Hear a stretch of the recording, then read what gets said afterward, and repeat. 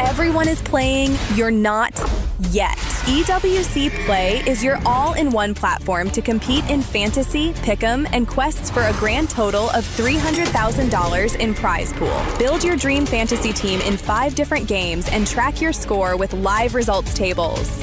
Predict the winner of every game, every group stage, and every tournament. Complete daily and weekly challenges to earn boosters that help you climb the global leaderboard. Got what it takes? Join EWC Play now.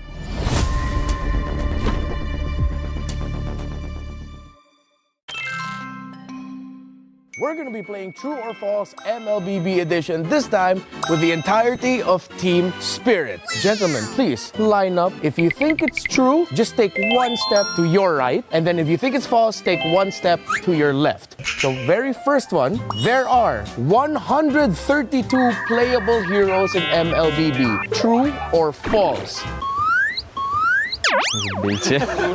The answer is false. There's 133 playable heroes. Second, Tamuz is the mentor of Diroth. Go! Ну, по-моему, да. I don't know. It's actually true. So everyone else got it right. Meanwhile, Sunset was the one who got that wrong. Malefic Roar increases physical penetration by 20%. Okay. Yeah, you all got it correct because it increases physical penetration by 30%. Yeah. Exactly. Hanabi is from the Monyan Empire. Let me be one. Давай, я с тобой повторю просто. It's false. Hanabi is from Scarlet Shadow, Full unlock. Cadia Riverlands. Okay, we got one last one. Savior is half human, half elf. What? Savior is half Xavier. human, half elf. Да, неужели он эльф Санс? Oh, okay, we're kind of split into this. It's Kid Bomba and Hiko were correct because it's true. So, you as a team can decide whether or not you start hitting each other with a hammer. Of course. Get some nice slow motion shots of just hitting each other.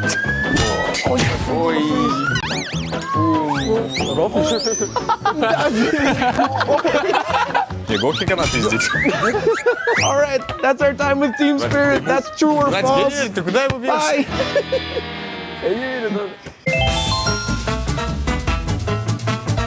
We're playing True or False MLBB edition this time with Team Falcons PH. Are you guys ready? Ready. Yes. All right, True or False? Chip is Angela's adoptive sibling.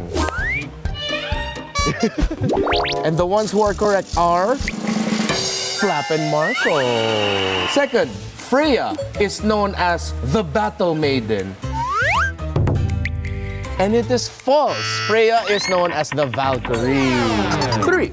MSC at EWC 2026 Grand Finals will be on the 2nd of August.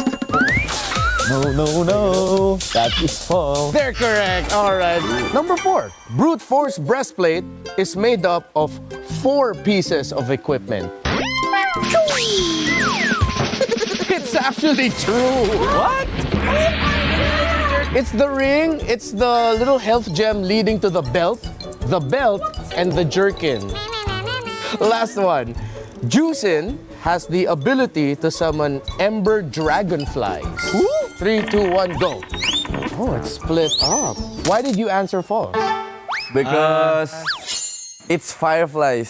Okay, you guys are close. It's actually because it's butterflies. Oh yeah, butter. Dragonfly. So it's false. You guys can decide whether or not you'll hit each other with those hammers. All right, while they hit each other, I think we're good. See you guys. Bye-bye, bye-bye.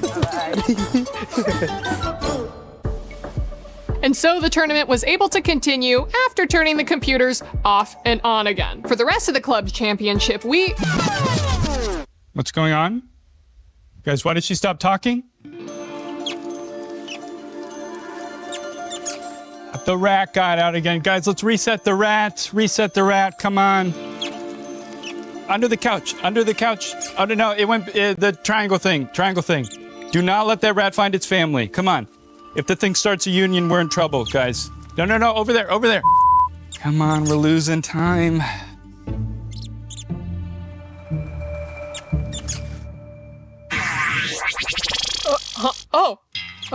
how long have I been out? Just a couple of seconds. The rat got out again. Oh, he's been doing that more and more recently. We're gonna get you a better hat.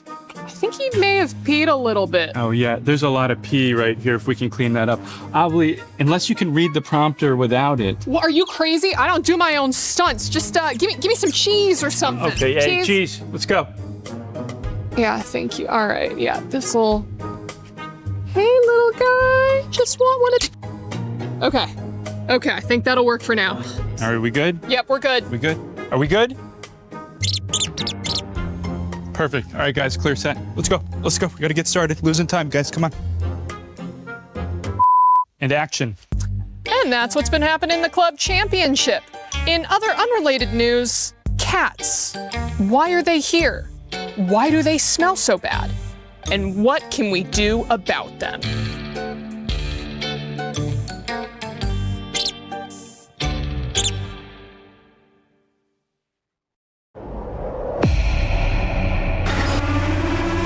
The echoes in the land of dawn continue to resound.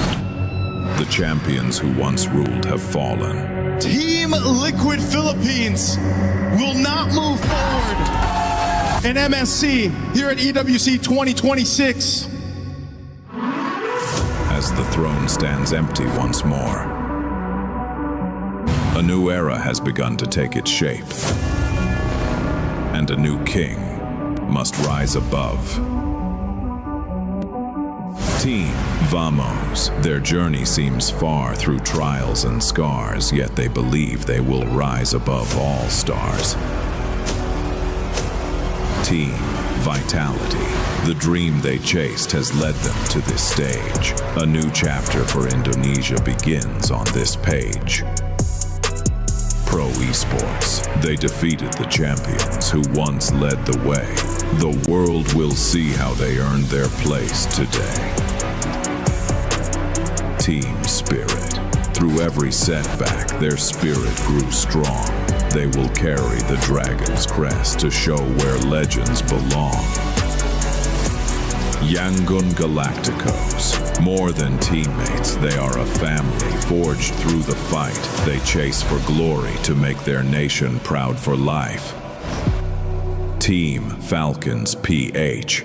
The trophy slipped away, but never their fire. Now they return to reclaim the title they desire. Onyx. Their road is tough, with new challengers across the lands, but they'll face every battle and make their final stand. Aurora Gaming. The world has begun to speak their name. This is Aurora Gaming's time to reign. 8 contenders remain. Some fight as the new hopes of their nation. Some fight for a glory that was almost within reach. But all 8 paths lead to the same legacy. Play is in our DNA. Whenever we let it out, it becomes our superpower. Now imagine an entire city being built to supercharge it. Kadir City, powered by Play.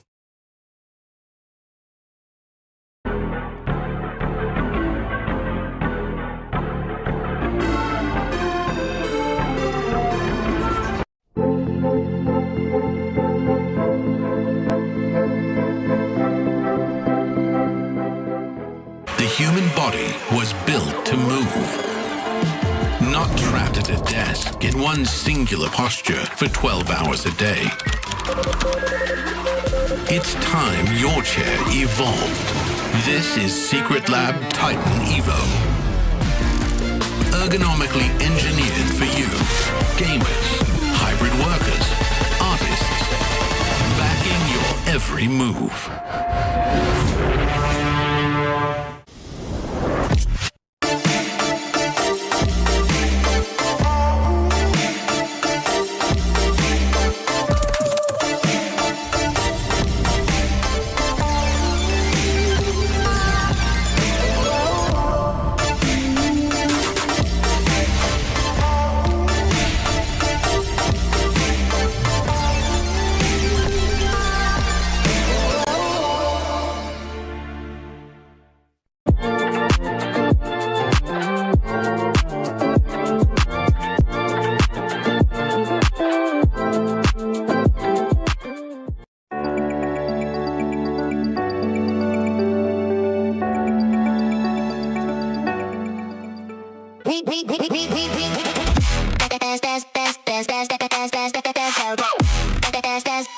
We booked Esports World Cup up.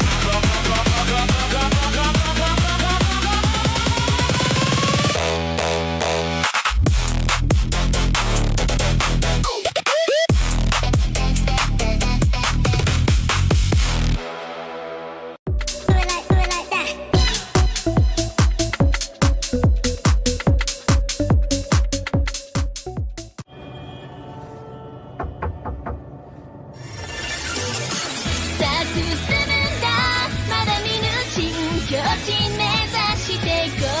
ドキドキしようよ準備開脚早まだまだないこの世界を楽しんでみたんだ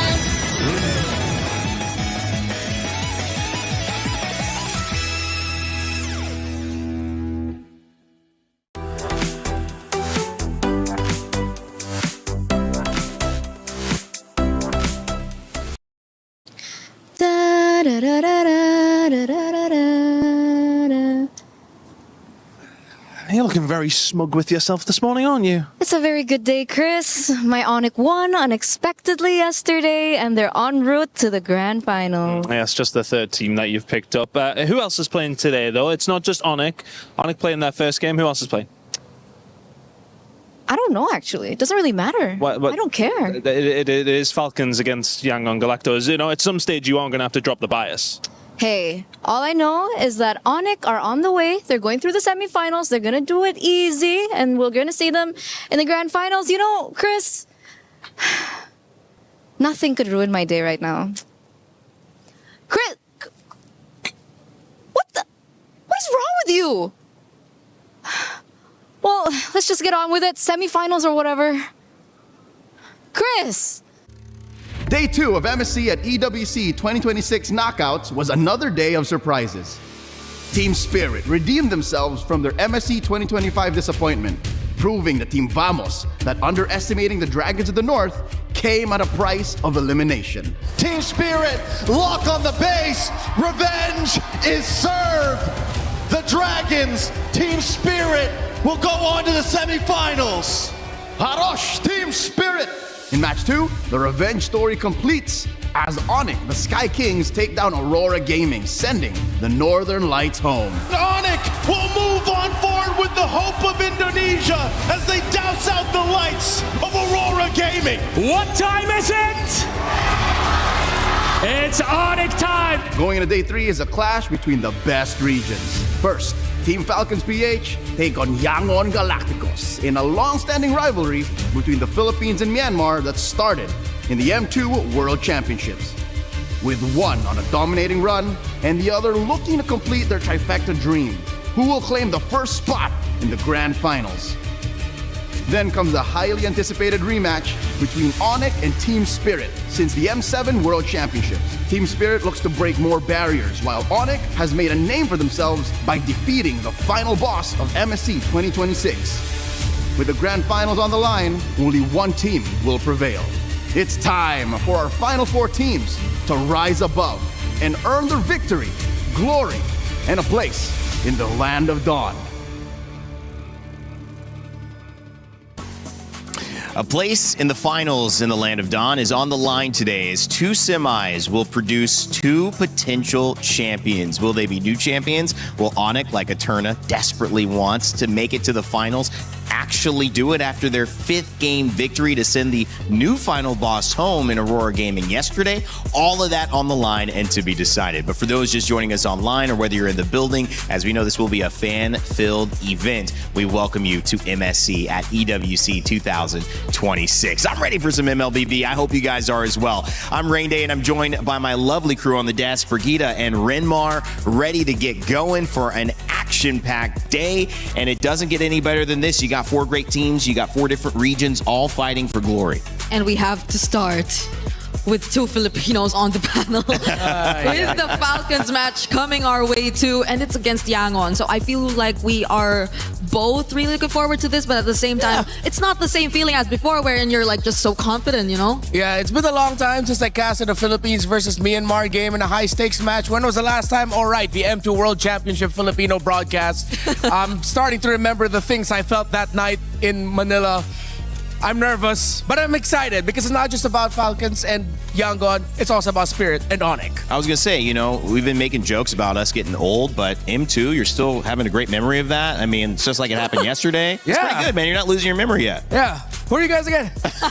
All right, before we do the introductions, let's introduce you to what happened yesterday to catch up with our SDC Rewind, which gave us a glimpse of what this story would ultimately become. We had so many twists and turns at the beginning, it was kind of like Game of Thrones. We had no idea who was going to die, who was going to live, who would be the king. And at this point, Aurora yesterday came in as maybe the front runner. And it was Onyx on the back foot who were trying to prove themselves yet again, after having a disappointing loss, their initial outset to Aurora.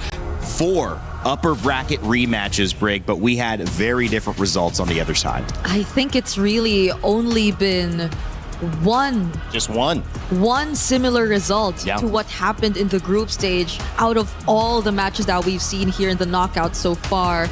And that just goes to show that adaptability is really something you cannot question when it comes to the teams, especially those who've already made it this far and made it through that lower bracket run. Yeah, we've talked about adaptability a lot this MSC. I think yesterday was just a continuation of a new trend in our storyline, which is growth and evolution. The teams who had questions on their backs heading into the knockouts of can they get better, can they improve, the teams who went through a harder route actually got to show up and show that they got to grow and evolve, and Team Spirit is prime example of that when they not only swept, dominated Team Vamos. Yeah, it's great because I think it's a trend that's been observed even way back in MWI or even Wildcard, to our finalists, to one of the finalists especially in MWI, which was again Navi, had a very shaky start, but then eventually they proved themselves to be deserving of a grand final spot.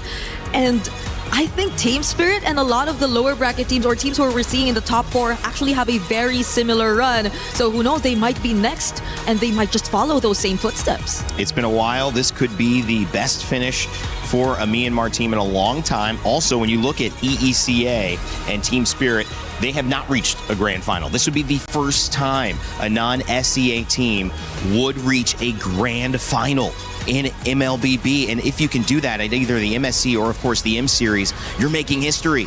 And that is what is on the line here, as unfortunately on the other side of it, many teams' keys were crushed. But that also has implications not just for our tournament today, but for the overall tournament that our lovely club championship reporters have been keeping us up to date with. It's happening as a bigger part of the EWC ecosystem, which is why we need to show you the Aramco Club Championship rankings. Not Svenseer still at the top, but with every single game, there are new implications, especially for Team Falcons here, as Aurora Gaming are now out and Vitality are out as well in that 3rd position.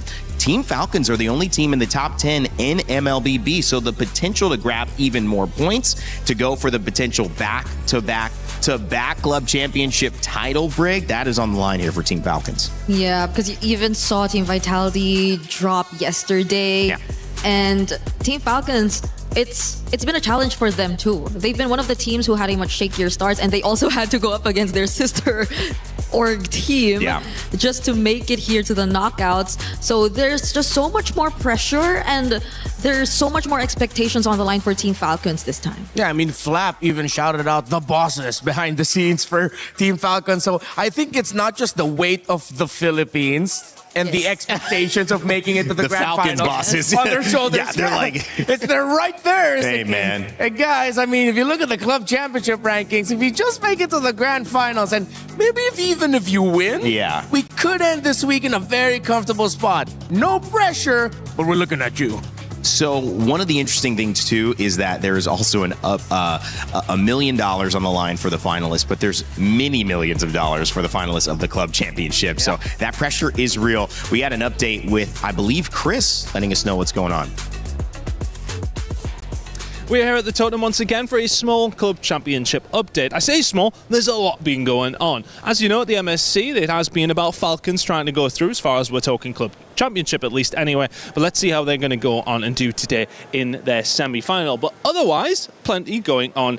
Of course, Alliance Vault is where, of course, SF6 is going down. Our back-to-back champion in Zhao here, Falcons representation, he is out of the tournament. Over, though, of course, when we're talking about the other games over on Overwatch, a couple of teams dropping out as well. Team Liquid out. A torrid time continues for them. AJAL out. And then you're talking on Falcons again, they're down into the lower bracket. As far as it's going down over on the Kadir City Battlegrounds, though, for Warzone, that is, well, just starting to rumble away. You have Falcons in an okay position, but maybe not looking as hot as they would have liked. But Twisted Minds finally find themselves coming to the party. Other good representation still ongoing there in Warzone, but plenty more to update you on that throughout the rest of the week. There's your small little Club Championship update. I'll update you throughout the rest of the day. Thank you so much, Chris. And of course, on the other side of that, it does mean that there were dreams dashed, dreams crushed, and I mean literally crushed. The teams that could not make it, Renmar, Brig, we know it. I mean, it's an unfortunate thing to see it, but it has to be done at EWC. You come in with a physical representation of all the hopes, of all the dreams, not just of you, of your region, but of your club. And Renmar, sometimes seeing it physically get crushed, it just adds that extra weight emotionally. Yeah, this is my third straight year at EWC. It doesn't get old. Just seeing it, there's a new vibe to it every time. And it's because the stories evolve, the players evolve. You get new connections to them that every time a key gets crushed, it hurts more and more. And sometimes you like to actually kind of give yourself mental outs, like, you know, it was not that bad. We do it. But when you see your key crushed, it's like there's no out. You have to address the fact that you weren't enough. And that is okay. That's okay, Brig, as we take a look at today's. These teams were enough. Yeah, the only thing I'm thankful of, at least maybe, is that they don't have to personally hand over the keys anymore. So you don't see their faces and how maybe frustrated they are after losing a match, because the keys are just right there, ready to be crushed right after their losses. But today's schedule, we'll see more and more keys getting crushed. I don't know how to feel about this, Rain Day. I think a stage manager just heard you, and now they're going to implement that into the next EWC. They're like, we got to bring that back. That was really emotional. Brig, thanks for the idea. Team Falcons PH obviously coming up to begin today's action on the Lenovo Legion Gauntlet here at MSC. And we already mentioned the original implications there. But when you look at who they're facing in Yangon Galacticos, we have to preview the team that is now still undefeated. This team has not been able to be measured against, and whether they are the best team in the planet, whether they're the best team in France, whether they're the best team in the galaxy, Yangon Galacticos just have not been dealt with, and I wonder if we'll see the same today. Yeah, but I think they have a chip on their shoulder that isn't something that they put on themselves, but what the community put on themselves, the asterisk of the competition that they went up against. So a lot of people are arguing they went up against GK and Pro twice. They haven't really met their real test just yet, which, yes, coming from the perspective of from the region of the Philippines, I was gonna say, with Team Falcons PH, I have to put respect on Yangon Galacticos' name. Yeah. It's not just the quality of who they went up against, it's the quality of how they won. Yeah. If your argument is, yes, they're going up against quote-unquote easier teams, they dominated them really well. They had big comeback wins, and they were deadly and precise with it. Yeah. And these are teams who had very different play styles in themselves too. And Yangon had a way to deal with every single one of them. They too have shown their versatility despite them having such clean runs. So it's like them having an answer to whatever kind of team they will be put up against. Exactly. Well, make sure if you are watching live that you get your pick'ems in, because that means you can decide whether you think it's going to be Yangon or if it's going to be Team Falcons PH who is going to win. And if you can, you might be able to earn your share of $300,000. Make sure to check it out. There's only 2 games today. It's really, really fun, though. We'll have this for all the tournaments going on at EWC. And also, the only thing on this stage that we need to remind you of is, of course, Rhino Day. I'm Rain Day. I'm not Rhino Day. I know I say Rhino Day every day, but I'm Rain Day, and Rhino Day is now in the shop. Make sure to grab those emotes, and I know Renmar has all of them. I know Brig, you probably have all of them too if you ever stop streaming. Yeah, it's fun to have these emotes, you know. Anything that has very funny noises or sound effects alongside it, you can like taunt your enemies a lot. I just realized something in the Filipino accent. I am technically Rain Day. I'm Ren Day. Whoa, we're brother. All right. We are. I like it. Both old, both losing our memory, and then now we, I guess, have an easy way to remember each other's names. Yeah. Okay, I right, like it. Again? This is working, guys. Heading into today, the storyline to begin is our first grand finalist. I mean, what a moment. You can earn a seat. You can wait. You can relax. Watch the second series. Get all the info you need. Brig, one team trying to go there from the Philippines.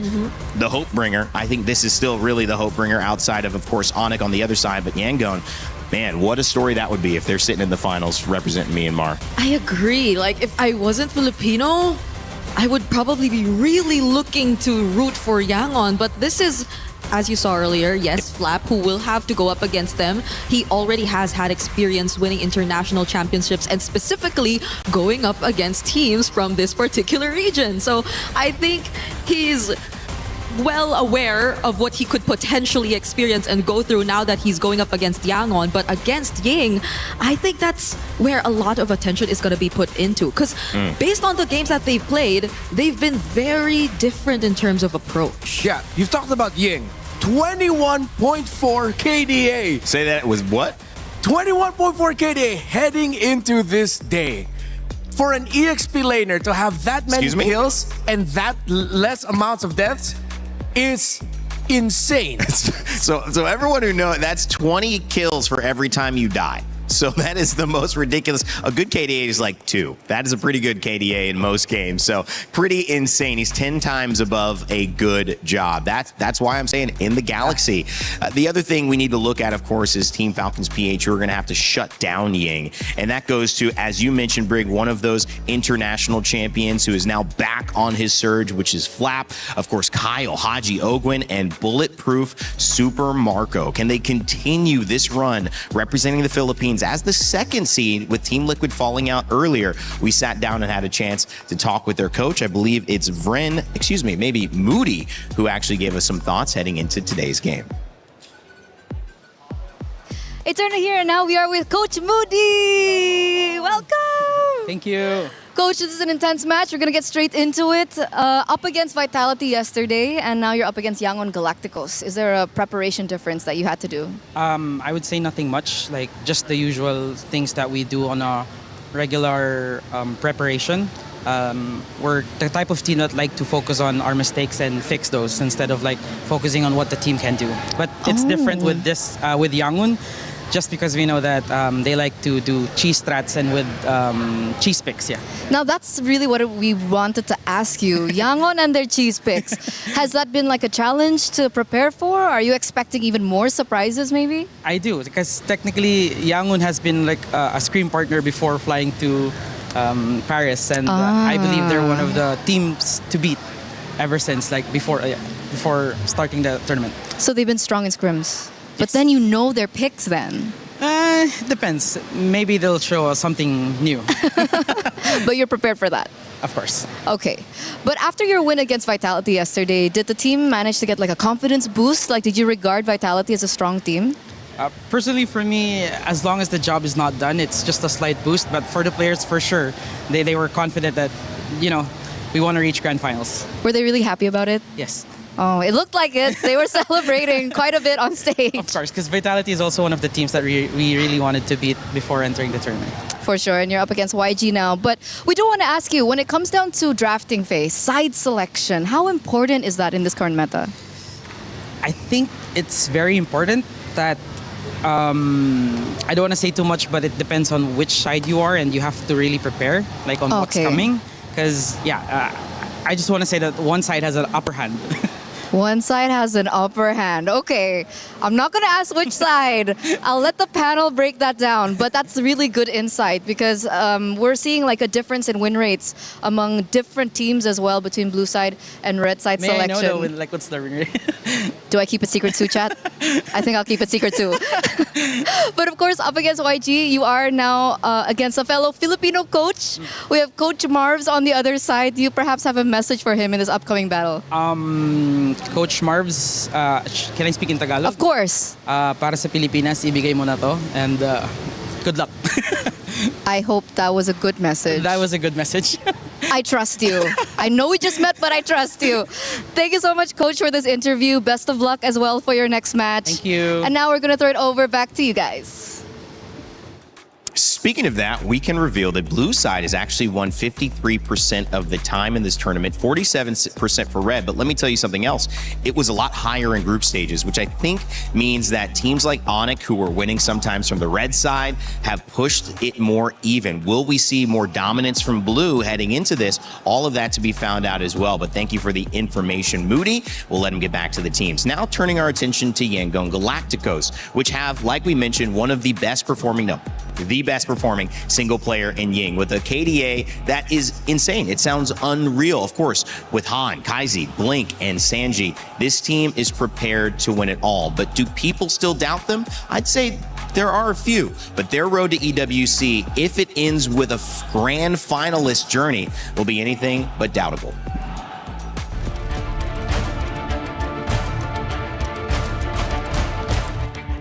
We start Young Galacticos on MSL Season 1. After we lose in M7, all of us, including the player and the coaching staff, decided to do better. I think we can win this one because of the mindset we adjust and the maturity of all the members of Young Galacticos. They are expecting to be a champion. If we achieve top 4, it's mean a lot in terms of the pride of Myanmar, because back then on M2, Myanmar is one of the top teams. As now, Bournemouth scores! Have they done it? They have done the unthinkable, and now they make history. The first Myanmar team to make it towards the grand finals of the M2 World Championship. Bringing the Myanmar back on the top 4, it's mean a lot to the people. As a foreigner, what makes me decide to stay on Young Galacticos is because of the dreams of the players. After losing on M7, I think I am accountable for their dreams. I really want to show them that esports can change life. Well, Yangon Galacticos coming out after an undefeated run, our only undefeated team still left in this tournament, and a lot of it leans onto Ying. How important is he going to be? Because we were talking with Maui, who helps us get set up. I still think he's like the boss of everything behind the scenes. He's doing undercover boss. I know it, Maui. You can't lie to me. He said that his FYP was filled with Barats and Ying. How good is this guy? How dominant is he? And how do you solve that problem if you're Team Falcons Philippines, Brig? I think that's what I really wanted to point out earlier too, because I felt like Flap and Ying had very different approaches into playing this game. Like they have very different ways of dictating the pace and tempo of the team fights. If it's Ying, it's really more on these tankier type of setup XP lanes that we see, and these flashy entries with the Barretts specifically, which is why I think a lot of our FYPs are already filled with the Barretts highlights. But Flap also has the tendency to go damage and just really all out on zoning, where it's more one-time, big-time setups that you really expect from Ying, which I feel is a must shutdown if you are Falcons. Yeah, he is undefeated 4-0 on the Barretts, if I'm not mistaken. I think a good amount of his great KDA comes from his play with that hero. And then you mentioned the keyword there for Flap, which is zoning. They've always utilized the Esmeralda and Uranus for Flap, even back in MPL Philippines, as a means to take control of the part of the map that Flap is in. He will cut behind the first turret, go into the jungle of the opposing team, get vision, delay, go back to lane, rinse and repeat. And you usually don't think of Uranus and Esmeralda as a split pushing macro hero. That's how Falcons loves to play the Uranus and Esmeralda. Well, Flap, he's a Philippine champion. He's a world champion back in M2, I believe. And then, of course, you have the chance to see that they are up against a team that has so much support. As I don't know if you can really call them an underdog. We still are waiting to see how these results hold against Team Falcons PH, but we are believing in Yangon Galacticos as what they've done so far. It's hard not to. And speaking of that, their fans back at home are actually celebrating just as much as the fans here in the stadium, maybe even more. We've seen some cool watch parties happen, and we wanted to show you a little bit of an image from that. If we have it up, we'll throw it. Otherwise, we'll stay on my single. I'll keep talking about it. Okay, it's a video. Here we go. Let's take a look. Hello Paris and hello EWC. This is Adamo reporting live from the Yangon Galacticos Galactic Watch Party in Yangon, Myanmar. Behind me are a lot of passionate fans and KOL and creators who have gathered tonight to support YG as they are compete at MSC 2026. Our player may be competing at MSC, but the support from Myanmar is very louder than ever. Everyone here is ready for cheering to YG from the first minute until the final MBV. Before we send it back to Paris, let's give the team one message. ရန်ကုန် Galacticos အများကြီးကြိုးစားခဲ့ဖို့အတွက်ဒါတို့မျှော်လင့်ပါတယ်အကောင်းဆုံးပုံနဲ့တူတူဒါတို့ပြန်လာခဲ့ဖို့ပြောချင်ပါတယ် Good luck to the YG and back to the Paris. Wow, that's fun. That's fun, Brig. Yes, it is. I met Atharmon in M7. Oh, you did? She was very bubbly, and at the time, I could already sense how the community in Myanmar was really starting to grow. And especially if you look at the social medias of Yangon, they have really huge following, considerably huge, especially for a region that we've maybe last seen dominate really or have a dominant run in M2. The entire country is behind them. But there was an interesting comment that I read. Going through the comments of how the Filipinos are wary and respectful of this team from Myanmar. So many Burmese comments pointed out just one man. They fear one man, and his name is Flap. Because they say every time they meet him in an international, Flap beats Myanmar. Well, will Flap begin the wings of Falcons flapping into the grand finals? Or will it be Myanmar who shut them down and claim that they are one of the top 2 teams in the galaxy in MLBB? Yangon Galacticos, Team Falcons PH. It's a battle of Myanmar and the Philippines' last hope, and it begins right now.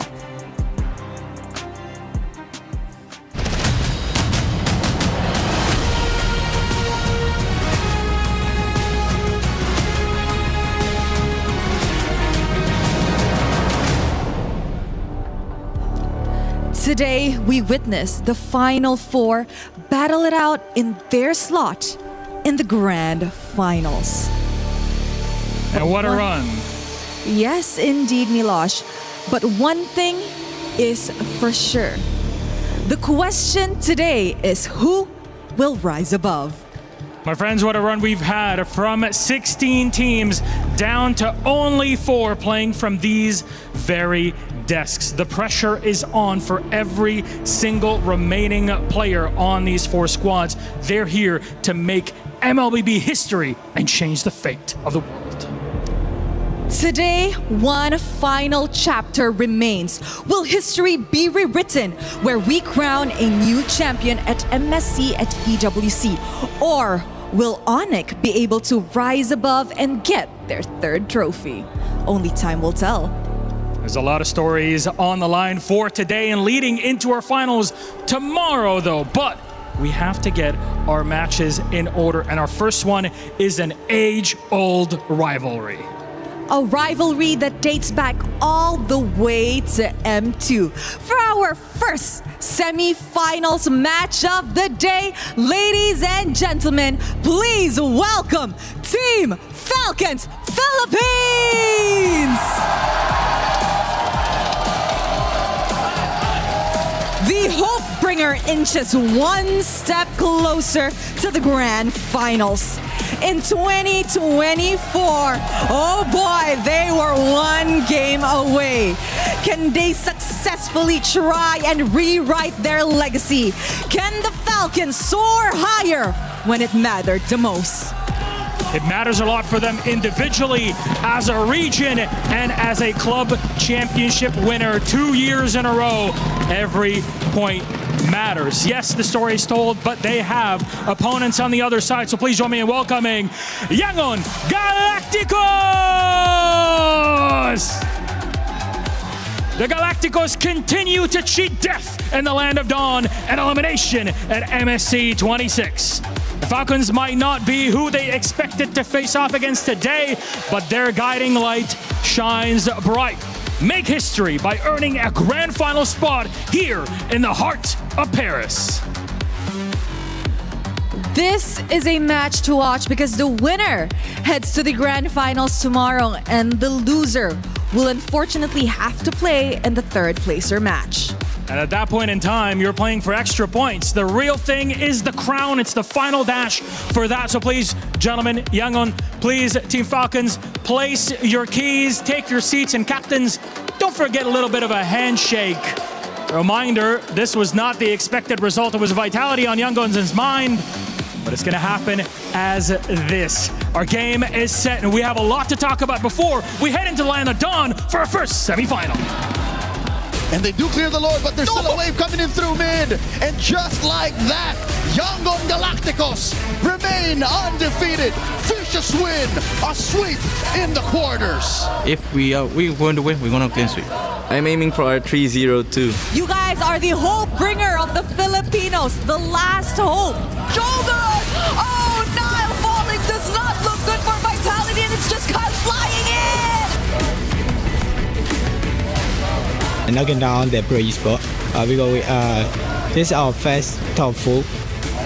Going up against Yangon Galacticos, I think it's going to be a tougher match than Vitality. They will come prepared for us, and I'm sure we will also be ready for them. It's going to be an even matchup, I think. They are more on the discipline side, so we're going to go the unusual way. We're going to fight non-stop, so that's our plan. We will play our own game against them, regardless of what we discussed in our strategy. Yangon Galacticos is now officially a team to watch out for. Falcon BH, I think they're really strong. Our mindset is like we're like underdogs, so we don't get pressured and we just play our game.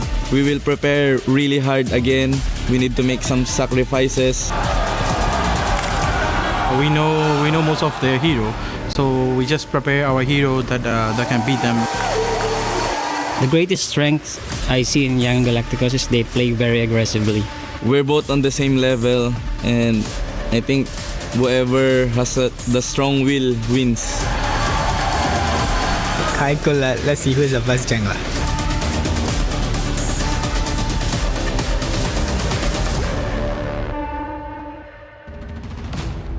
Across the galaxy and in the Philippines, from the heart of Paris, in the land of dawn, the bells toll to signal the start of this semifinal. It is Team Falcons PH versus Yangon Galacticos, still undefeated. Blink and his squad, Han on the jungle, looking to do something special here in Paris. It's crazy the amount of respect you hear from both sides before heading into this matchup. That's when you know, even Coach Friend thinks it's gonna be more difficult to go up against YG compared to how they went up against Team Vitality. Yeah, that's exactly what I wanted to point out as well. That keyword you mentioned, respect. R-E-S-P-E-C-T. Respect on their name, respect on their comfort heroes. Both teams have a lot to watch out for. Yangon has a Barretts you need to respect. A very flexible jungle pool option that if you decide to overcommit, you might just be playing Fanny for Kyle into heroes such as Fred, Guinevere, even if you've taken out the other jungle heroes available for Han, who by the way has been able to make a Suyo work really well against a Ling. But for Yangon Galacticos, if there's one pick that they really need to respect here, it's H-God himself and his Selena. That is something you cannot give to Haji anymore. Yeah, because I think it's only in the mid which they've shown the least amount of flexibility. Kaize has only ever used 3 heroes here so far in MSC. And yes, there's been a very deep hero pool that we saw from Han, but I think they struggled the most with the Fredrin. I think that was the longest game we've ever seen in, or if I'm not mistaken, back in the group stage when they decided to use it.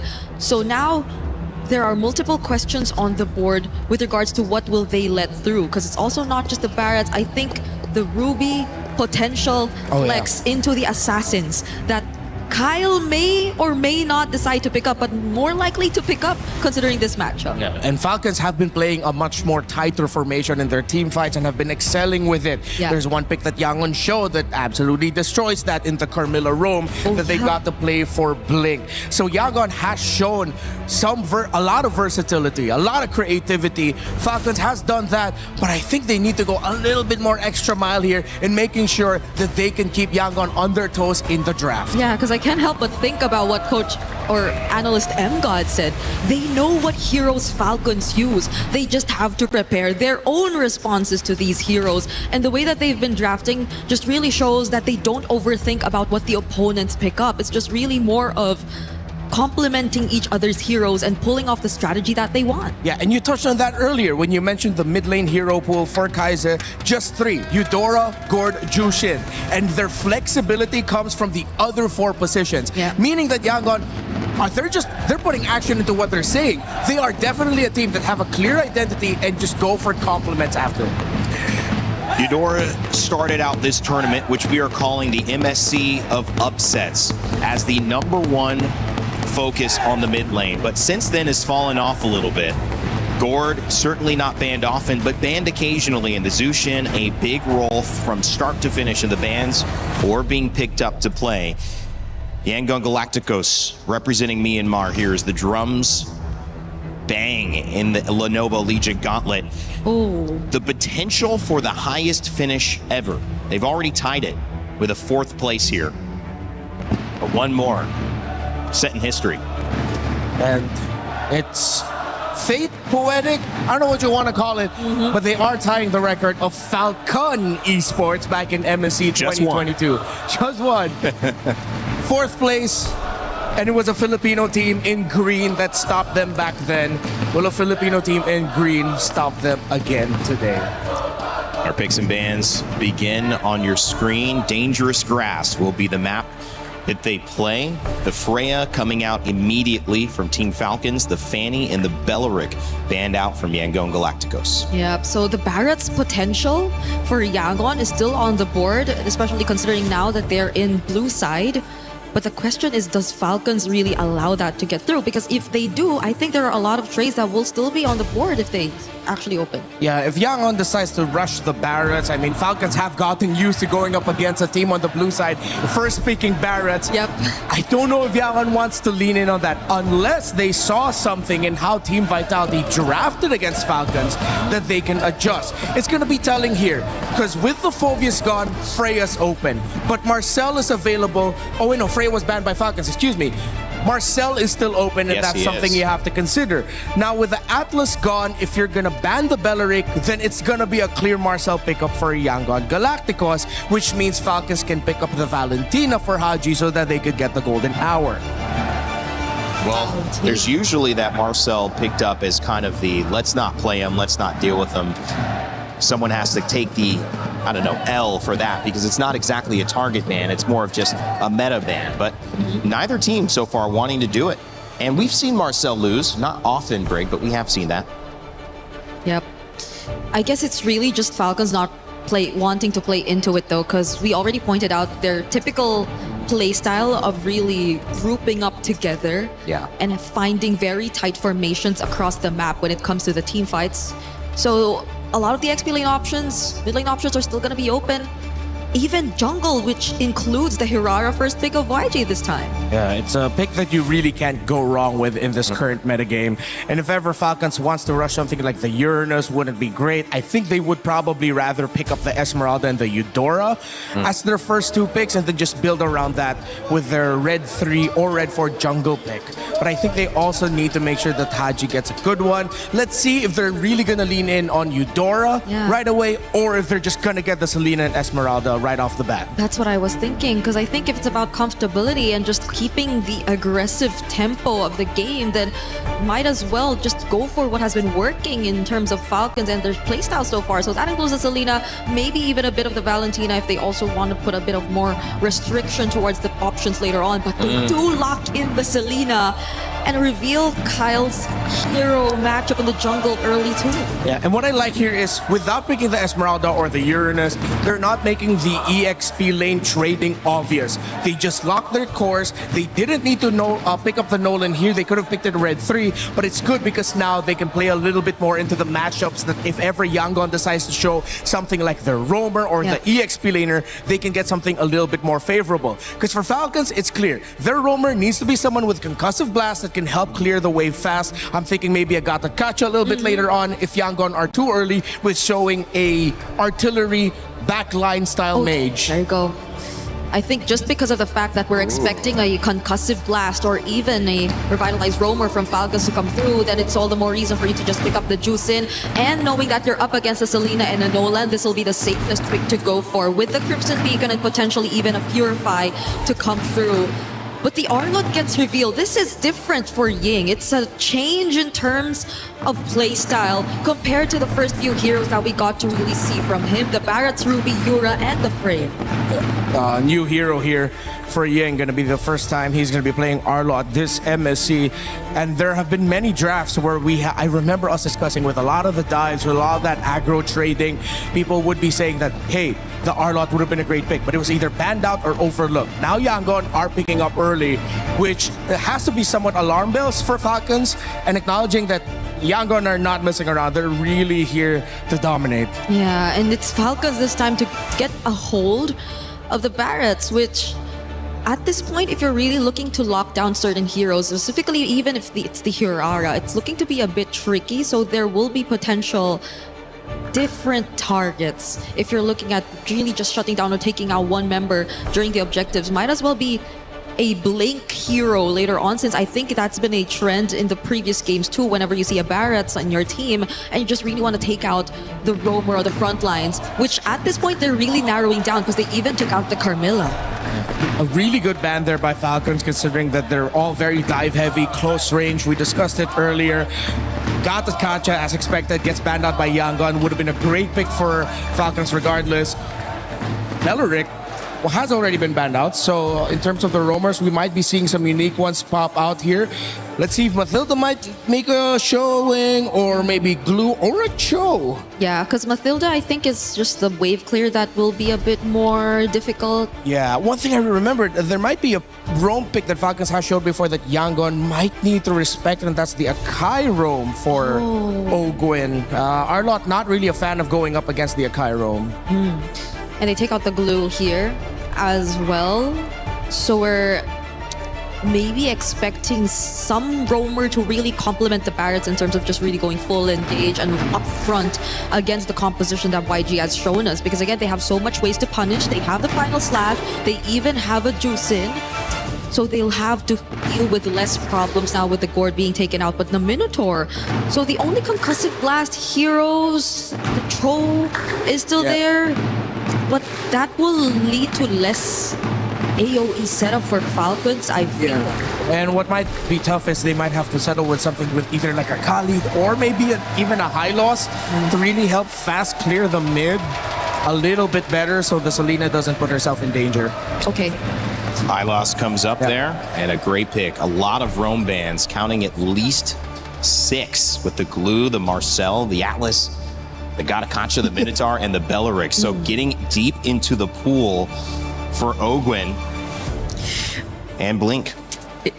You know what? I was really expecting Blink to be one of the more unorthodox players, but so far he's been playing very meta. I think the most is the Carmilla. Yeah. That's been unorthodox for him. But the other options that are still there... they still have the Cho. Pro, Mathilda, but I don't think it really works out well. They need a front. They need someone to really tank the damage. Yeah, there's not a lot of synergy if you play the Mathilda. Okay, with a lot of close range dive, you can pick up the Badang. It's a tempo breaker and always has been. It's a great pickup, and this is going to be the first time we're going to be seeing Blink pick up the Badang. Still need the gold lane here for Super Marco. There's Melissa available. There is, which we've seen a lot. I mean, coming up, we've seen Carrie shown as well. We've seen all these variety type picks. I think even the Moskov might work. Moskov. Because you have more range, you can just push back the enemies. I mean, Hylos and Harith is a great combo if they really want to go with all in. So I like it. There they go. Harith picked up to close out Super Marco's pick. It was a gold lane and a roam standoff, and it ends up going relatively deep into the roam pool. Badang seen quite a bit, Hylos seen when things like that aren't open, and now, guys, we've got our first matchup of our first semifinal. The draft in game number 1 has been really fun to watch. I feel like YG have switched up a bit in terms of their sequence. And that just goes to show the preparation they've had against Falcons. Yeah, if Yangon Galacticos wins this game number 1, then definitely that is going to be a shock to the system of Falcons, because Yangon went for high mechanic, really tough to execute, and they want to take it to Falcons. Well, MSC semifinals are underway. It's the Philippines versus Myanmar, a spot in the grand finals on the line. Let's send it over to our casters, Leo and Trex, to start us off. Mingalabay Mabuhay, all of the Burmese and Filipino fans watching all around the world, and everyone enjoying the Esports World Cup 2026 live from Paris, France. Who gets closer to the grand finals of the mid-season cup? One of these teams get that much closer to at least 500 G's in the bank. Last night we started things off a little bit slower, but we ended the night with a huge best of 5. I feel like YG and Falcon can deliver the same kind of action to us right now.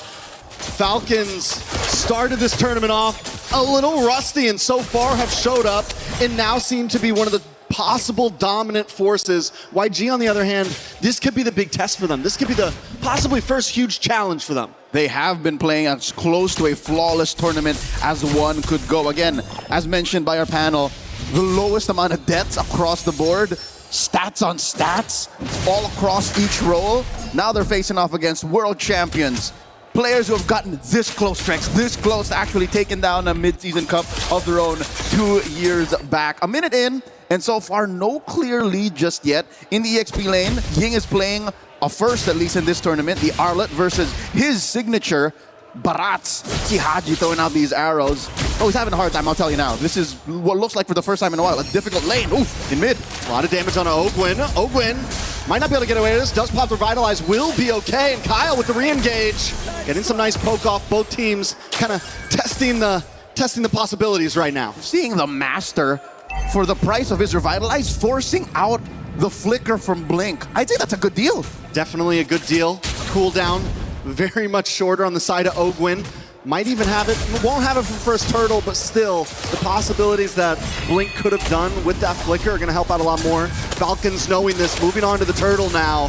Blink decides to back off, YG decides to back off, and the first turtle's bursted down in the name of Falcon. Oh, then as well, throw it out, Ying into the wall.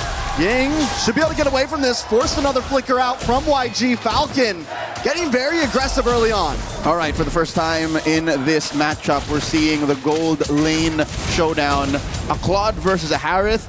I'd say Sanji's playing this as good as he can, because the Claude, I mean, the best course of action for him is the double lane, but Marco is applying so much pressure. But I don't know if they know this, small cap stolen away by Han already. Which is a good thing for YG, they got to make up some ground. And honestly, I've been looking at the minimap. It's been a little back and forth. Sanji has been able to get the push in here and there. Super Marco's been playing it back. Wait a second, a lot of damage onto Han here. Kyle continues to push forward. Falcons continue.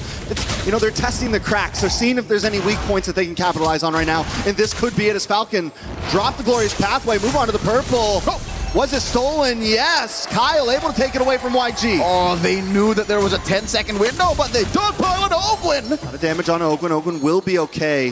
The Immortal Man right now. Oh, they know that the Master still has his Revitalize off of cooldown. Now Falcons looking to equalize, at least in the gold lane. Apply more pressure. No gold shields taken just yet, so neither have a huge lead over the other. Sanji and Super Marco at deadlock.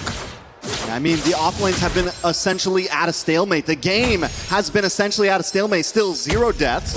Both teams have been getting little punches off here and there, a little gut shot here and there, but no knockouts quite yet. I love it. Narratively speaking, Trex, it's like they picked off from when the Filipino-Burmese rivalry was in its peak.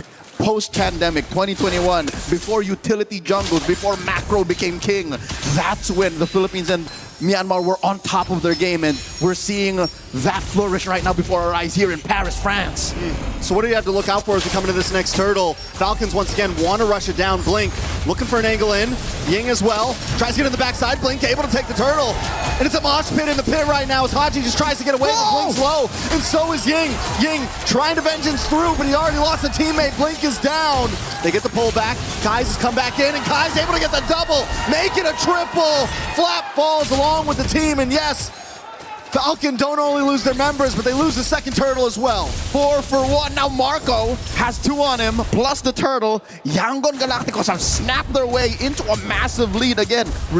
Relatively speaking, 4 minutes in with nothing happening the first 3, 1,500 is basically light years away, economically speaking, in a macro-heavy game like this. Watch it once again as in the pit, walls on walls. This is a I'm not trapped in here with you, you're trapped in here with me moment with Blink. That was a perfectly placed crack.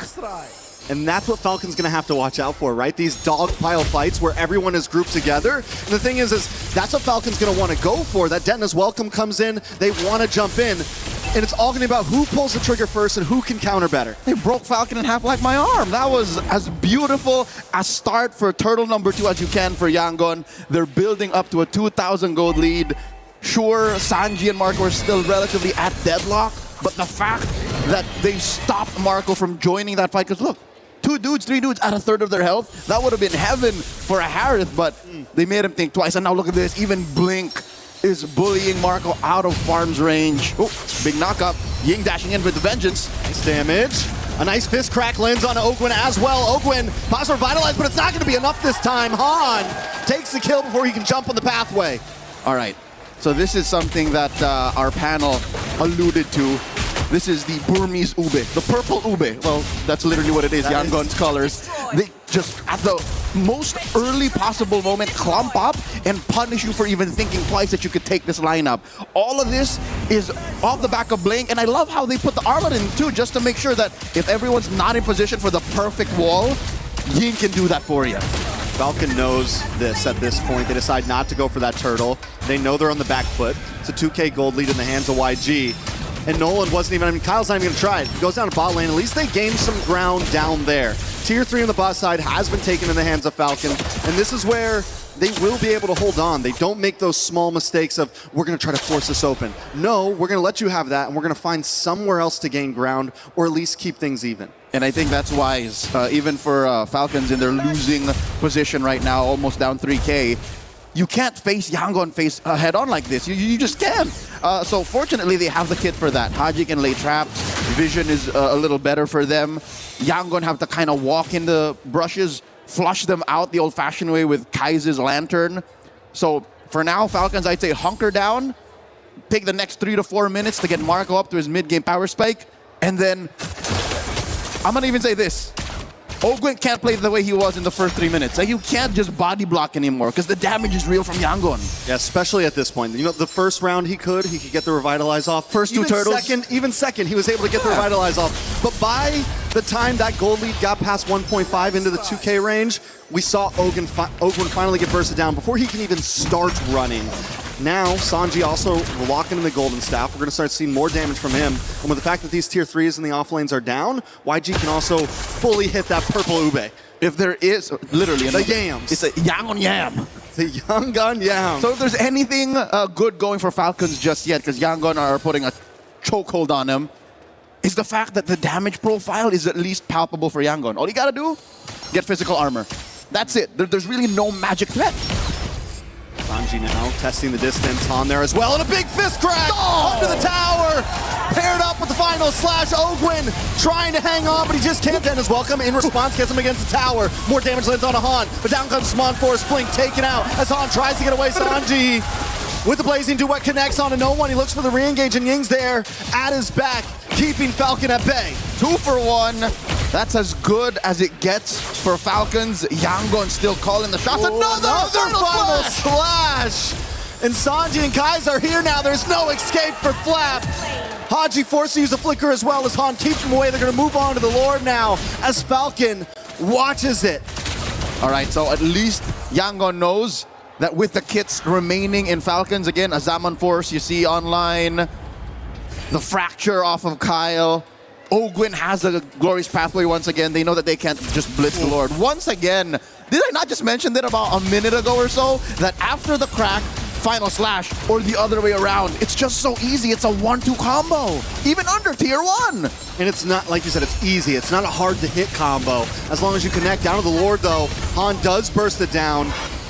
Glorious pathway comes out. Flap's going to try to connect as well. He doesn't have the stack, so the defense isn't quite there. But look at the damage on a Blink. Kyle still popping off, even at 0, 2, and 1.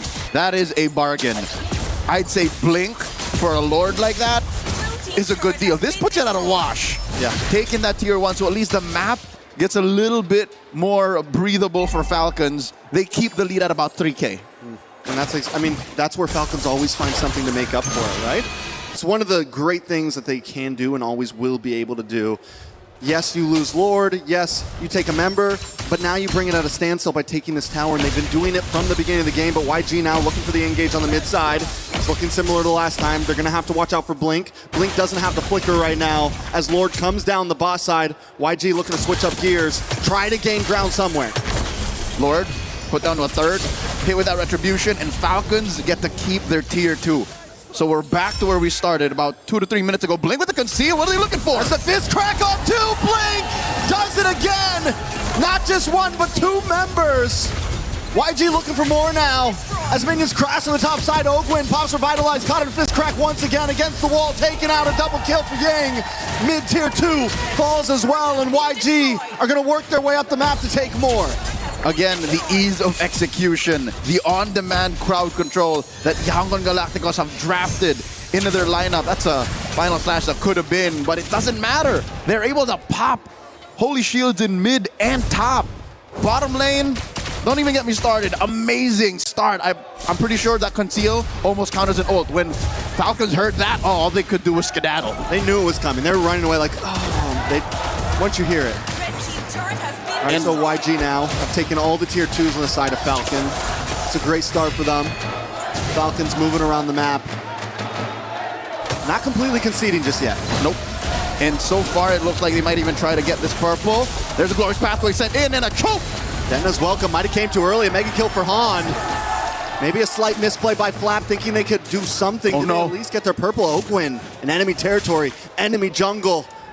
As YG closes in on him, he does buy time though, and YG's onto it. They send the rest of their members back to the mid, back to the top to try to defend. I think that was all part of the plan for Falcon. Little two-step there. Ogwin, I think, was just trying to go for the self-execute. He wanted to die to the turret instead of conceding over more goals, more XP to his opponents, but alas, they just found their number. I'd say if Falcons wasn't so sure that this was a fight that they were willing to go, they should have just conceded the purple. I think that was all in the hopes of maybe finding a good shot, but 12 minutes in, maybe after we check Haji's items, we'll know if they're ready, because if yesterday's match, Game 3, between Team Spirit and Vamos, if that was any evidence that a late game Selena is still something to respect, then maybe there's still something left for Falcons. Maybe if they cross that threshold, what, 16, 17 minutes? Yeah, but the thing is, it's at 12 and a half. They do still have inhibitors. The fact they were able to slow down Lord number 1, we've seen this happen before, right? It means with their inhibitors, as long as Falcons doesn't make a huge mistake, they can probably survive this push. The Falcons don't just want to survive the push, they might want to fight for the Lord itself. It's Flap TZ, checks the tri-bush. Nice try. Whoop. This is a dance. And Yangon Galacticos' lineup is just much better built for it. Glorious Pathway dropped in. Kai's in a bad spot, will take some damage. Kyle makes his way in, but Blink once again with a conceal play. Falcon knows they have to back off, create space. Han able to get the Lord. A big final slash on a 3. They collapse down and Kyle falls. Flap next on the chopping block, taken out as Ying and the rest of the team move on to Super Marco and Ogwin. Ogwin drops from on sports, but it's just not enough. He tries to dash back, he tries to get away, but a maniac for Han is secured. Haji's got to go back to base. Haji's got to try to stop them all alone. We're not making it to 15 or 16, ladies and gentlemen. I believe it ends here. Yangon Galacticos are in the base.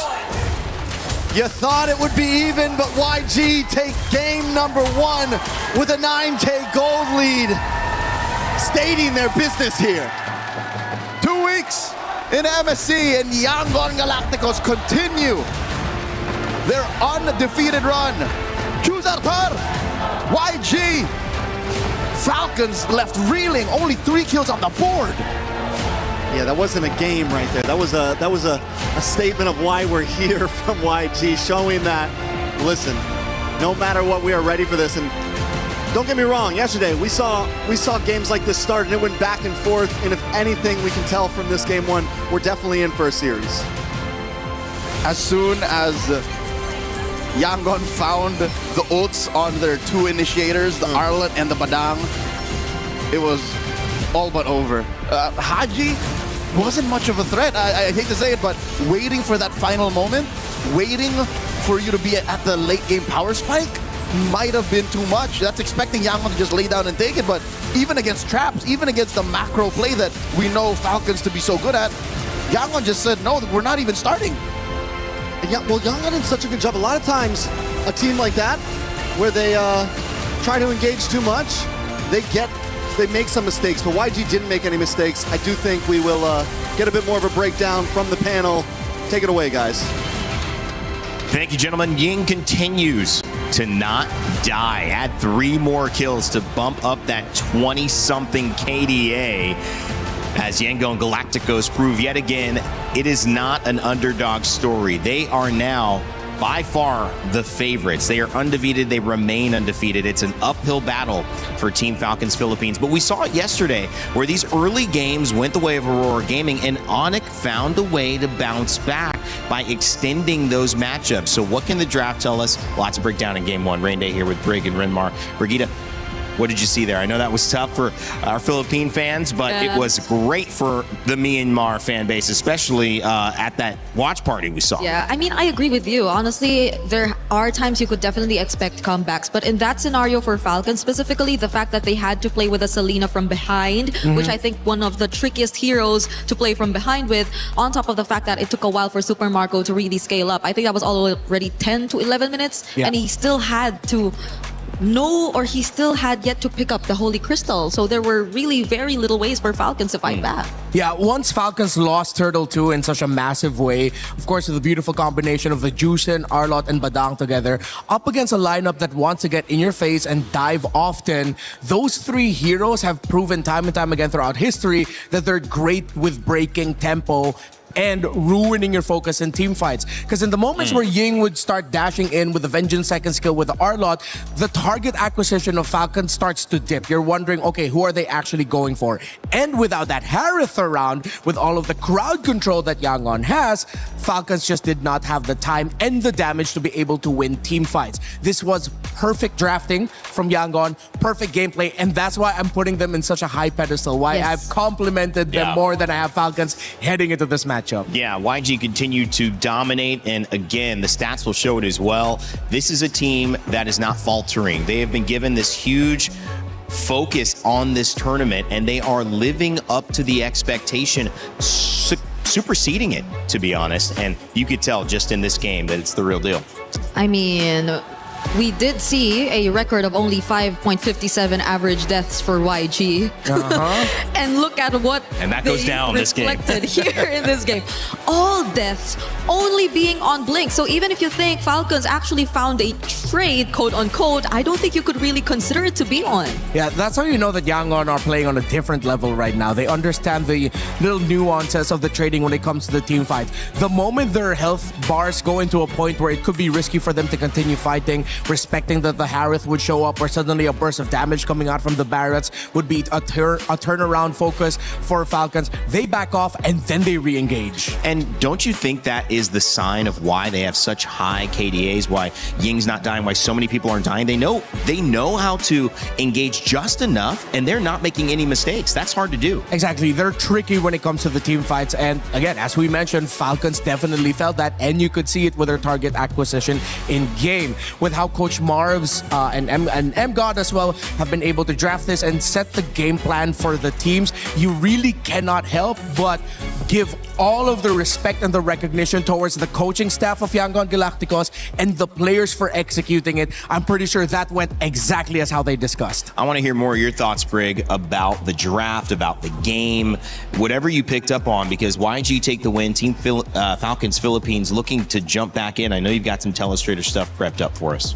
Okay. And this time, Renmar is going to hold it for you. Yeah, Look at this. Little role reversal here. Wow, How's it feel? It's a reverse of roles this time, so this is how it feels. Yeah, but I think I really want to start with my first clip here around this part, which I feel is a way that we really get to see how Falcons really made an effort to establish their early game presence across the map. And this is specifically because of the heroes that they had. We really get to see a Selena, a Hylos, which is, yes, there is some sort of AoE to it, but you really expect these two to work in combo to lock down a specific hero. So at least in the early stages of the game, it was really clear they really wanted to target down and just limit the movements of the jungler of Han across the map. You could see it here. There was enough information taken, and this was an engage that they really tried to set up to just keep the momentum going, which fairly enough in this scenario really worked out for them. They were really able to block out especially this specific area because Haji prior to this really threw out an arrow, and they were fully aware that Blink was going to come from this area and that was only Han here.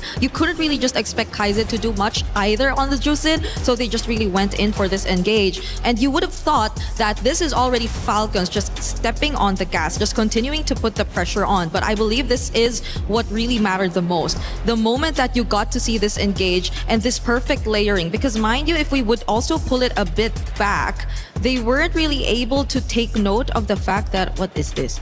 Of the fact that Blink was just in this brush and that the attempt would come from both Blink as well as Ying at the same time. This was something they really weren't able to anticipate, and if you really take a closer...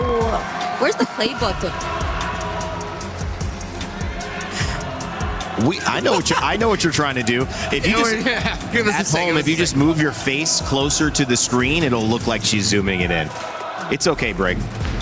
Guys, this is live. This is what we love about. How did you lose the play button, Bri? She's deleted buttons. Hey, where did it go? Okay, maybe we just do not click on it anymore and just move on to the next clip. But that was really the point of the play, essentially. If you look at the third clip, this was also something that was highlighted by our talents. It was firstly from the rotation up top, but this is a sequence of events that just reflected that same idea. YG were just playing with that ube quote-unquote similar strategy of them just constantly grouping up and taking advantage of their team fight prowess against a lineup of Falcons who initially really just wanted to go for specific heroes but already failed in the beginning. So there was just very little room for Falcons to find a way back, because even if you, let's say, lay down the glorious pathway, which is I think something that will also pull up here in this last clip. Yes, it was Falcons starting it through the glorious pathway, but the massive and big setup, which really should have came in from Flap, did not really come out. It took a while, and it was enough room for YG to already set up the team fights in their favor. And I think that's really was a bit of contradicting ideas that you get to see from Falcons, because at the same time you would really want them to go in and be proactive with it, but there was just no damage to complement it as well, and it was a tough task to accomplish considering that they've already pretty much let go of their win conditions in the first few minutes of the game. And with the play the Brigadier showed earlier, it was also another point to add on to just how well they're fighting, because Blink was perfectly marking where Super Marco could have come from through the mid lane bush, just when they thought that Falcons had an angle where they can drop in a Zaman Force, sandwiching the members of Yangon Galacticos. Yangon Galacticos already read it perfectly. It was a great showcase, I think, of Yangon Galacticos finding their rhythm. And of course, we're going to get that game up to you next in just a moment. We're going to start that draft. But my question that I want to raise to you is, was this really a dominant draft? Because to me, I think there was just one thing that was pressured differently than most other drafts we've seen, which is the roam position. We got really deep into that roam pool. We saw Atlas, we saw Glue, we saw Marcel, we saw Belleric, we saw Minotaur. We saw so many different options in that spot banned that it forced the Hylos, good pick in general, but against the Badang, the Arlet, the Harara, the Zushin, it just didn't do enough. It wasn't enough peel. Yeah, Yangon Galacticos knew exactly what they were doing. They picked the Arlot in blue 2-3. They banned the Gatot Kacha that we expected to come in earlier in the draft, and the Minotaur, because they knew that the Gatot Kacha could have been the pick that would have messed up their lineup a little bit more. Hylos' stun is singular. Gatot's stun is for a group. Up against all of the dive, especially with an Arlot around, would have messed them up. That's why we were expecting a Gatot Kacha to come in earlier. Wait, let me ask, because they went and picked Nolan earlier, and they could have flexed that later because they already knew the Harara was picked, but they wanted to kind of hold their cards to their chest. But that ended up being a mistake because Gatot wasn't available by then. Yeah, I think now for Falcons, one thing that they can deprioritize is, as much as we put a lot of respect on the Selena of Haji, I think Yangon are ready for it. You can change that up to an earlier Eudora, you pick your roam mid earlier, and then you play for the sides. Because the focus of Yangon Galacticos and how good they are is because of their great pickups in the side lanes. They put a lot of stability in the mid lane, yes, but if you match that with your own stability with a little bit more chances for area of effect crowd control, which the Eudora can also bring out if you change up her combo a little bit, then it gets a little bit better for Falcon. So I think that's where they need to start looking at. Yeah, because imagine they already had like a point click stun in the high loss, but even then they couldn't deal with Blink. Right. Blink just was constantly able to find the setups that he wanted because it's not like he was after Ogwen or anything. Right. He was always getting past Ogwen, and Right. that proved to be a problem too for Team Falcons here in this game. Yeah. I mean, it's just a character issue, I think, at that point. Yeah. I mean, Hylos just can't do it. Bellerin can. Exactly. And I think I want to double down on something that we've said a lot in the past. When one of the casters can predict a good amount of the draft, we were able to go 4 out of 5 for the Falcons draft. Then that means That means they're definitely predicting it. Yeah, exactly. And it really felt that way. Yangon, I know I've already given them a lot of flowers so far for this series, but they deserve it. They are on point. Well, Falcons Philippines have a long set to go. It's not a best of 3 anymore, so they will have many more chances, at least 2 more games to figure this out. And if they can do it again in game 2 to tie us up 1-1, well, it might be a revisit of another best of 5 like yesterday that goes the distance. Let us know what you think. Of course, you can get your pick'ems in. They're already closed for this series, but coming up, they will be available for the next series later on as we see Onic take on Team Spirit. But this one's still history to be made. Yangon Galacticos proving that a grand final trip, that's very, very reasonable to expect. Now, your move, Team Falcons Philippines, as the fans are ready. Let me tell you, if you don't see it now, if you can't hear it here, they are alive. So even after a loss, they're doing this. Imagine after a win. Yeah. I feel like Yangon knows this. That's why they started off that game. Gotta kill the crowd. Exactly. We did say that Yangon picked a lineup in game number 1 that would have put a shock to the system of the Falcons boys. It was a little bit harder to execute, more mechanically demanding because of that R-Lot, and they made it look easy. Yeah, we're entering the semifinals with Yangon still not dropping a single game. If this trend continues, that will be a crazy record That would be for the Myanmar representatives in an MSC run in history. That's probably never happened, right? I mean, No, if no. at least they're tying somebody, because that can't have happened 3 times. Undefeated, getting to grand finals. We're getting ahead of ourselves, though, guys. We know it. We're excited. Like, we feel the energy. I know you guys at home feel the energy. Let us know what you think, because EWC has not disappointed. The MSC of upsets. So anything can happen as we see the bans. Barat's taken away, not going to be on flap this time around. The Valentina as well, and a Fanny Atlas. So Yangon, they didn't have to ban Atlas, and they didn't have to ban Freya, and that, I think, gave them an advantage in isolating some of these picks. Now they have to, and they have to consider, if we don't ban Freya here, we're going to give that to flap. That could be a problem.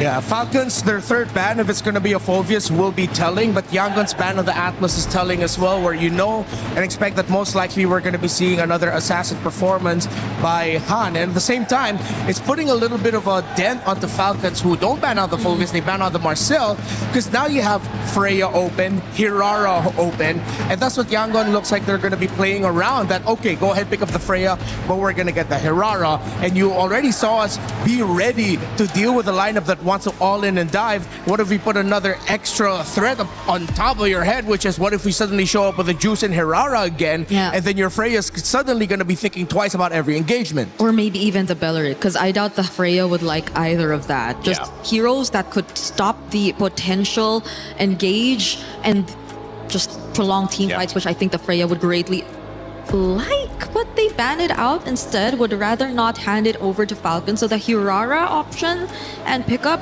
can be considered here. If you're Falcons, just have to be mindful of the other potential trades. That will include the Bellerin we mentioned earlier. Yeah, it looks like Bellerin is primed and ready to get set up as the first pick, and they do lock it in. Yangon don't need to rush that Hirara, but I think they might actually be okay with doing so. Han is brilliant with it, and then let's see if they're gonna rush the Eudora right away just so that they don't have to worry about it, or they're gonna lean towards some of their old favorites. Again, Eudora, Gord, Juicin. The mid lane for Yangon has played only 3 heroes. Make that number 4. Oh no, still 3. It's still just the Eudora. I like it, and you get the Hirara back. Feels good. So same old stuff. Why would you stop not just a winning formula, but an undefeated formula? Right? Yeah, there's not much to change up, especially for Yangon here. Now the decision for Falcons is whether or not they go Uranus or Esmeralda. You don't see enough to warrant an Esmeralda. If you pick up the Uranus, it looks great overall, but then you're up against most likely an Esmeralda in the EXP lane. Unless Falcons take something out of the Yangon playbook and decide to pick up a little bit more of an aggressive EXP lane hero, I think they're going to lean in towards the idea of just prioritizing Roman mid now. Wouldn't be surprised that if they go for pokes as early as now, they decide to go for the Uranus. Okay. They save their mid for later, they still pick up the Nolan. Which is different than the first draft where they were all basically showing the same lanes and they were just fighting over Roam and Gold. So the bans will be different here in this second phase. Yeah, maybe since they know the matchup, the EXP lane can be an option here, because honestly, I feel like the hero pools for Roam and Gold are a bit too deep for Yangon, that they could just really play around it in the second phase of the draft if ever they wanted to. Yeah. Now the difficult thing here for... Yangon decides to show the Claude right away. I feel like there's a little bit more of them trying to manipulate the draft so that Super Marco doesn't really have a lot of picks. Because I was worried for the draft of Falcons, wherein if Yangon stretched this out long enough and it gets overlooked by Falcons, they could show up with the Melissa later on, knowing that you're already up against a Belleric and Uranus. No one's going to be able to reach her. But this is, again, just more confidence coming from Yangon to take out the Claude. And let's see if they're going to continue to just focusing on the heroes of Super Marco by either banning both, they take out the Clint, or they ban one gold laner option, and then they just pick up more heroes that can mess them up. Remember, Falcon still has a Brody that they can play with here. Yeah, and I feel like at least for Yangon, them picking up the Claude here in this part of the draft will already limit the options for Falcons in terms of the mid lane in a sense. Because you'd really would want to consider a bit of more range as well in order to just reach and get a bit more access to the backlines of Yangon, but knowing that there's a potential dive with the Blazing Duet as well from a Claude, then they might be a bit more iffy to go for the stationary artillery mages that we were previously seeing from them as well, because I believe Falcons was only one of the few teams to also pick up a Farsa. Does feel like they have an answer potentially to the intense engagement that we saw from YG and the Belleric and Uranus. That should be able to at least slow people down, survive a little bit, maybe catch you off guard with an ultimate, Wrath of the Dryad, make things difficult to get out once you do overcommit. But now what's the other play around it? Because Zushin getting banned, how do they access these characters? How do they get to the Claude when he gets in and gets out? How do they make sure the Eudora doesn't have too much presence in these team fights? Up in your face surprise stun. They ban out the Esmeralda. I think they can go for a Vexana as a consideration pick later, then pair it up with something like a Brody, or they dig deep into the bag of Falcons and decide to play the map a little bit more and they go for Low Yi Brody to close it out. But still, with Yangon not showing their Roam and EXP, they will have to show one of those picks now. Picking up the Low Yi and the Brody to close it out, and then if ever they have one really strong formation breaking EXP laner as their last pick, then Falcons, that would have been checkmate for them, and Yangon going 2-0 in the draft. Ooh. Yeah, at this point, I feel like there you go. Yep. The Ruby does show up. They've already taken out the Juicin, which I think is one way to tell that they really just want to go in. They really want to get these melee heroes and fighters in the draft to complete their lineup. And the Selena still gets picked up for the second time here for Falcons. Well, I really thought they'd go for a little bit more AoE here, but they already do have the Belleric anyway. I still think the Lowy would have been a fantastic pickup, but let's see. Maybe they still have so much faith in this Selena that the constant vision provided and the arrows is going to be enough for them to read Yangon's maneuvers. I'm thinking now, because at this point it looks very tight. The formation looks very tight for Falcons. Who knows what Blink would be considering again in the Roam, because we've seen a lot of options which I think would work out really well for them here in the scenario.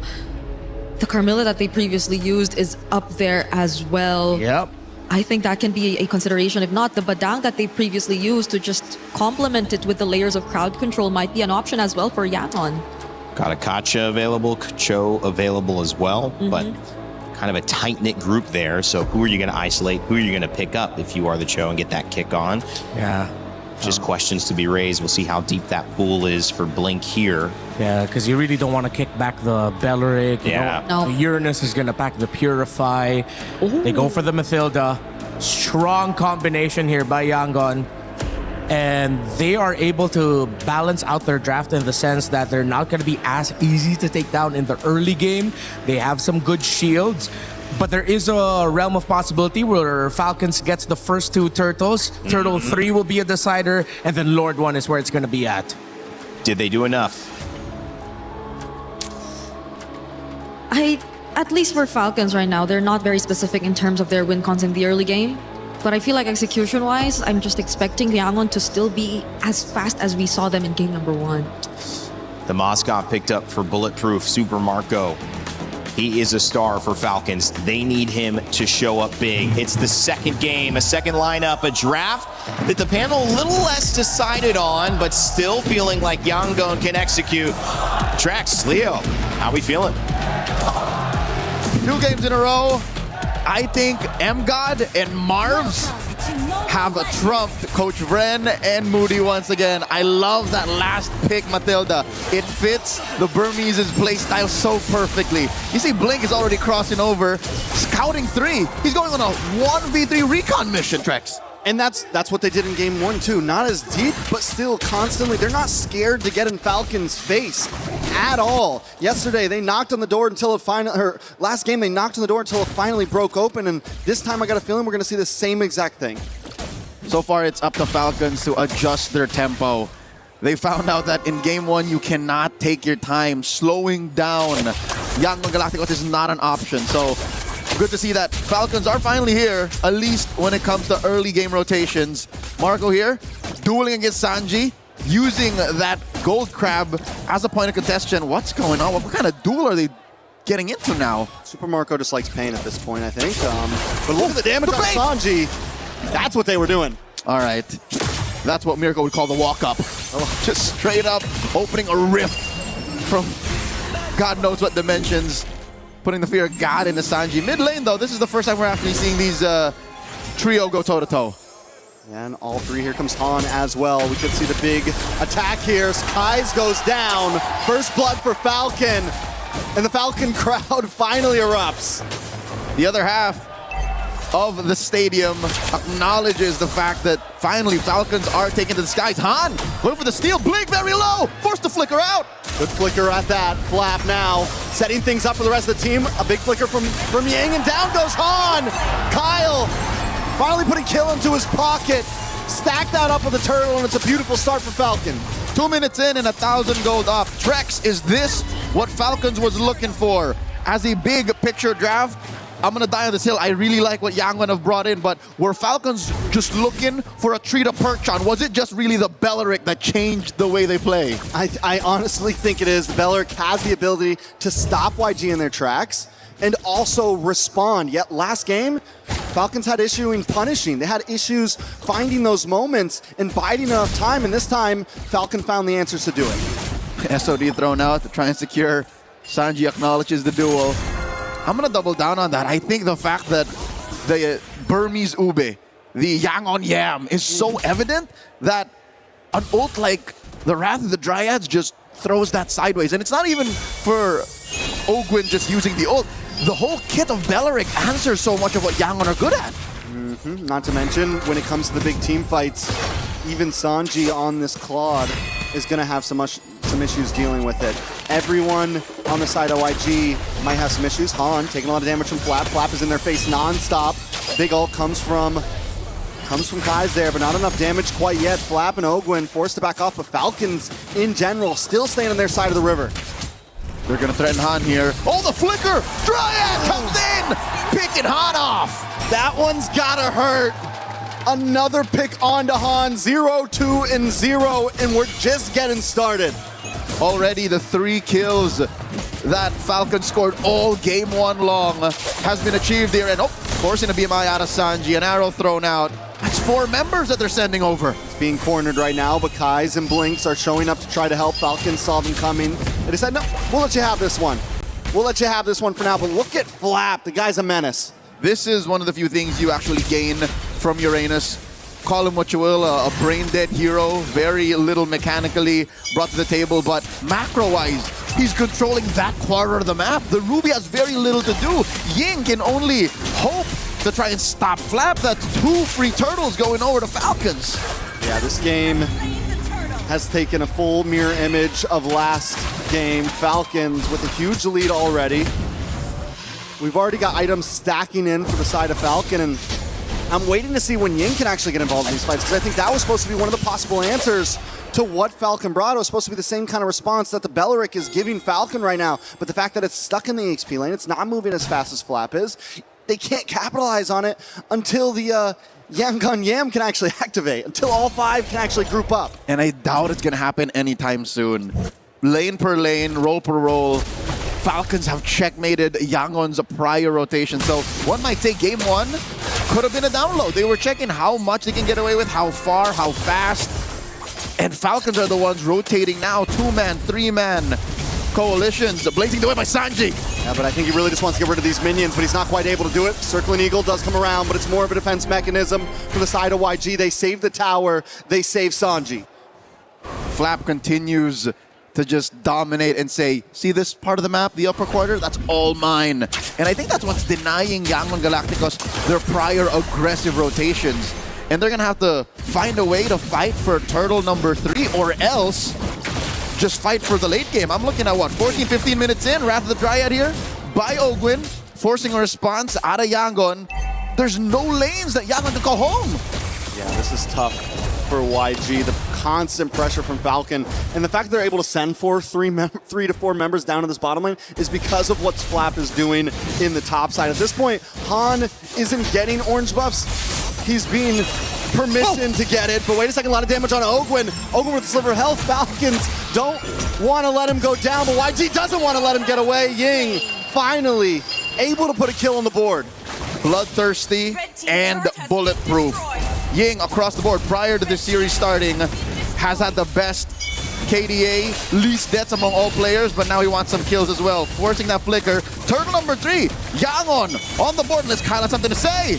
Kyle does not have something to say this time at least. He tried, he went for it, but YG were able to secure a position. That's gonna help a little bit in terms of gold, but still Falcons holding not only a gold lead, but a map lead with 2 tier 3s down on the side of YG.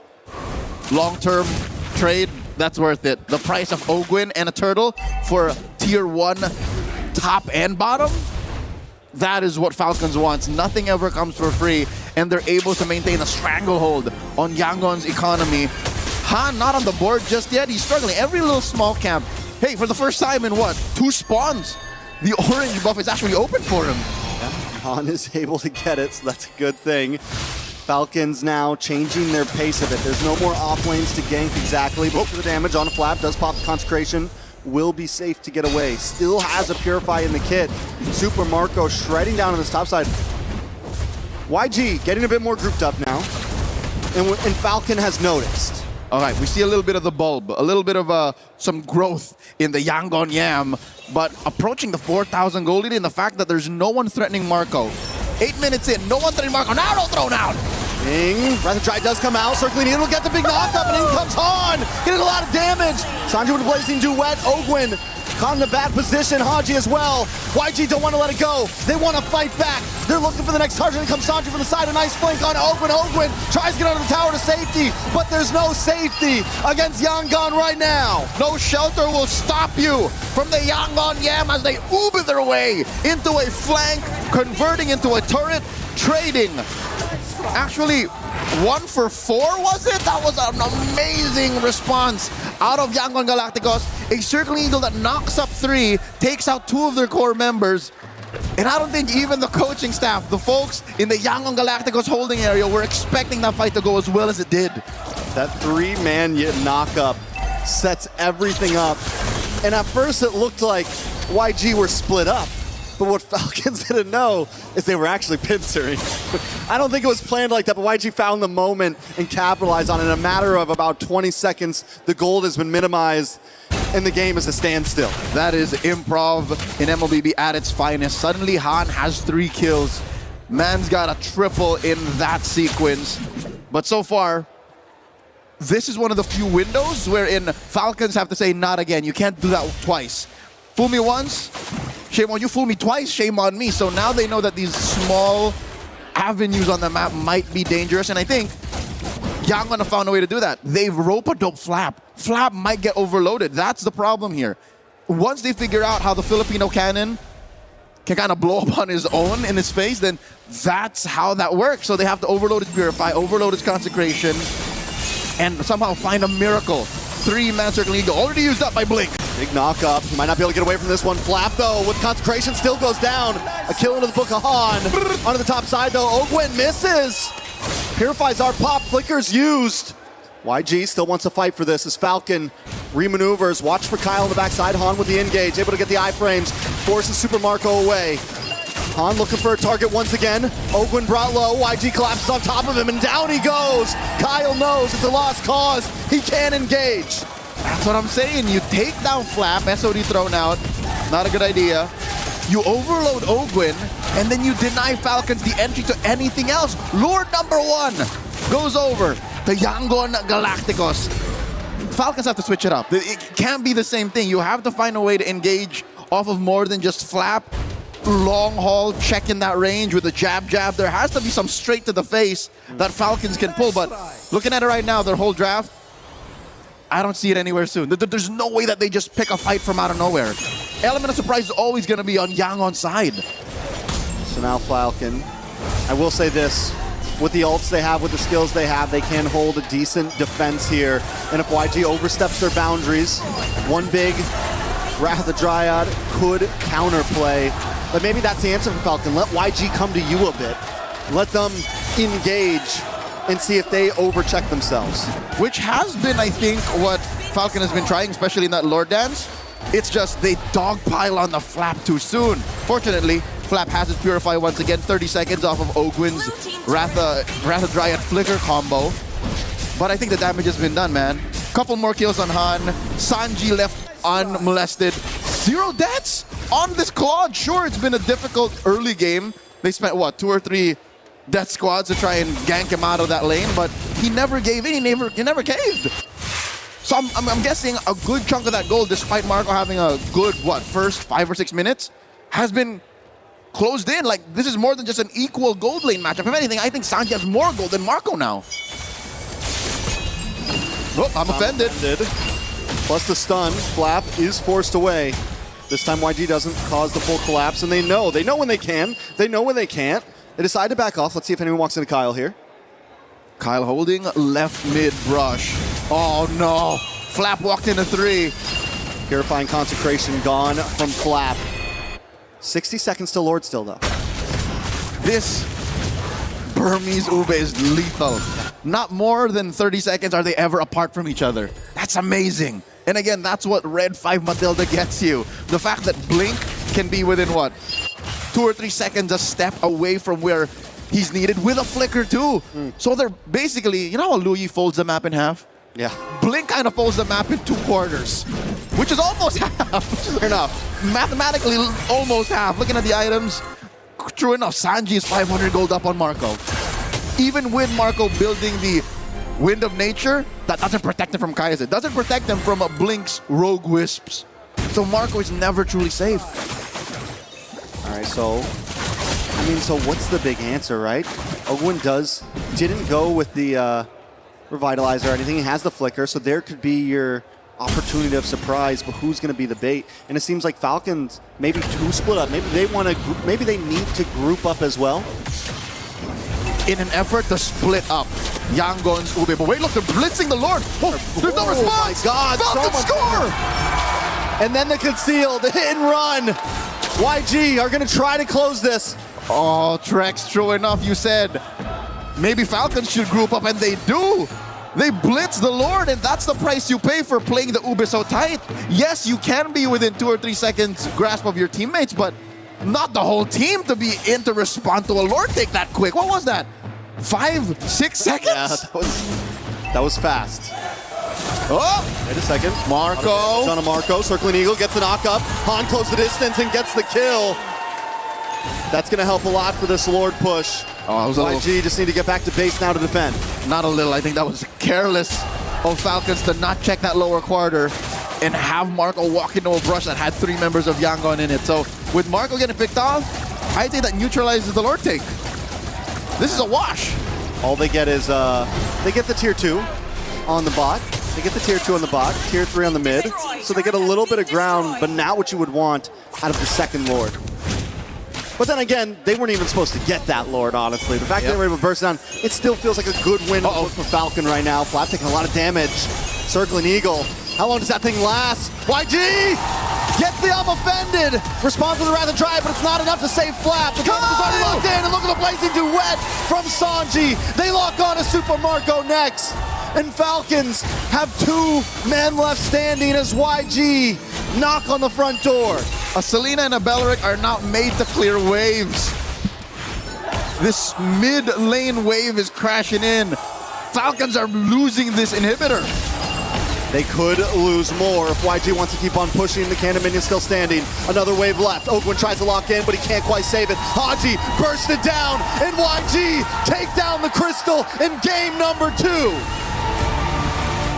Yangon Galacticos at match point, 2-0 against the M5 World Champions, against a legacy team that beat Myanmar in the M2 World Championships. Yangon are 1 game away from locking the grand finals. YG are showing right now that they have not forgotten the rivalry, that they've been remembering, they've been keeping tabs, waiting for this moment. Before Malaysia versus the Philippines, even in the midst of Indonesia versus the Philippines, Myanmar versus the Philippines was the rivalry to watch. And Yangon Galacticos are reminding us who was in the grand finals first in the M2 World Championship. Singapore was their turf, and they're 1 game away from making Paris Yangon Galacticos home. The ship is landing right now. YG 2-0. And the thing about this game, which is so different from game number 1, is YG didn't just stampede.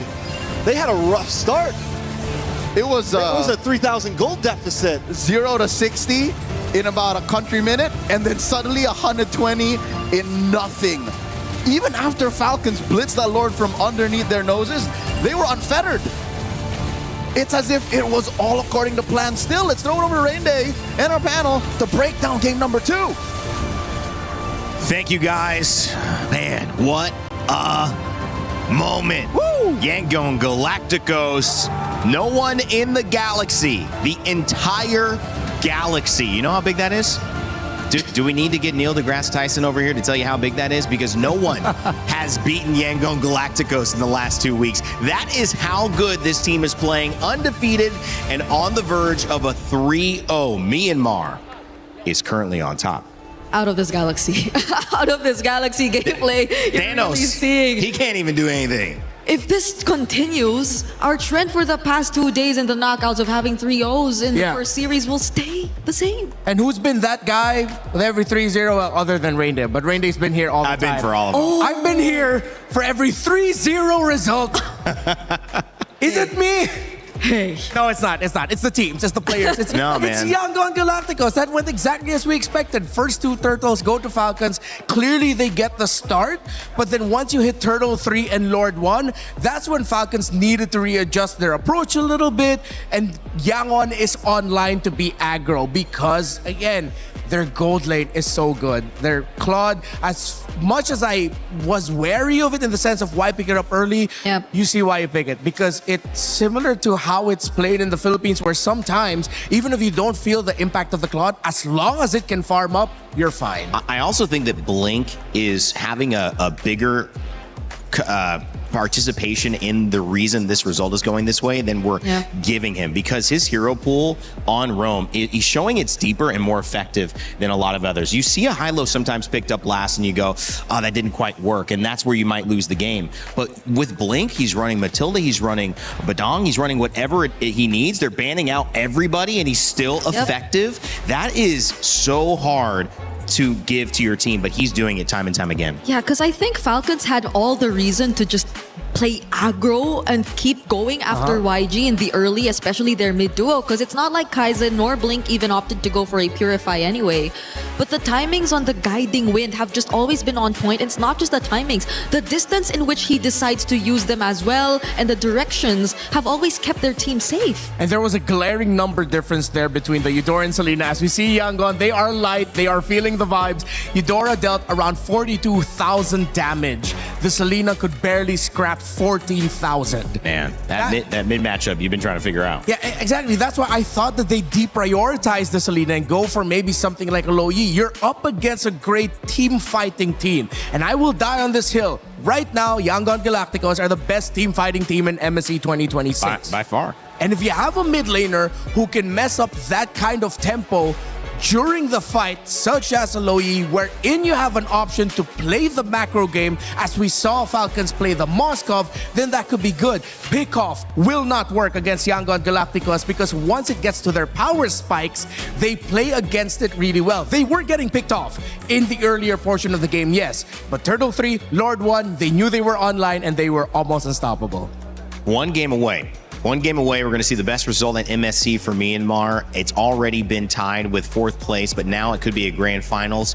And going undefeated as well, that one game would mean that they are probably, and I don't know back in the history, you know, this is just my second week here at MLBB, probably the only team that has done it undefeated completely throughout the tournament in recent memory, right, Brig? Yep, there will be a chance, and that is going to be a statement because it's not coming from the most dominant region ever in MLBB either. It's coming from a region who just recently resurfaced in terms of dominance, which is Myanmar. All right, Brig, you got some stuff to break down. I was talking about Blink. What did you see, though, in that game, too, that's keeping Yangon ahead? Okay, I would really want to go back to the idea of how much we saw Falcons really wanting to double down on the shutdown towards specifically the gold laner, specifically Sanji on this Claude. I think we've seen countless rotations in the first 5 minutes towards the gold lane, which I think was the point in time where clearly Falcons were also dominating. But every single time Sanji was just able to survive. There was just such great help that you really got to see from both Blink, from both Kaise. And these are not the clips that we should be looking at. Yes, we should be looking at this first. Okay, so this is, I think, the first few moments, since again we're looking at YG and how they were able to get back in this game. One of the first few moments wherein they really started to get back in this game. You saw how they were able to first, of course, take down Ogwin, but the positionings and their mindfulness in terms of this fight were really key. Ying was just really blocking this entire area. You couldn't really get past him, and you wanted to rely on Kyle to just go in for the steal, because clearly without the presence of Ogwin, you would be at a slight disadvantage, but you still had the level advantage on Kyle. But Yangon really poured in all of their efforts to just prevent Kyle from getting close, and that was just what helped them solidify this gradual comeback even more. We take a look at this next clip as well, and this is, I think, one of the most punishing errors we really got to see from Falcons. You take a closer look, it looked like the perfect setup, Haji and Ogwen just working together, but the counter engage from Blink, that 3-man knockup, since again, we've been pointing out countless times, Falcons really like to keep formations tight, and especially with this lineup, that was all the more reason for Yangon to just go in with the re-engage, because they had all the AoE in the world. They had the Eudora, which really you wouldn't count as AoE, but it still had to some extent AoE, and Sanji, who, as much as they really wanted to shut him down, was just getting the necessary farm to deal the right amounts of damage towards these members. Not to mention, them really being close together helped Han land his skills and get to put out the necessary damage towards more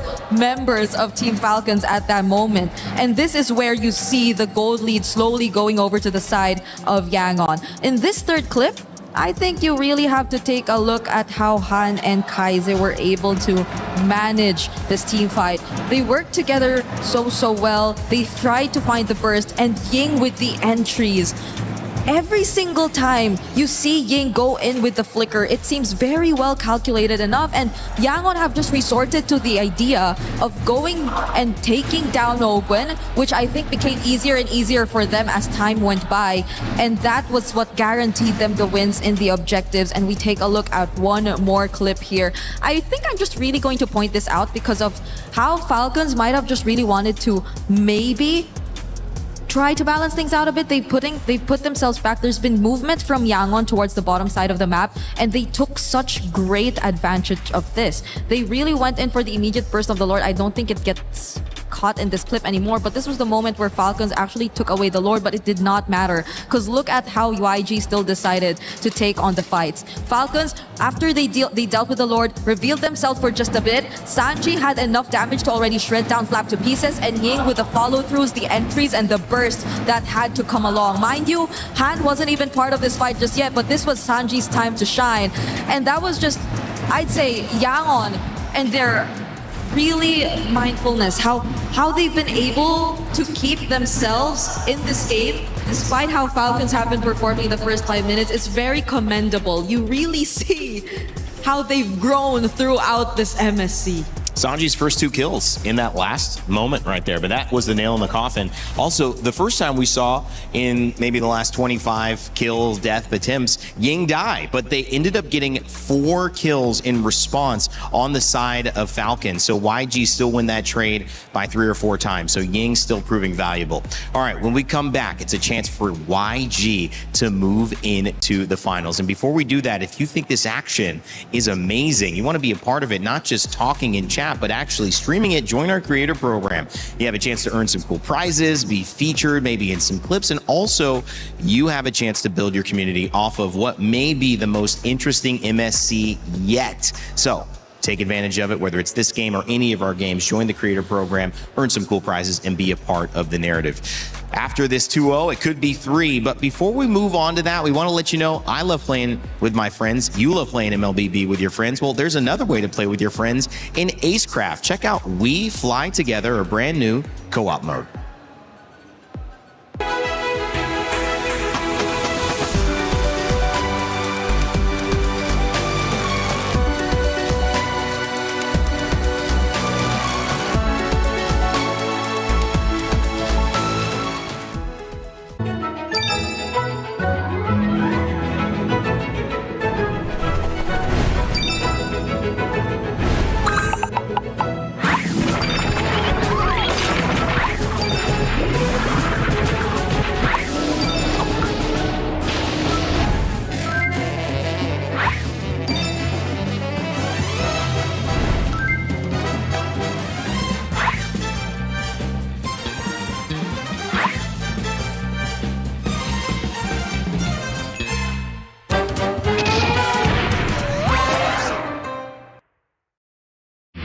A lot of people are haunted by their past. I'm inspired by it.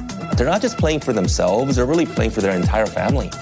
They have defeated their demons. They have crushed the curse. He thinks he can come in here and play my game. He knows nothing. Let's go! Tyler 1, you're done. Raw energy. Half for puff and blow the house down.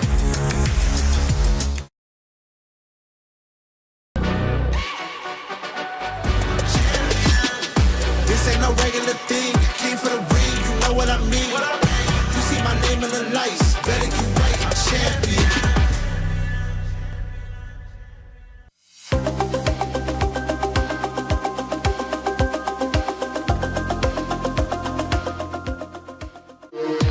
We were there.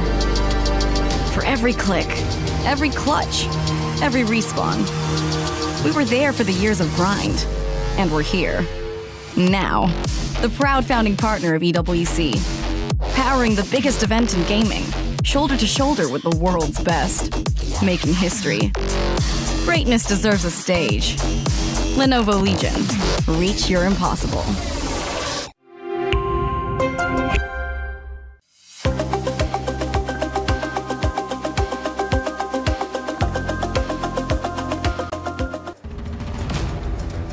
The Lenovo Legion Gauntlet holds the trophy for MSC, which at this moment, we will see who will be fighting for it.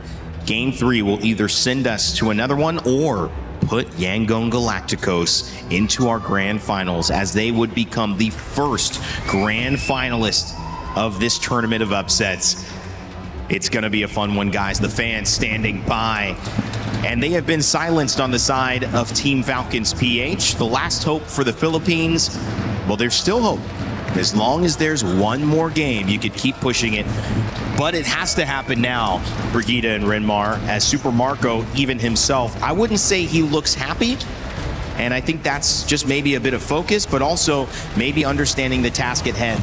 If they're going to survive, they don't need to just win one. They need to win 3 games in a row against a team who is undefeated.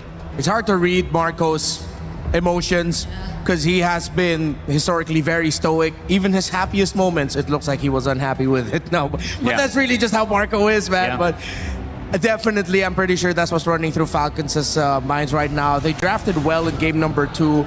They just, again, weren't able to execute it all the way until the end. There was one play that Brigida showed earlier with the engagement onto, I believe it was Blink yet again, or Ying, when Ogwen dropped down the Wrath of Dryad that was around near the orange buff.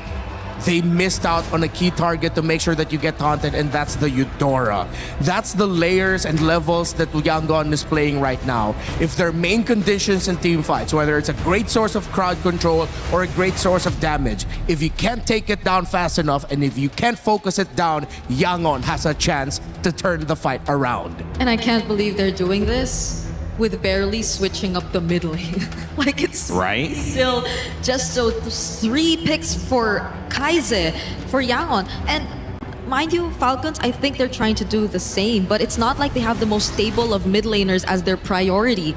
The Selena has been an on and off pick, which is very, again, difficult to play from behind with.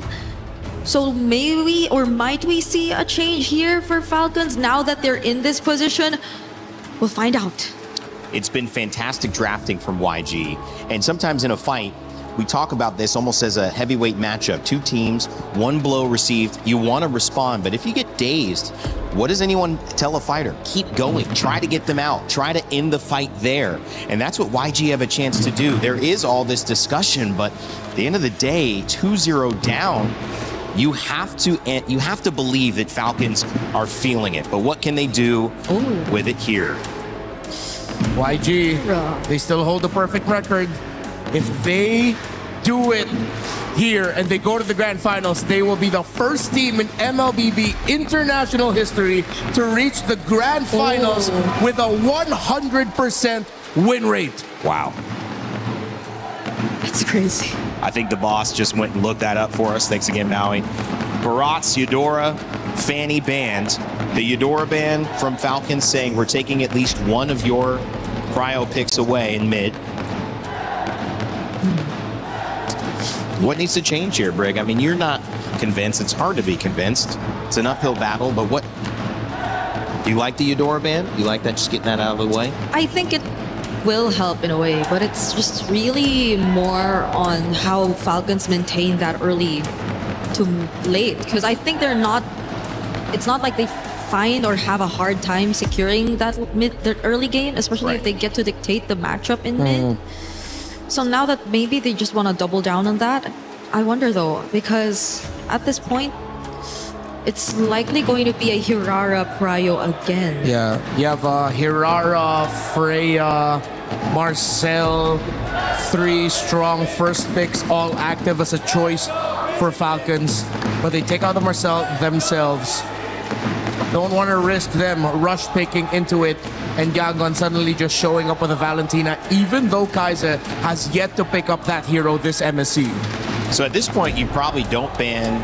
Well, I know. What do you think, Redmar? Do you just not ban the Hirara and not ban the Freya? That way, if you give it to Falcons, YG still get the Hirara? They might do the same thing and just ban out the Freya again, but then there's still an Atlas they have to think about, and I think maybe that's what Falcons might lean into. If it's not going to be the Marcel, then maybe we rush pick the Atlas and see if Kaize really won't pick up the Valentina. And then slowly, that's where Falcons might be able to build their draft foundations on heading into the next games.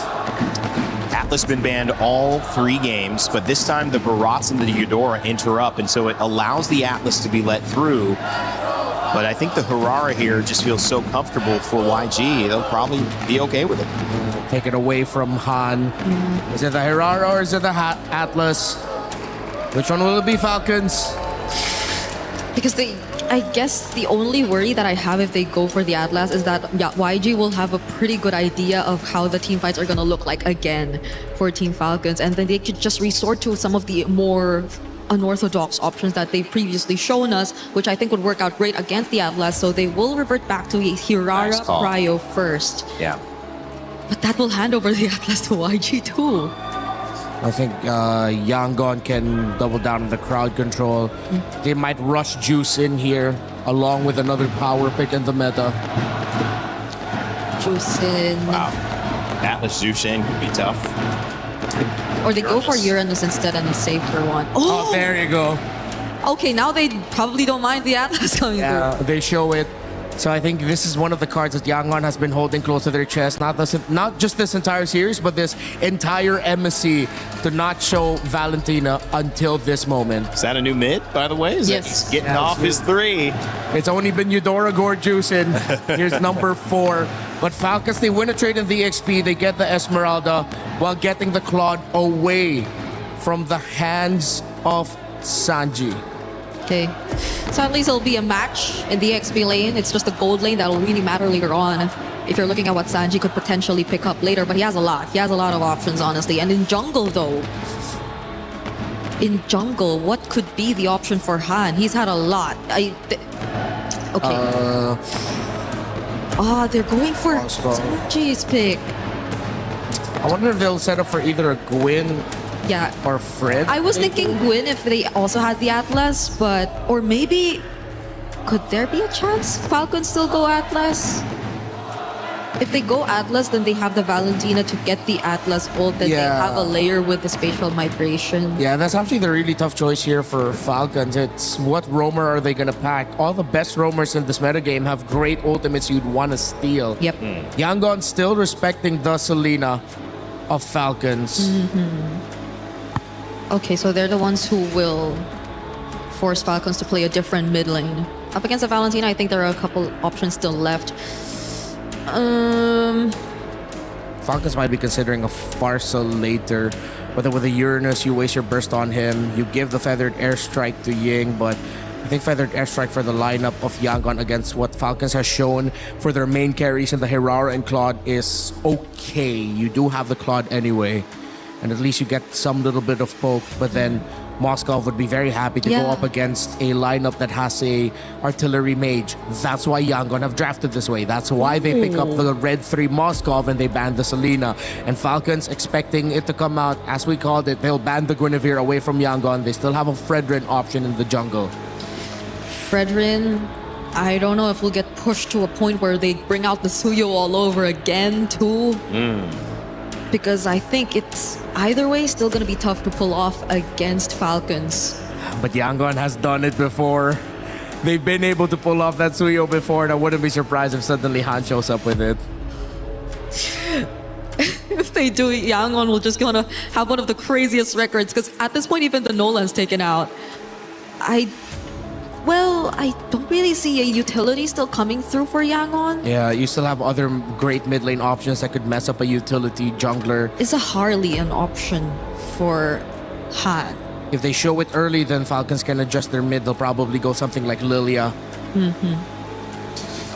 Well, 2 more picks here, and it is the Harley. They do show it early, so we may see the Lilia response for some burst.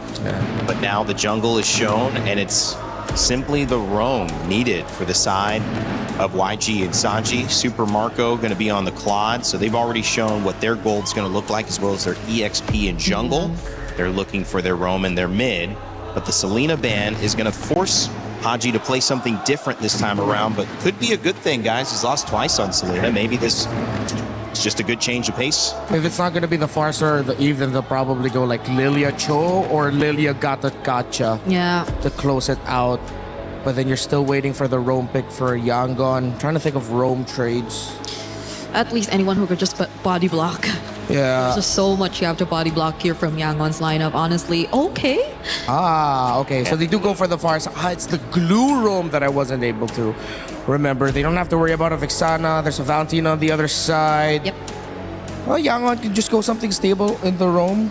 Tanky, dive. Still, they can still grab the Atlas if they want it. Yeah, Atlas still open. The Gatot still there too, I think, into the Farsa Yeah. will also be a great option for them. If Yangon really just want to end it and go fast, I think they'll be brave enough to go like Khalid Valentina in the center. Or maybe even a Hilda. But that's really only if they're super confident with it. They need a little bit more hard AoE crowd control up in the front. But no, they go for the You Carmilla, said their that pick. earlier in the first game, but it didn't show up. That's their pick. Okay, so this is why we say they can just really afford to save Rome for last, because they have all it's these insane. options. I haven't seen this happen before. I mean, Renmar, this is the deepest Rome pool we've seen for sure on display. Yangon Galacticos, it looks really good. It's looking very 3-0-able, but not to completely discount Falcons. Yep. They still have the chance, and their draft does not look bad, but it is the Carmilla of Yangon Galacticos. It is the last hope for the Philippines and Team Falcons. There are club championship points on the line for Falcons, who are back-to-back champions. But it is Yangon Galacticos who are playing out of this galaxy right now and have a chance to become the first team to ever go undefeated into a grand finals with a 100% win rate at an international event. Let's send it back over to our casters, Leo and Trex, for Game 3. For possibly the last time in this best of 5 in the semis, it's Leo and Trex at your service, bringing you the action between Falcons and Yangon Galacticos with an out-of-this-world performance and a signature Carmilla to close off the draft. We've fallen into a whole new dimension at this point. YG showing dominant force 2-0. Match point. Knockout life.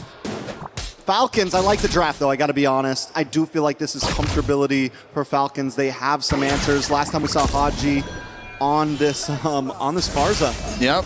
It was monstrous. And this is after 2 games of back-to-back Selenas coming up short. So this could be the turning point for Falcons, but that is just but a coin in the well, a hope, a dream to keep the series going. Looking at the emblems right now, so far, you can see that Flap wants just to hold down this lane. The Eternal Battle, as it's known for years past, to have a Uranus march up into an Esmeralda, just holding that dead lane. In the gold lane, though, it's Marco versus Sanji, but check it out. Foot's on the other shoe. It's the Claude and the Moscow switched up. And this time, Falcons, to secure that, they made sure they got the Claude early on in first phase of draft. Up to the top side, though, a lot of damage does land down. And the Eternal Battle's over. Ying taking the first loss in that EXP lane. So not to count your eggs before they hatch, but this is how game 2 started as well. Early aggression from Falcons. Pick off here, pick off there, lane to lane winning. A pixel brush held by Yangon. They're gonna jump Flap. They're gonna pull up, jump out of the bush. Deadly Magic does land, but it's not a damage to take out Flap.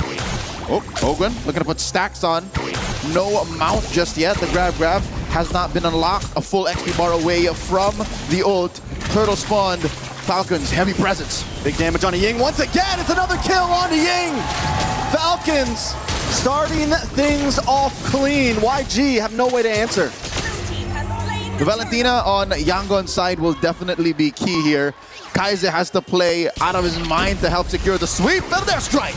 Falcons just not giving it up. Haji will go down, but at the price of Han, it's a good trade. Blink now, taking Ogwin for a ride, but Kyle wants to take the purple. They decide to back off. No, play the brush. Come back in. Kai's and Blink just want to try to save it, keep it for themselves. Kyle's not going to want to give it up, but he doesn't have the retry. Still able to secure it. Still able to take it out of YG's palms. Procs and picks are enough to commit Grand Theft Purple. Falcons up almost 2,000 gold. And I hate to say it, but I hope all the Filipino fans and Falcons fans hold their breath, because this is how Game 2 started off as well. A strong Falcons presence. They are here, and they're jumping in mid. Oh, nice feathered airstrike once again lands on a Kai's. Kai's taken down low. Flap wants to try to finish things off. Flap wants to try to take out Kai's. Flap wants to get the kill, and he finally secures it. Kai's goes down. Blink next on the list. The names have been written, and Flap is writing checks. That wall was just a little too thick. If maybe an inch to the left, an inch to the right, he would have gone through. But the falling Star Moon came up short, and that's what led to another kill. The Falcons now up 2,000 gold. About half a minute until turtle number 2. Marco is just focused on expediting the early game. Feathered airstrike! Sanji cornered up against the wall. He's been here before, though, and he's going to survive once again.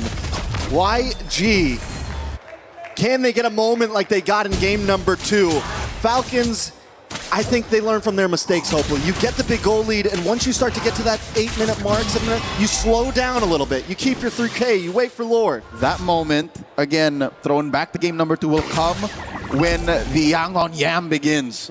When they turn on more purple than black, and they ube their way into a punish, because that's what we're looking for. Curse of Blood. If Blink can link up 3-4 key members of Falcons, then that's it. Oh, Super Marco in trouble. SOD there as well. He does commit. Super Marco. With the quick bob and weave. Super Marco tries to stand, but he counters it. Marco! Super Marco! Bulletproof Marco, whatever you want to call him. 2 go down to the side of YG. Pulls out dual pistols from his nether regions and catches 2. Han and Sanji falls, given there was some backup from Falcons. But this is them playing on another level. Blink, fourth user revitalized. This is what we want to see, Blink. Not going to be able to make it. Not going to be able to survive. Falcon is collapsing on YG, sending them back to their own galaxy. 7-1 at the 5-minute mark. 4K up. They're trading top lane for bottom, and they want more! Sanji bites it. Slap is bloodthirsty. Once again, a replay on that sequence. I could have sworn Marco was dead. Oh, the BMI back. And then right at the perfect moment, I don't know how many stacks the AOT he had, but the blazing duet was enough to keep him topped up while staying in the brush. I think that was key. Trex, I think it was just the fact that he was staying in the bush, denying the clapback, meaning his lifesteal was pure. Even at such an early point in the game, what was that, 4 minutes in? His lifesteal, whatever was in his kit at that moment, was enough to keep him at what, 10% HP? Yeah. Hence why the sequence happened. Marco is on a roll here. This is as good a start as you can get on a Claude 5 minutes in. Yeah, 2-0-2, you've already taken the tower. And now, Falcons are going to start yamming up first. They're going to start pushing together, grouping up. Contrary to that, I think they should keep pushing elsewhere. They should do a 1-3-1. That's what's happening. That's how you're able to get 3 kills on Flap, 2 kills on Marco, 1-3-1 converge when Yangon thinks they can punish, which is, again, denying Blink what he's looking for, and they burst out Blink Flap from the back. And Han is unable to get the damage on a Haji. Oh my lord! Haji just deletes him. The damage is too much. Kaizen is able to respond back and take out Haji, though. It's a 2-for-1 right now. YG finally putting the second kill on the board. Falcons Esports is unfazed, though. They're going to move on to this turtle. They're going to take their 3rd neutral objective. And while this is happening, YG still split up. 3 for 3. Team Falcons are taking more than just a turtle. They go for another kind of Grand Theft Purple. Kyle is so guilty. A rap sheet. That is definitely something he's not beating. Top lane, though, is still definitely something that Yangon can work on. I don't know if Yangon want to fight. They're 6K down. No. They have to wait for a moment like last time. And the problem is they have Han, right, who's playing more off map, so they don't also have... I think the Ruby was a big deal last time, able to kind of slow down Falcons in their engage. And Ruby is another way to spell CC. Crowd control is something they're kind of short on right now.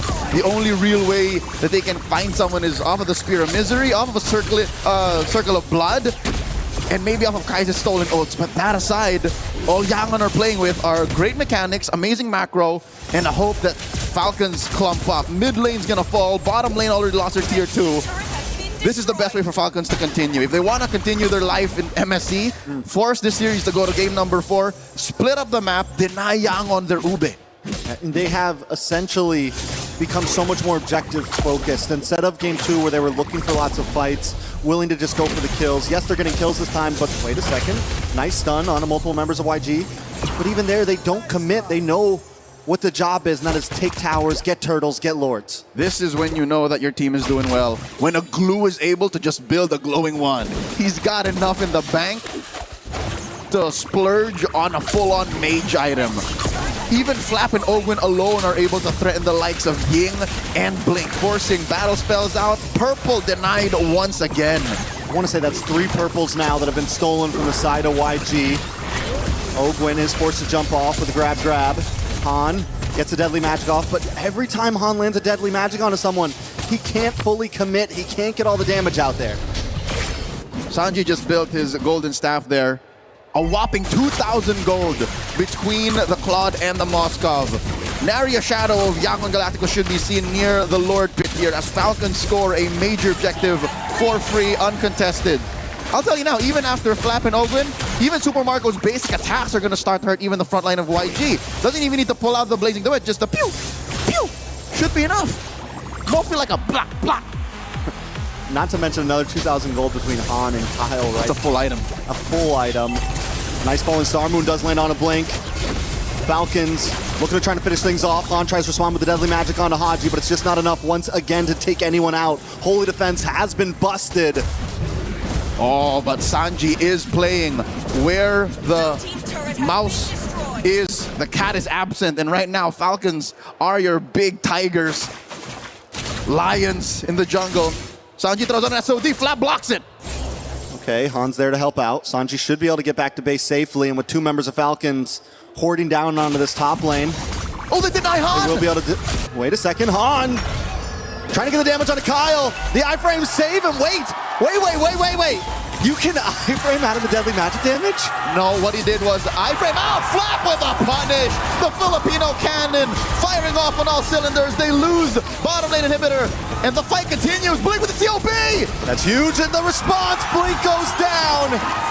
He tries the saving grace play, but it's just not enough. Herbert, to answer your question, what he did was iframe, spell vamp into surviving the pop on the Deadly Magic. So yeah, that was mechanics on mechanics. I could have sworn Han was going to win, but Kyle, I guess, had his combo off of cooldown right when he needed it.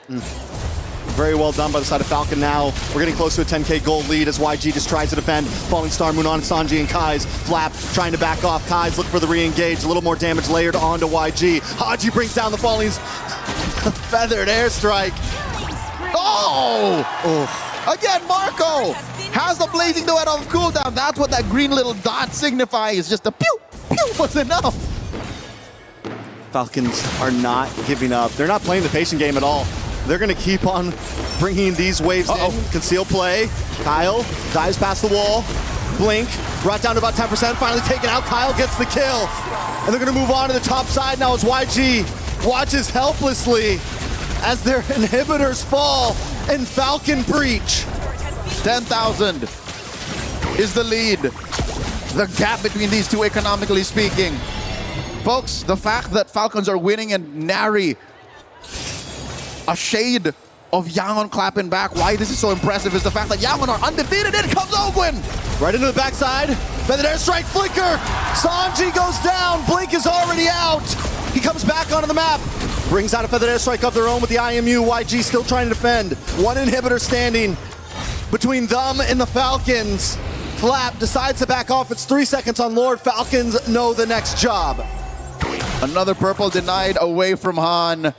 And no one falls. 0 casualties from Falcons in that push for that top lane inhibitor. Almost taken mid as well. The problem with what Kaiser was doing there was, yes, it was the right thing to do to take the feathered airstrike and to clear the waves. But you're not dealing with the heroes. He has to make a hard decision. Do I blast Falcons and punish them for staying in a little too long, or clear the waves? And that's what Kaiser was dealing with. He had double jeopardy on him. If I don't kill them, then I would have wasted it. So he was just focusing that stolen feather strike on the minion waves. Yangon Galacticos have a grocery list of things to do even before they can contest the Lord. Hell, even get out of their own base. Falcons now playing a patient. Wait for a Lord. Can they end it here? Does YG have what it takes to defend this, Leo? Sanji's 0-3-0, who's their big shredder. They can't really burst down with Han right now. He doesn't have the damage. They need to try to pull this Lord to the mid side, keep it away from their base tower as much as possible. But the problem is Falcons is bringing all 3 lanes in at once. I don't think their lineup is built to both defend and clear waves. Flap jumps in, Han coming in from the flank. Has a space escape in, Lord still standing. They burst down the little boy. Han is gone. Ogwin looking for a target with the flank on the top side. Flap into the back. Kyle gets some nice damage onto Kai's, but the Lord's already connected. Flap misses the falling star. That airstrike comes down and Blink's deleted. Ying trying to defend, trying to clear the waves, trying to save the base, trying to get in their face, but Falcons have to back off. YG still defending, but it's too low. Haji's in there, and Falcons finally put a match on the board. Not so fast. as Yangon Galacticos suffers their first loss in all of MSC 2026.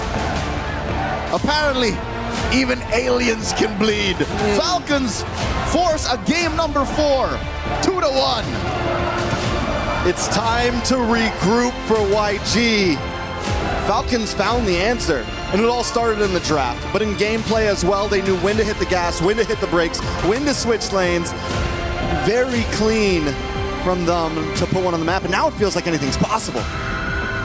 Yangon losing, Carmilla on Blink, failing them. The Yangon Yam, the Burmese Ube, being denied that anything is possible. Again, this is MSC 2026. A quick look again at the highlights. It started in the early turtle up top, again denying that. Bearing down on Sanji, even baiting Han and denying him certain plays. And again, when you're playing on a team that has been together for almost 2,000 days, count how many years that's been. That's a majority of what Falcons have been working with. 2,000? Almost 2,000 days. We started to count in season 17. Almost 2,000 days they've been a team. 7 years? Six and a half years. 1,000 and something. Oh, 1,000. 3.5 years. This is the kind of reset you're capable of. And Yangon are now in an unprecedented position, Trex.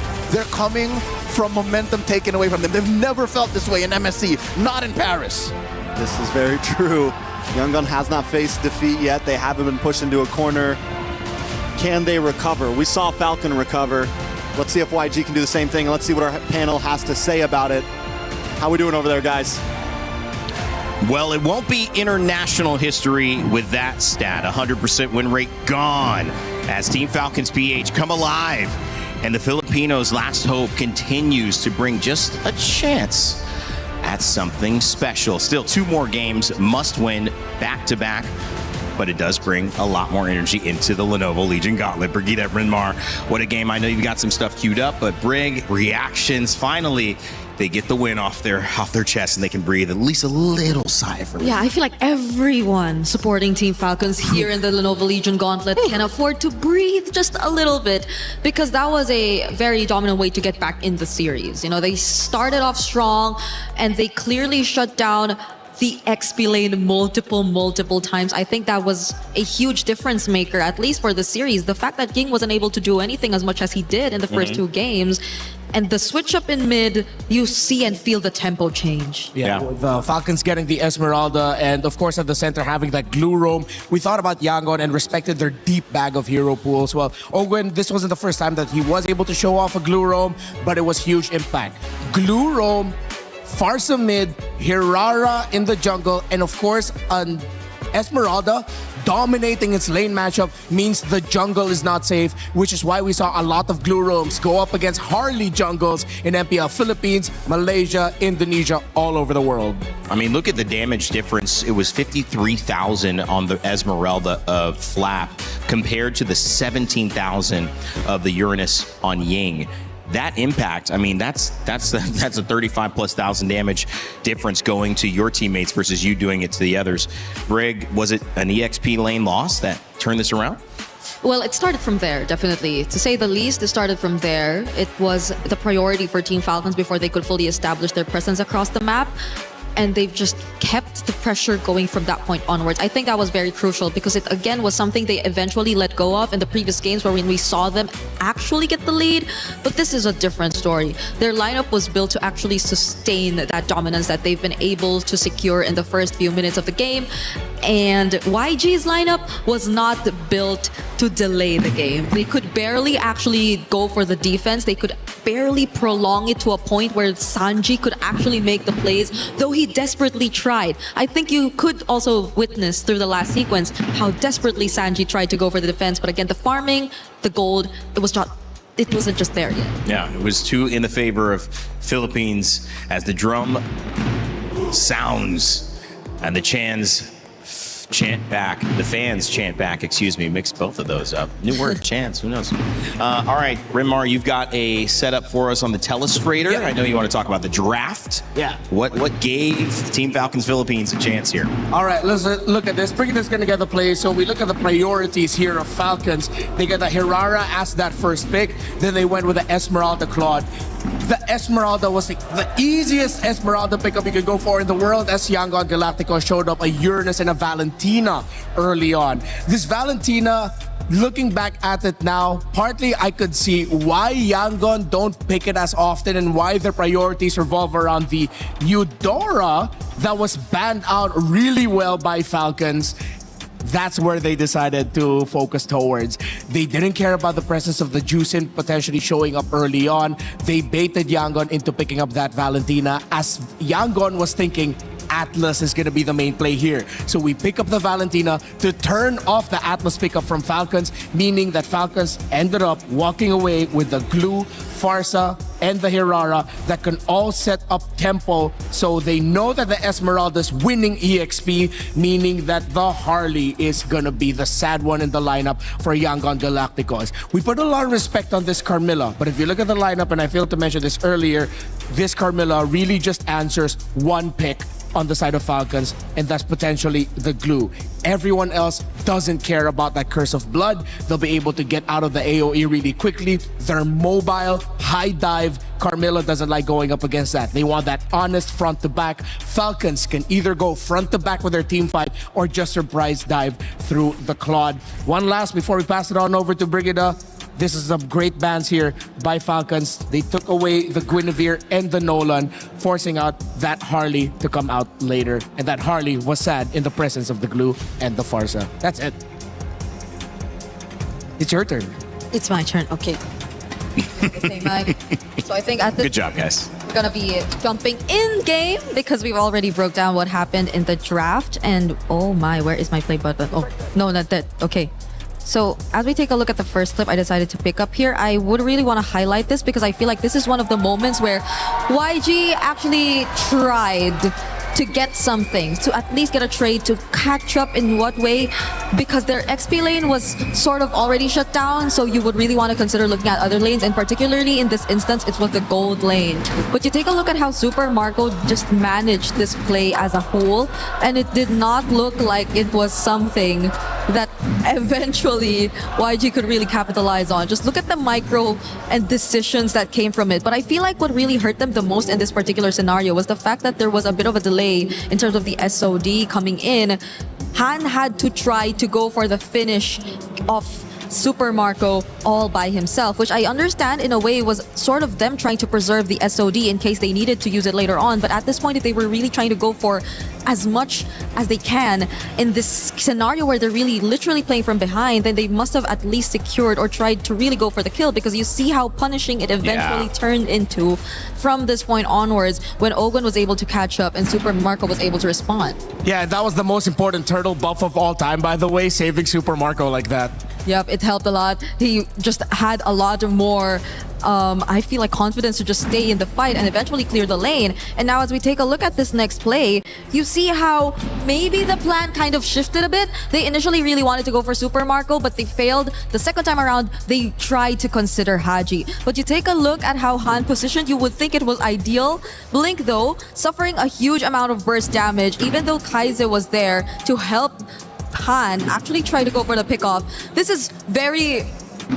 This resembles so much of what Onyx did yesterday. Basically, it's those fast reaction times, and despite you really wanting to go for a specific target, it just does not come out easily, or just does not go the way that you want. Haji with a flicker was able to survive that, and Han, look at that. They really wanted to go for it this time. He stayed and went back, space escape, even at the expense of his own life. And even if he did get Haji, though, I don't think this was as rewarding for Yangon anymore, because they weren't really able to convert it into much. At this point, they also lost out on 2 outer top turrets, both in top and bot. So you see how desperate the attempts were starting to become for YG. This is very uncharacteristic of them. And you take a look at this last sequence. I think this is really what kind of shut down the entirety of what YG, or the potential comeback angles from YG once again, because Blink had no choice. He had to be up front together with Ying, but the damage could no longer be sustained. And even if he did try to go for the Curse of Blood, I don't think it was captured here in this clip. Falcons could just easily scramble away from it and re-engage. That is one of the strengths of their lineup. They just have such high mobility. They could reposition as much as they want. And Yangon did not want to play against the lineup who could just easily reposition like that. They had to have them in a particular area. They had to have them under control. Even with Kaiser stealing away the feathered airstrike, they could not use the combo. They could not find the hero synergies between the Carmilla and whoever they wanted to use as supplementary damage in their lineup, especially as Sanji really failed to get the necessary farm. And I think that's where we saw Yangon for the first time in this tournament really struggle in terms of executing their lineup. It also felt like they were just calling a bluff, and they said, fine, call it, we're not bluffing. And that was really the Valentina early to dissuade the Atlas because of the early bans, because he wasn't prioritized, because Falcons said, we're not going to ban him. And then eventually it ended up being Yangon Galacticos that said, we're not banning Atlas either. And then it never came. And then that made the Valentina a little bit less effective for them in this lineup. They were hoping that Fatal Links would show up and be on both sides. Yeah, and if people are wondering how come they then didn't pick up the Atlas there in the end, it's because you're up against a glue. Tempo breaking has been a common theme with the picks here. Game number 1 with that Badang. Game number 2, the Ruby. Game number 3, it was the glue that ended up with Falcons, and it's a strong tempo breaker. And this is a beautiful thing to see too, as both teams, as we mentioned, calling a bluff, so that's a little bit of poker. We have a little bit of chess. We have chess at EWC as well. Magnus Carlsen, you watching MLBB? I don't know. Maybe this is that interesting. I think it is. But at the end of the day, it's now a mind game. And you see Team Falcons PH winning it for the first time. And now the answer with Yangon Galacticos has to show up with this, which is, okay, we've been out drafting everybody. We've been winning. We have our first loss of the entire tournament, Brig. Is there anything emotionally that shows up bigger than just a loss because it's their first the entire time here, 2 weeks in Paris? Yeah, I'm not sure how Yangon have mentally prepared themselves for this kind of scenario, because they've been winning it all. They've been very dominant in majority of their games, but there have been instances wherein they've been pushed to their limits, 30-minute games, comeback games. So this is hopefully nothing that will really affect them as much, but Falcons definitely should take this momentum and carry it over if they really want to bring us to a reverse sweep. Yeah, and if they want to show to the Falcons like they don't have to worry about anything, maybe Yangon are gonna pull off an unthinkable here and suddenly keep the Fanny open and then just play around heavy assassin trades. But we go back to the head-to-head here, Super Marco and Sanji. Sanji has been terrific on this Claude throughout the series, was taken away by Falcons and Super Marco. I feel like Marco finally got that game that he needed to get that confidence boost. That play that we broke down where he got the turtle buff just in time so that he could turn it around in front of the Harley and the Moskov. Yeah, Super Marco might just be back and Falcons might just be definitely back into the series. I mean, it could have gone the other way. If you have that snowball happen with YG, again, Marco loses a little bit of his optimism and all of a sudden you could be seeing Falcons out. But at this point, they are back in and they are in to win it. One more game needed. You can't focus on having to go 3 in a row against YG. You just have to take it a game at a time. So far, Falcons doing a good job of that. Yeah, I'm really starting to agree with Coach Bren and what he mentioned about the difficulties of going up against YG this time. But the adjustments have been great, at least for Falcons. The first 2 games I feel have already been sort of enough to get a better grasp and understanding of how you should be attacking YG.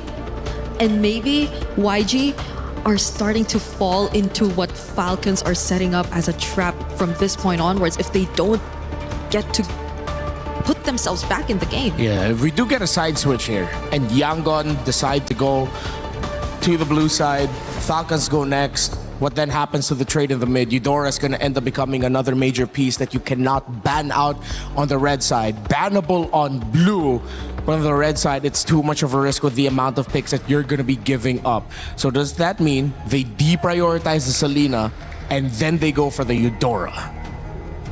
These are good questions, but I want to go to the other side of it because a good writer, a good novelist has to imagine what a world looks like if the villain wins and if the hero wins to set up what's at stake. I want to look at this side of YG. What if this was just another day at the office? If they really are a team that's going to surprise the Philippines, it's going to beat a potentially Onyx in Indonesia in the finals, wouldn't this just be like, oh yeah, okay, we made a mistake, back to it, another 15-minute win? I mean, if they're going to be that team, if we're talking them up like they could be, that's how they would respond in this game. If so, then are we seeing another Barrett's priority first? The thing is, there's a dangerous game right now, and Yangon, I think, they might trick Falcons into this. With the Valentina ban, both Marcel and Atlas are open. Belleric's gone. Okay, it's just the Atlas now. And Dodot the Valentina. So there are a lot of options for Yangon, honestly. They can rush pick the Atlas. Then Ogwen's picks, I think, might have to come in earlier. It's been banned out with the Atlas here. Falcons needs to consider picking up the Minotaur in the first phase. Something to match the potential threat of an Atlas. Without the Veleric, then that is probably the next to consider in terms of AoE if you just really want teamfight prowess. Yeah. Hirara and the Fanny are gone. I think Falcons don't need to rush pick the Nolan. They can save their jungle pick for last and then just surprise with the Joy in the end. And seeing as they picked up the Juicin, heroes such as the Harith and the Joy might be their go-to so that they can get that smoother scale into the mid to the late game to set up for their Claude. Are YG forced to pick up the Eudora now at this point? If they really just want to play for comfort? And is it something Falcons are trying to set up? Because you see how they already have some sort of reliable damage already coming through for the Juicin and Claude to manage at least the mid to late game. Yeah, and they turn off the Gord pick with that. Because if Yangon decide to lean in towards the Kaiser pick and then go for the Gord instead of the Eudora, because again, picking up the Eudora early on, you still have the Esme Uranus trade active, and picking it this time might mean that Falcons wins that trade. I think they have to go ahead and pick up the Esmeralda, or maybe even consider an Arlot early on again. Arlot Atlas, great combo. Nolan available in the jungle, which we haven't looked at yet and is not going to be looked at here yet as well, unless Haji decides to grab it on the side for his team here on Team Falcons PH. But with the Uranus and the Eudora picked up, it's what we anticipated. Yeah. And the tough thing here now is for Falcons is they have a decision. If they pick the Esmeralda now, they lose their priority in the hero for Ogwen. If they pick up the Minotaur now, they will lose that Esmeralda. What do they want to secure at this point, Falcons? They're put in the spot here by YG, who I feel like despite a not so great showing earlier with the Uranus, this is still something YG are willingly playing into. At least they save their carries. At least they can adjust their most important roles here in this matchup. So now they're playing for roam and jungle. I think they still have to keep that Nolan Joy option open. Yangon has a lot to ban out. They'll have to ban out their choice of one jungle pick and then one roam pick. They can't ban out both roles because that will open up the board even more for Falcons. They have the Minotaur available for them. They can still pack the glue, but it's Falcons with a surprise ban. They themselves ban out the Nolan, and that is gonna take Yangon by surprise. Why is it so surprising? Because you're expecting that Falcons is going to be picking it up for themselves at a red 4 in high consideration. And now Yangon is forced to ban out utilities. Falcons might just be in the heads of Yangon right now because now you still have a Joy, Minotaur, and the Glue all open as choices for Falcons if they want to lean in towards that. They don't need to rush their roll pick right away. They can just close it out with a Gatakacha if ever they see a jungler on the side of Yangon that has a lot of dashes. And if it's obvious that they're going to be going for a mix of high dive and having one gold laner in the back line, playing it really safely, then you pick up the Gatakacha to close out. Falcons just opened up a wealth of options for them with this Nolan ban, forcing out an Akai surprise ban by Yangon. But at least for Yangon, hopefully they might have a potential Guinevere. Oh, never mind. Nope. Never mind. Banned out again. Okay, that would have worked real great for Yangon, but even that is now taken out of the options. So we're left with only so little for Han in the jungle. Might just be his Suyo. It's just not a lot for anybody. Yeah, it might just be either his Suyo or his Harley. Okay. And they ban out the Joy as expected. There's still utilities. Do they go back to old favorite and just pack it up with a Fredrin? Are they both looking at the Fredrin right now?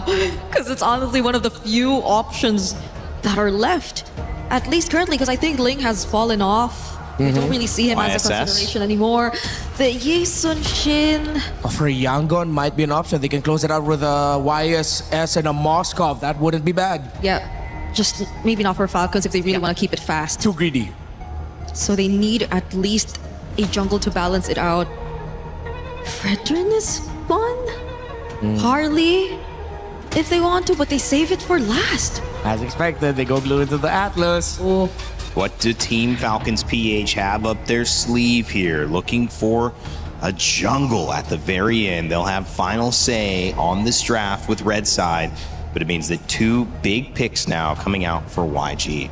For Falcons, it's going to be high burst physical for sure because their roam, their EXP and their mid is all magic. They need to balance that out with strong physical. What do they have? Yeah, what is Yangon looking at for their jungle and gold? They get Clint? Okay, we've seen that work. And the Suyo. I think you go Leomord. Do we run it back and you go Leomord or Fredrin? One of those two? To combo it with the rest of the members, I think if they're going for rundown, Leomord is an option.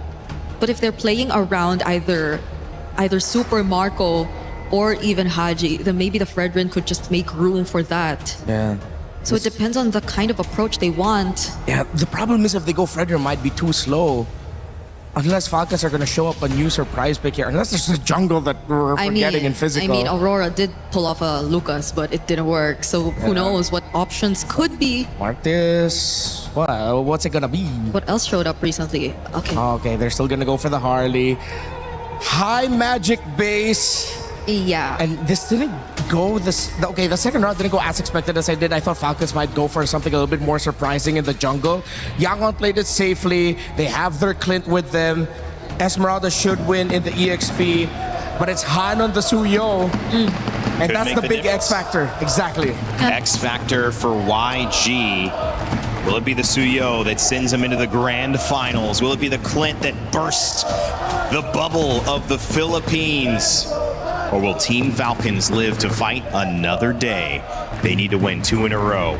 But every win for 2 starts with the first one. So let's see if they can handle this game as we send it over to our casters, Trax and Leo. Going into the Land of Dawn for game number 4 is a canon event in the Myanmar versus Philippines rivalry. Yangon Galacticos could secure their slot in the grand finals and finally put the rivalry to bed, or Falcons could claw their way into a clincher that goes all the way. Welcome to game number 4 in this best of 5, our first semifinals for the day. And just like that, with red 5, Falcons securing the Harley, even the whole jungle matchup was left in contention. And it worked out so well for them, because the thing is even if YG doesn't go for the Suyo, Falcons can pick up the Suyo in response. They had him in this rock, paper, scissors match where Falcons always got to see what YG picked first.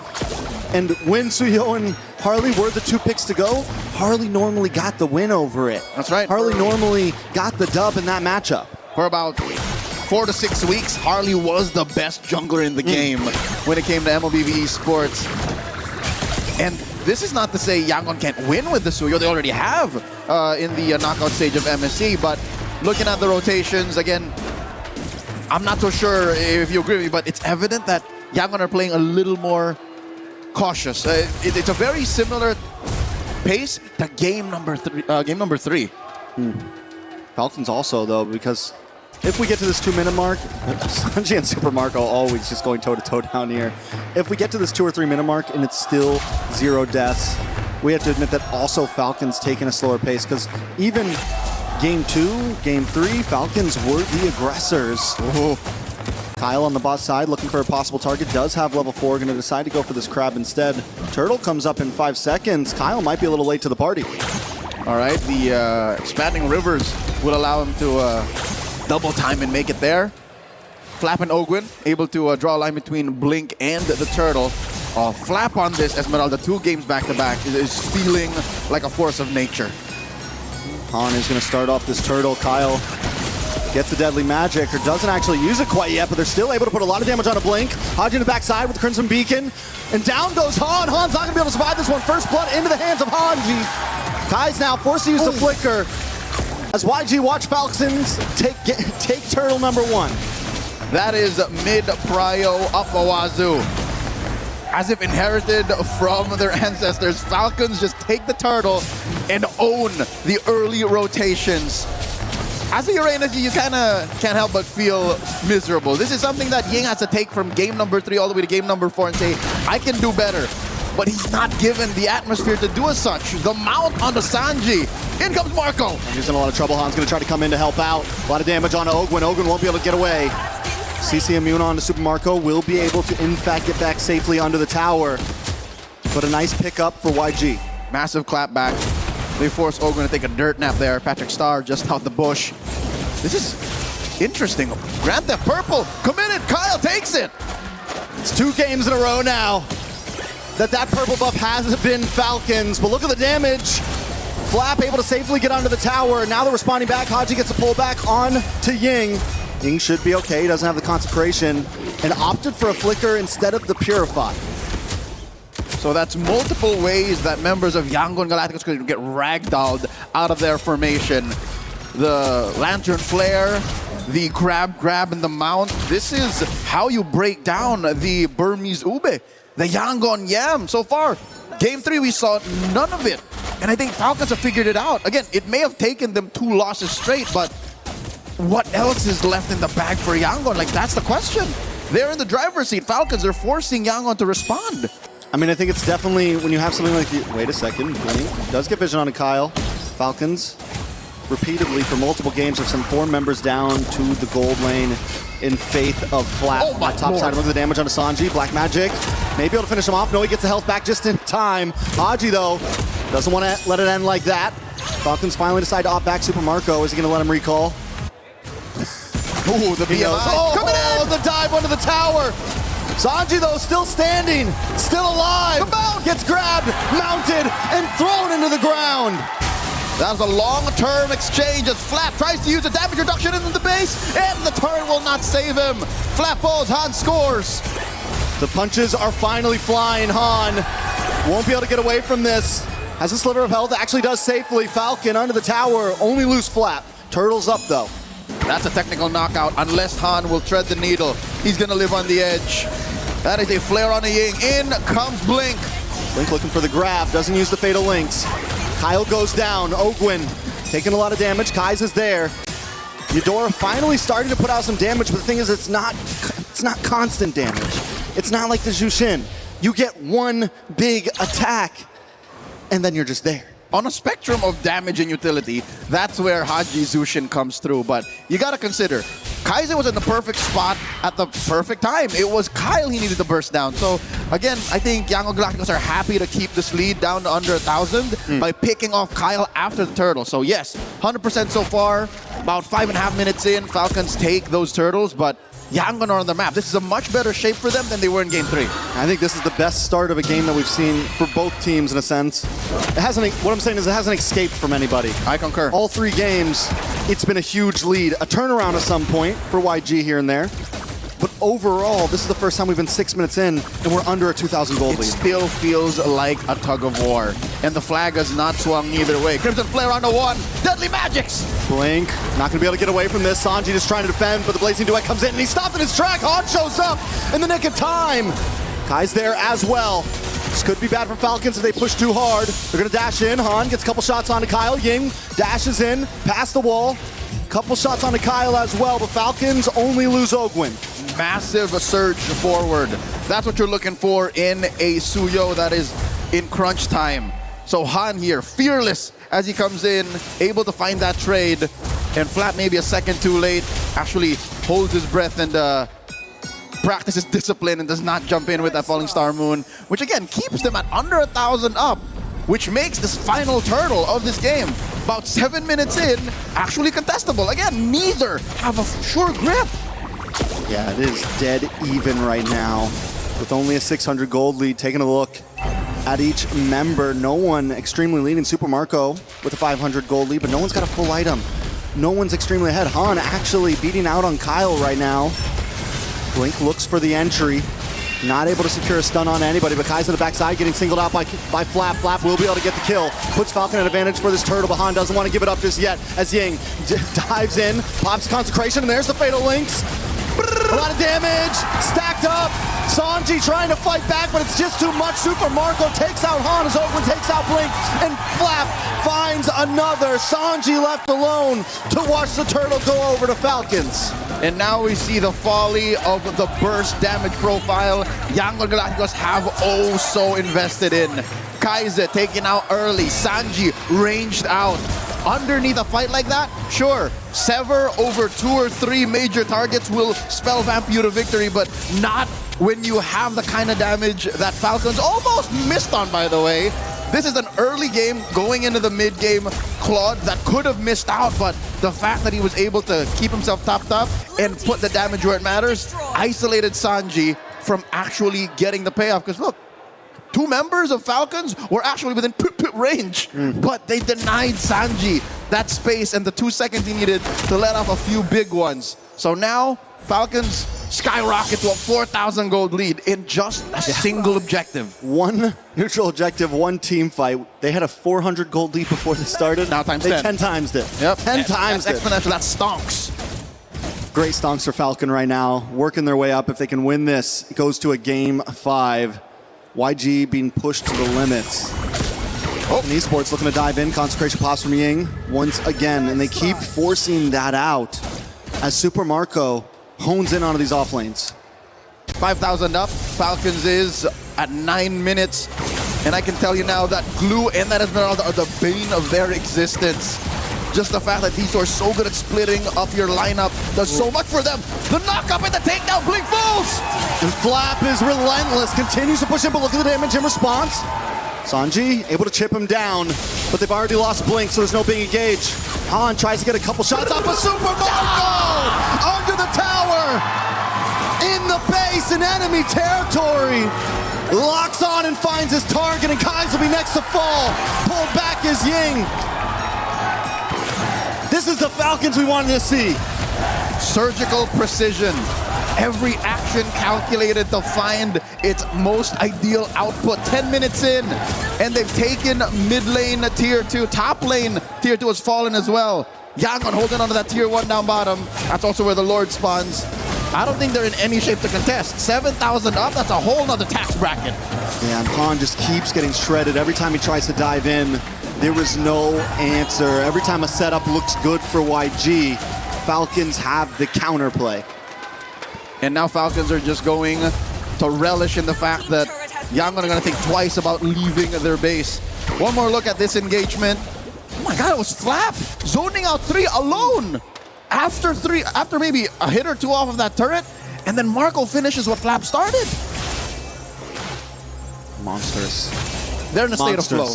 They're in a state of flow. Flow state, one would say. Falcons right now are in a whole nother level. It seems like they're birds out of this world. A new species was discovered 4 games into this best of 5. Lord marching through mid. A pensive state is the other half of our stadium here as suddenly the table has turned. Now it's Yangon who are struggling to find an answer through, I mean, you can find it through a massive fatal links, but now while the Lord is knocking on your base like this. Blink's looking for it, but hasn't been able to catch it. Goes in, 3-man, pulls him in. Ogwin flickers back, but Blink goes down. Super Marco's untouched. He's unscathed, and YG just can't find a member of Falcon to take down. Flap with a falling Star Moon into the tower, trying to open up space. Kyle there as well. Ying and Han looking for an engage that never existed. And in comes Super Marco under the base once again with the blazing duet. He might not take a member, but the inhibitor drops and Falcons are looking for more. Even Ying has to retreat underneath all the lead Marco's throwing out. And even Sanji's bullets don't hurt as much as he'd hoped to. Falcons are now up about 11,000 gold, denying even orange buffs at small camps away from Han. He's starving, just built up his Queen's Wings, which is, again, something he needs. He needs maybe a second or 2 more underneath all that.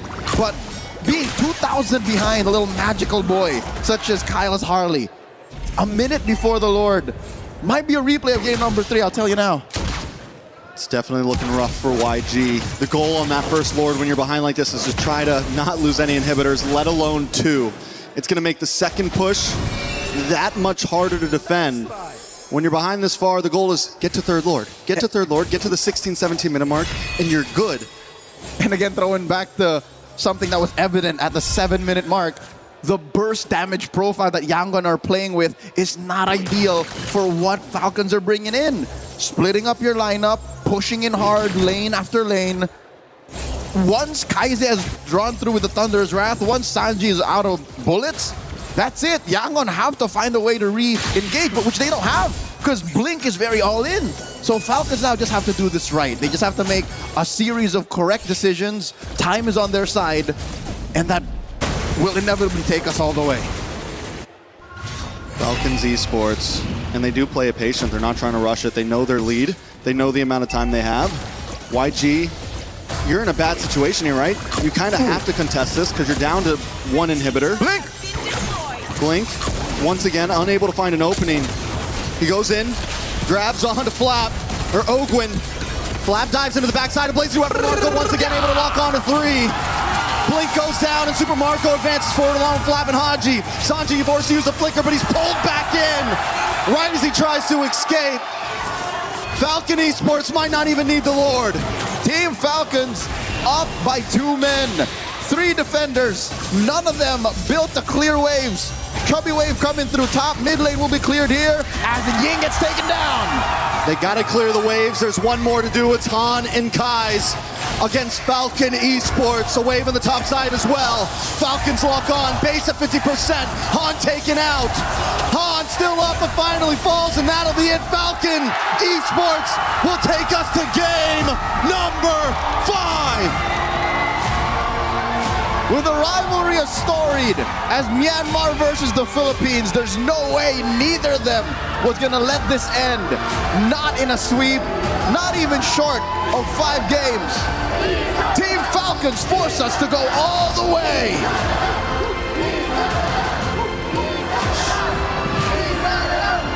What a series we have. You know, YG took the first 2 games.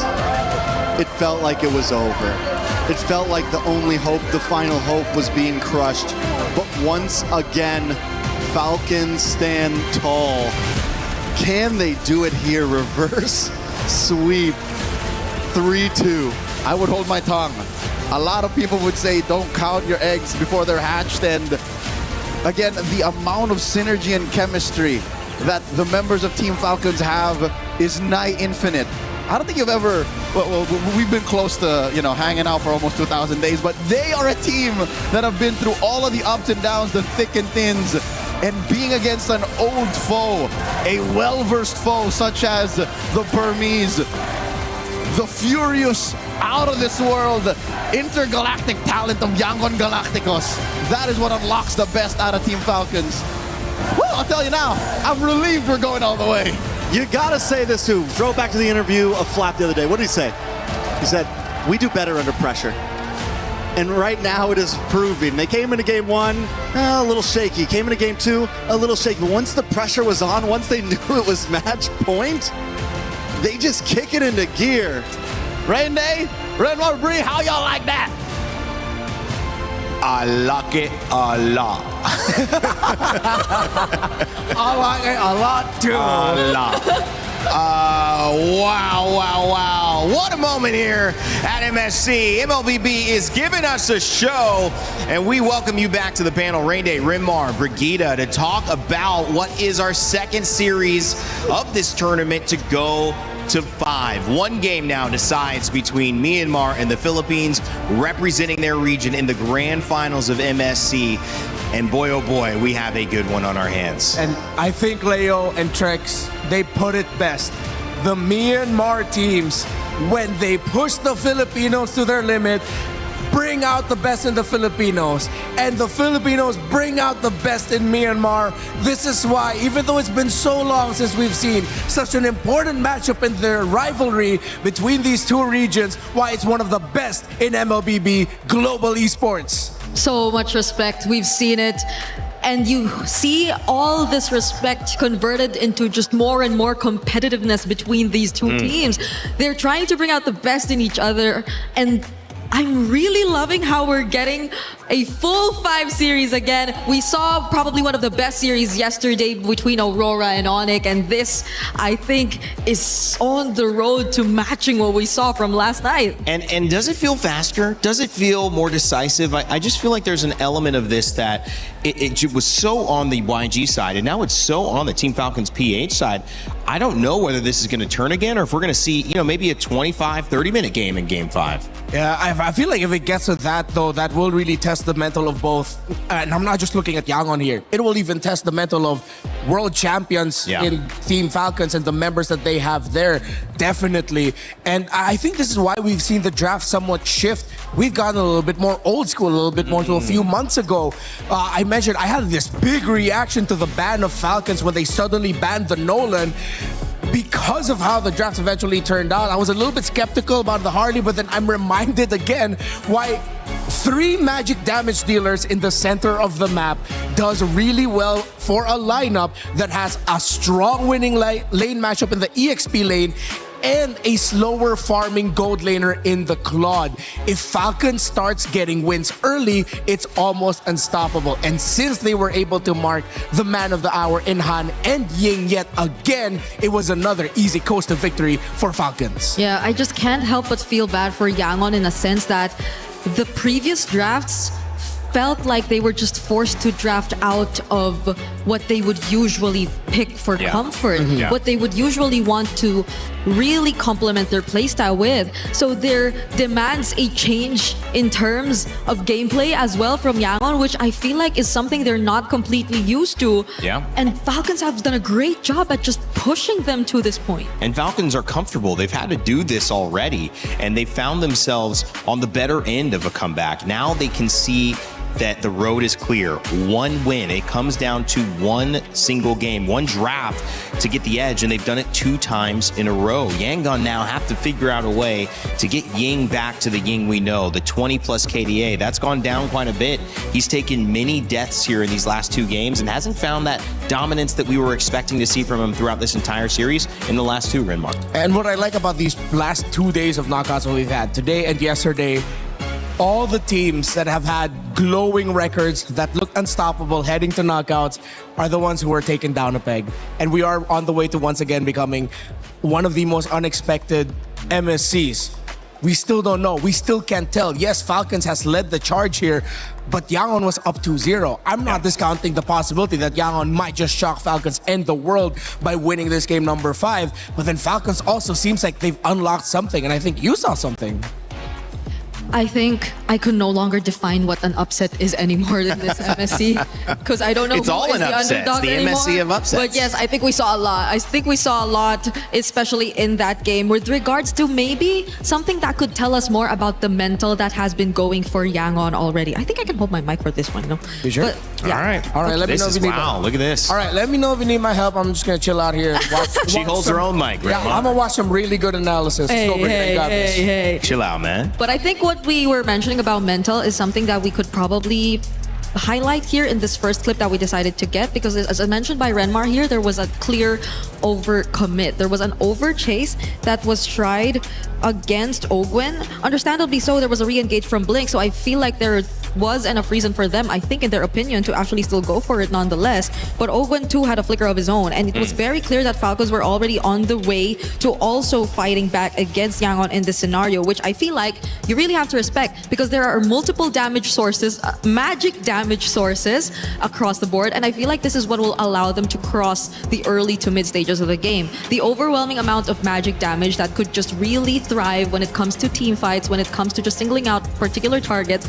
And Yangon, I feel, were very surprised with the way that Falcons decided to play this game. If we take a look at the next clip as well, I believe this is a moment wherein we sort of saw that Yangon, failing the first initial attempt, just resorted to maybe looking for trades across the map.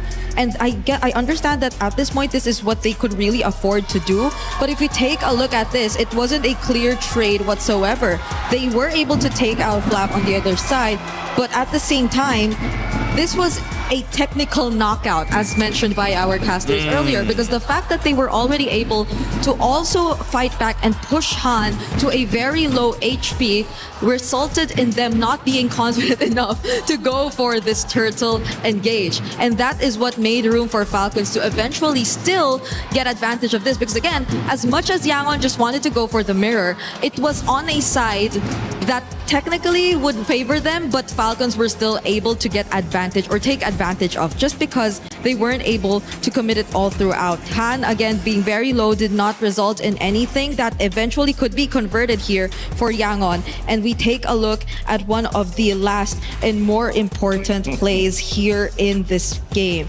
I barely wanted to take out a lot of clips here, mainly because it just felt like a series of failed attempts from Blink on the Atlas and desperately wanting to find setups that could potentially turn into something for YG. And this is probably one of them, but probably one of the most expensive ones as well, because it converted into an objective.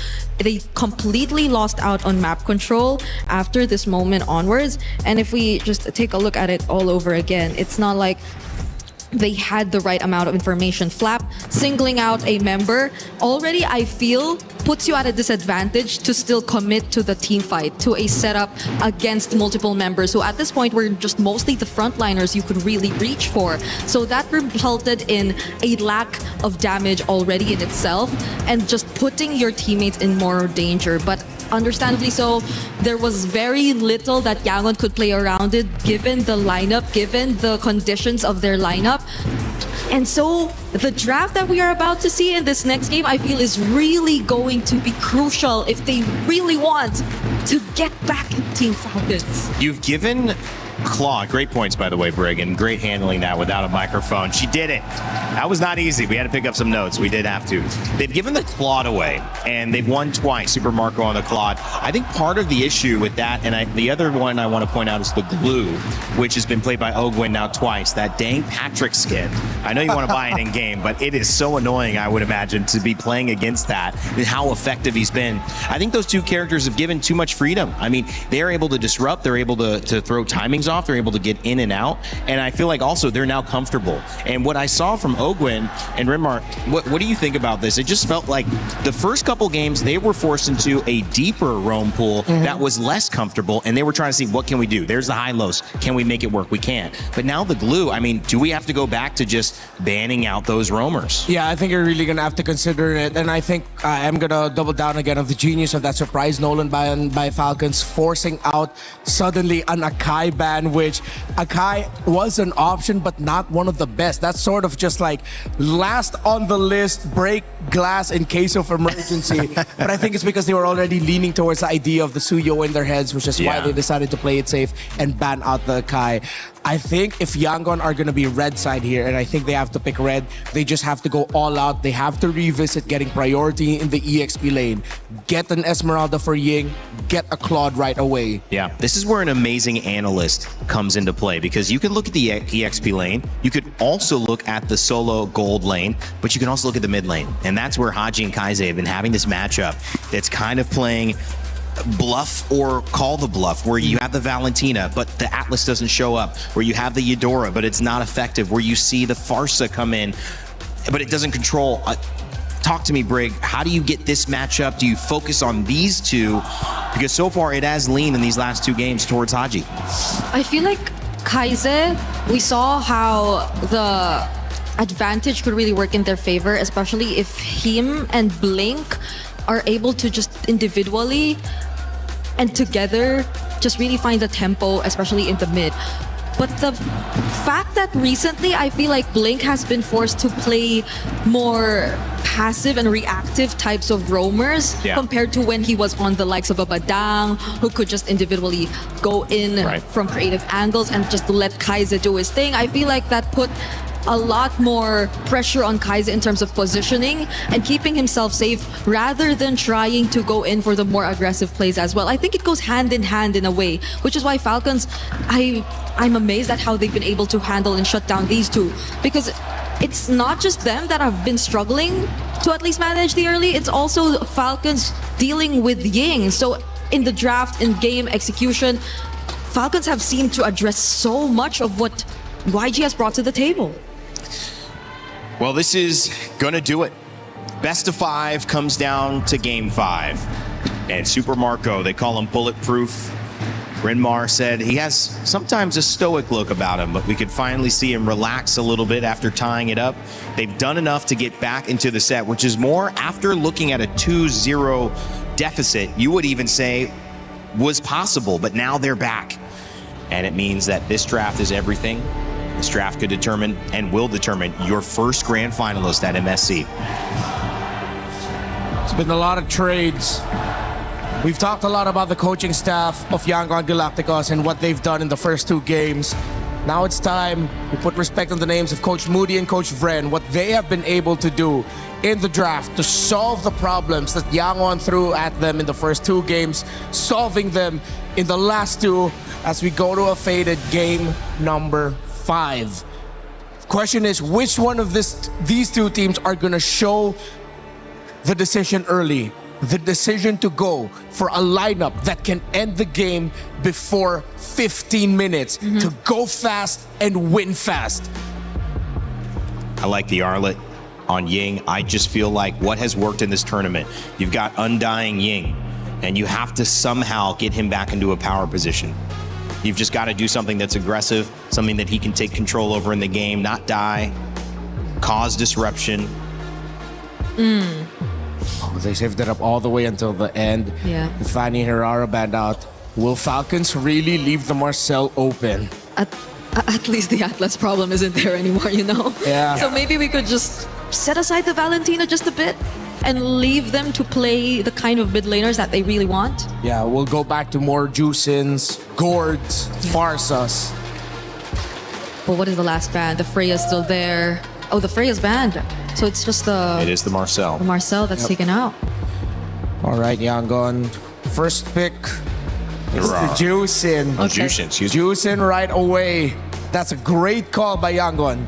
It's a deny on something that was comfortable on the side of Haji, and he just won last game with it. He might have played it 2 games in a row, and this is a takeaway as well from Sanji, who was great on the Claude in the earlier games of this set, but now Super Marco's won 2 in a row. I mean, you gotta feel happy that he's on that character again. If Yangon get the Badang early, this is gonna force Falcons to pick up a Minotaur at red 3, unless they really are leaning in towards the glue.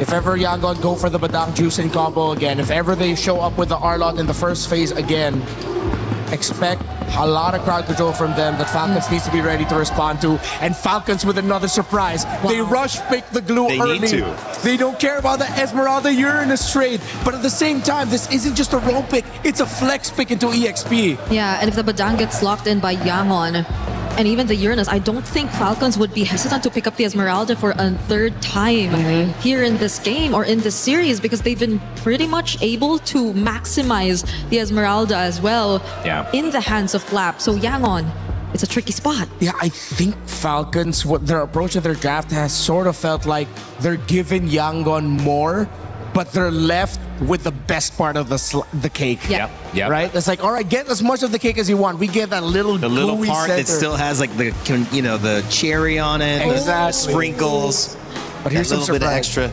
extra. But this is actually really good by Yangon. good, it's Instead good. of going to the second phase, instead of leaning towards the aggressiveness for Han, they play again with the idea of control. They pick up the Guinevere and they get the Moskov. That's been banned out in that second phase every time. You guys have looked at it and said, ooh, Gwen would be good here. No, thank you. But it does leave open a chance for a very important pick here, whether it's EXP, whether you try to look at your mid lane here. So it's true the Esmeralda Uranus option is still there, honestly, for Falcons. But if they themselves want to switch things up a bit too and just jump into more crowd control potential, they can leave it for later and instead prioritize the Harley, which I think fairly enough would be a great matchup towards the Guinevere, especially in objectives. So they're really trying to readjust their sources of engage in the last 2 picks. I wonder if Yangon need to consider banning out a Farsa if they really want to double down on the aggro, but they need more crowd control. They already have the glue to disrupt. Good source of... Oh, it might depend. They might actually save the Haji pick for last. What if well, there is a chance Yangon just take out all these potential XP lane problems. Yep. The zonings that can come out from Flap, either if he does get his hands on the Esmeralda, though they have ways to deal with it through Shred. I just feel like positioning-wise, you really don't want to face it anymore. And that'll allow you to maybe consider another pickup on the Badang if it's just really taking out the counters that we're talking about. But they instead take out the Eve. Which I feel like means Yangon just showed a little bit of where they are mindset-wise, because their 3 picks are pretty great against a lineup with an Eve. And the fact that they still decided to ban it out, maybe that might be something that Falcons just now have a hunch on of, oh, wait, they're overthinking a certain aspect of it. The EXP lane is really where the focus for me has shifted. The R-Lot has gotten banned. I thought that would be a great pick to get Ying back in comfort. But now you have the Uranus and the Esmeralda. Is the thought, Brig, that if we save this and you pick up Uranus or you pick up Esmeralda, we just get the other one? There is a chance, but there is a chance also that we look at something else, because I think the Arlott Guinevere also really would have been a great combo. If Yangon are looking to just layer down, and taking out the Eve means they really want to go for a certain setup, right? Yeah, because if ever Falcon shows their mid laner now and pick up something like, I don't know, a Vexana, Yangon can go for a very aggressive EXP laner that can just break that formation. Zetian! With all of this dive, with the counter set it has, with the Fury of the Phoenix, a lot of control, a lot of vision. The thing with Zetian lineups is, especially with the Harley, especially with the Claude, if Yangon end up with 2 strong high invade Roman EXP picks, it's going to be deadly for them. If Falcons lose this early game, it's going to be hard to come back. I think Yangon can lean in with just pure total aggro. What about Keto? Up against Zetian, because of her knockback, it might be tough, especially with the glue around as well and the Esmeralda still open. Sora is actually a really great pickup. Whoa, all right. We might get Valentina EXP here for Falcons and Flap. That's an overwhelming amount of magic damage again. Yeah, and it's a counter to the Sora in the lane. As Yangon end up with the Kali not good if ever Flap ends up with his own shifting skies as a Valentina Sora cosplay. We're going deep into the pool, baby. We love to see it. Last pick here for Team Falcons. Yeah, it's either they go for that, or just the next laner who could match the Sora and just disrupt positioning, and that's gonna be a Phoveus option for them. Dangerous. Yeah. Who would have thought the Phoveus was actually still up there? Yeah, they needed an anchor, actually. The Valentina would have been the more defensive option, but the Phoveus could be used to bait out some skills from Yangon, and then the glue goes in.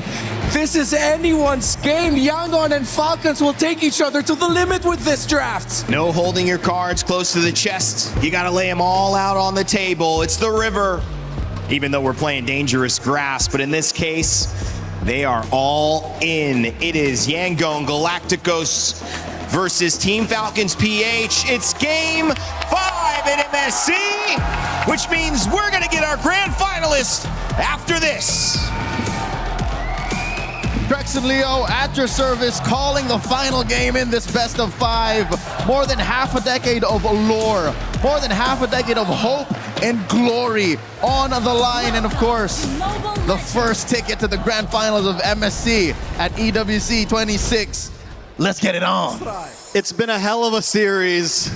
It's game number 5. It feels like a grand finals if you ask me at this point. YG with another draft in their pocket. Falcon as well. We've had different picks throughout every single game. And I love the way the panel put it. They are digging deep. It could be anyone's game at this point. Already so much aggression from both teams. Both junglers possibly have to go back. Blink has a quicksand guard, so he should be okay. The draft has definitely evolved. Again, they're able to split up the Zushin and the glue. And then, of course, Neri and Esmeralda in sight. Early invade here coming in from Yangon Galacticos. And that Phoveus from out of nowhere. Again, multiple conversations I've had prior to this game starting amongst the community. Is Phoveus dead? And here at Red 5, possibly the most important game in this series, Phoveus comes up in the hands of the Filipino cannon. It has been, and also in this series, it's been a banned pick. It's been one that Falcon hasn't been able to get their hands off, and the one times that it is let through, it's not even picked up in the beginning. It's picked up at the end as a last thing in the Swiss Army knife for Falcons. Can Flat be the difference here? Ying as well on the Sora, another pick we haven't gotten to see a lot of. So much on the shoulders of these EXP laners right now. Ying and Flap. Fortunately, neither of them have died. And again, this game has taken a turn after we've seen so much action in the first 2 minutes throughout the group stage. Early knockouts, we could have sworn the meta has changed, but no, when the best of the Philippines, the best of Myanmar come through, macro reigns supreme. Early presence here, Han holding that pixel brush. Blink with a pull, Ogwin flushes him out. Kyle here, holding on. Oh, sees Blink. Han will get to level 5 before this turtle. Kyle's gonna try to go back to this orange buff and scale along with him. Both teams taking it slow, so slow. They know exactly what is on the line. Down in the gold lane, the swap back and forth between this Moskov and this Clint has consistently happened. But one thing we have to point out, Super Marco on the Claude has been monstrous. Denying it from Sanji alone is such a power play. And I'm glad that we were able to take a peek at the gold lane, because that's essentially where the duel is happening. And as we speak, it's happening now while these two teams dance around the turtle.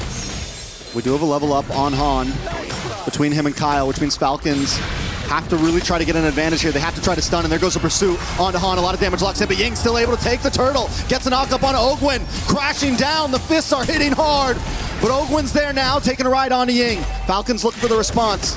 No members on either team go down. Turtle goes over to YG. Marco going for that double. Rampage Sandstorm jumped in. Blink spent his ult to deny Marco a clean double wave. All right. I like the way both teams are playing right now. There's sustainability around the map. There's crowd control on both sides. There's engage, re-engage. This game could definitely go the distance. There's a combo that they're waiting for. Falcons want to get the perfect Fury of the Phoenix into a chain on that demonic pursuit. The demonic wave into infernal pursuit. Bop, bop, bop. That's what they're looking for. For YG, came a little closer, came a little easier, right? A flicker into a shifting skies. So we're taking aspects of games 1 to 4 and putting them into practice now with some new picks as well. So this is a series that's been building game to game to game. Falcons have a small lead, but you can only really chalk that up to a little better mobility across the map for them, since, you know, a Harley is slightly more mobile than a Guinevere. Easier double laning from Super Marco. And I think that's what we're looking for, a mid-game power spike from Falcons that could eventually turn YG around, make up the difference for that ease of execution. But you could say the same for YG here. All it takes is one good combo from them as well. One nice Violent Requiem paired up with the Beacon, followed up by the Shifting Skies. There's a lot of possibilities on both teams to make one major play to give them that 2,000 to 3,000 gold lead. They're neck deep in crowd control. They literally have a bit of crowd control on everyone. So that's what Falcons is trying to skirt. That's what they're playing around. Again, the fact that it's only Marco who has a Purify and Haji who has his passive. Once that's popped, then Yangon has free reign. That's what Falcons is taking all this time for. What's insane about the amount of crowd control on both teams, there's only one Purify between 10 players. Both teams putting their all on an aggressive route, or on a micro route, I would say, looking for the outplays, looking for the chance to make something happen with these flickers. Kai's trying to make entry for Ying. Blink there as well. Han finally comes in, get the Violent Requiem. A lot of damage locks in. Super Marco comes over to Blazing Duet. Kai's able to take out Flap as Marco unable to put any damage on to Blink to the backside. Han does go down though. It's 1-for-1 Flap for Han. YG end up losing out on that one. Not so fast. There is a chubby wave left over by Sanji in that push up top. Falcons quick to find redemption as they push down bottom. Kyle! In a lot of trouble here. Space escape was at such short range. That was 3 members of YG dogpiling on him. And that will even the playing field in that last trade, because yes, the tower went down on top side, but tower also falls to Super Marco. And if they didn't find a play there, YG could have taken a huge step back, but now Gold still sitting at a complete standstill. Structures at a complete standstill. Nothing comes for free. Yangon Galacticos and Falcons, believe it or not, are much more similar than one would like to admit. They are very macro-centric. Sure, good team fighting, great maneuvers, tactics on the map, but it has to make sense at the bottom line. When you look at that number at the end, how much do we get out of that? they have to have gotten their margins checked, and that's what that kill was on a Kyle. Kyle has to watch himself again. It's a death per jungler, Han and Kyle. The EXP lane, though, I think this is where the difference lies. Flap is a little more willing to sacrifice himself, while Ying is still the hero play. Ying still counts his shifting skies as if it was the game changer. It was the win. Ooh, nice steal by Sanji. Very well done. Both teams back to just letting their junglers do what they do best. YG, Han does take a camp up on the top side. He's holding a level ahead of Kyle right now, and it's kind of been the story. Even though he's on the Guinevere, he's been able to keep himself ahead in terms of juggling. It's with those little camp steals that he's taking. A little lizard here, a little bug on the top side. Anything to try to get the level advantage on the next objective. Which is something that Kyle has to watch out for, because more than just a cleanup, Kyle has to also keep up with the farm, which he hasn't been. He just reached level 10 now, while all this while Han was already level 11. So now in this final turtle, each of them a piece. We'll see how, with the Fury of the Phoenix, finally maybe Falcons can find that combo. Turtle down on 8. Ogwin jumps on Han. That might be the answer right there. Han unable to get it. Haji takes a turtle. Raging Sandstormer to the backside, but it's still not enough. Super Marco with a blazing duet. Ying goes down. Kai's on the run. It's a double kill for Kyle. Sanji takes a tower off map. And Falcons are capitalizing, but Sanji helps save the day, helps even the playing field by taking out Kyle as Falcons collapse onto Blink. Blink going for a ride. That's Ogwin hitching along. That's the flicker. Blink denied further damage by flickering back, and you know the saying, better flickerless than dead. And only if Falcons could have cut down their losses, which I can't blame again. Kyle is such a softie. Looking at this whole lineup, Kyle is the most vulnerable of them all. And the reason how this worked is the perfect synchronization of all of their ults. Look at that, all the greens gone. That is what Falcons is looking for. In the super delayed SOD, Sanji doesn't commit to it first. First he takes the tower, and then he SODs. Kyle thinks he's in the save, and up pops Sanji from the back. Final nanosecond is what it takes, and Sanji, yes, take away my Claude, but my Pocket Moskov is also pretty darn good. 1-0-1. Super Marco has maybe a little bit more in the bank, but Sanji, now he's taken the past 2 games to get used to it, and he's up 700. Look at that. So now I think Falcons, I don't know how they're going to do it, but they have to pay attention to Sanji. They have to find a way to put a beat on this Moskov.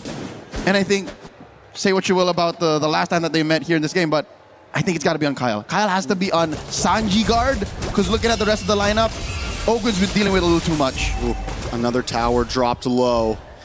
YG make their way down bottom as Falcon try to break through, but they are in a little bit of a pincer here. They need to be careful on this engage. Super Marco able to get onto Sanji. Sanji gets knocked up. He tries to BMI away, but they've all collapsed onto him. He will go down. Han unable to get the engage. Blink in the backside, use a quick sand guard, but Kyle's already onto him. It's too much damage. No Blink flicker. doesn't have the flicker. One more shot. He uses the conceal. Where is he going? There was a universe where it may be a 5 to 6% chance that Blink wasted more time, got away with it, because by jumping in and without the blind space escape card trick, he would have gotten away. But alas, here we are now. 2 dudes down for Yangon Galacticos. Falcons blitzing the Lord. And there's just no way in. YG has finally given it up. All right, body block. Close. It was close. Good call, but I don't think Sanji would have pressed it anyways. He was going for the steal. And we've seen that before. Historically, we've seen that before. One more look at that sequence. I said it was Kyle who should be checking in on Sanji, but hey, 3 dudes work as well. You know, in that fight there, YG, I wanted to see him close the distance a little bit faster. I don't know if they felt like Sanji was a definite getaway or not, but in the end, losing Sanji there, then losing Blink, it was an easy Lord taken. Finally, we see a team get past the 1K gold mark in terms of a lead. Even with just the pick up on Sanji, I think that would have been a clean Lord take either way. That's how fast I think Falcons can move, and that's how good they are at recognizing this window of opportunity. Now they have a 2,000 gold lead. Haven't quite closed the gap between Sanji and Marco. Now about 200, 300 between these 2 gold laners. And they get a push up top. This is it. Falcons are in pole position. They're in the driver's seat. YG has to try to not lose any inhibitors here. It's a bad position if they do, especially with Lord coming down on boss side next. Lord finally taking out a couple more shots. Han able to take it. No, Han on the boss side pushing lane right now. YG gonna jump in. Ogwin gets pulled back in. Super Marco with the blazing duet. How much damage, but he doesn't get the final final shot as Haji and Ogwin are caught under the tower. Sanji finally falls, but Haji will fall as well as Blink. But the quicksand guard still alive, does get CC'd and taken out. Kai's with a double kill. And look at Han on that bottom lane against the base. Ever seen a Guinevere pretend to be a Ling or a Fanny? That's what Han has done here.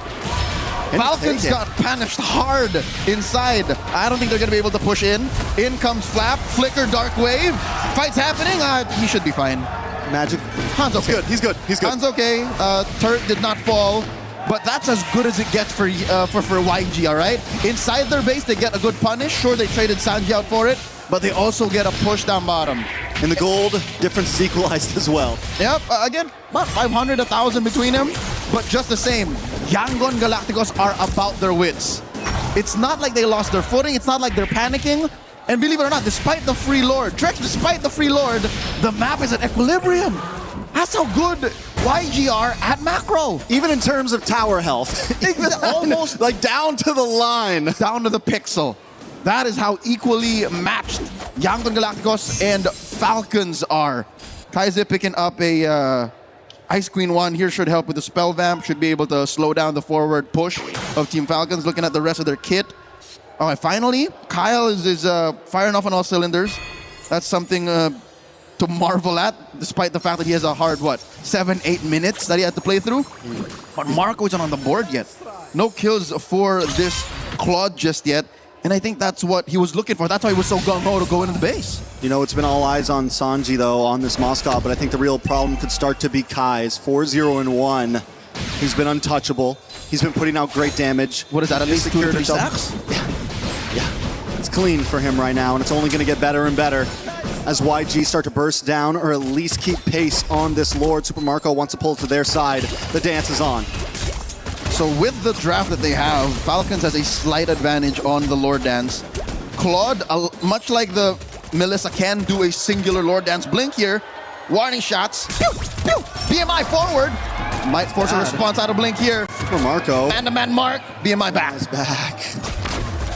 How long does that BMI last? I mean, feel like he was chasing him for a minute there. As long as the SOD could. And Shifting Skies, finally Requiem. He catches Ogwin. Kais gets the kill. Deadly Magic isn't going to be able to finish off Ying. Blink in the backside, able to pull Super Marco away as Kais gets a double onto Flat. That was the target. That was the bait. And Super Marco wasn't there to help out the team. Now Kais is on to the next one as Haji falls. Blink goes down. But it's still not enough. 4 members drop on the side of Falcons. Kaiser is out of this world. Massive stacks gain. Falcons fans are at the end of their wits. A singular mistake, maybe a second too long, held inside a bush. A moment of hesitation leads to a 4-for-1 trade. Once again, you can split up the Ubi, but they find a way to collapse into you. Blink was such an amazing Raging Sandstorm to delay the engage from Super Marco. He catches Haji and Marco in that hit. What a bait. For what? The better part of a minute, Blink was conditioning Marco. And maybe even the rest of Falcons saying, look, we're going to take it. All you got to do is grab it. It's right underneath their noses. And Falcons fell for it. Because of that, they're down 2K. They're in jeopardy to lose their bottom lane inhibitor.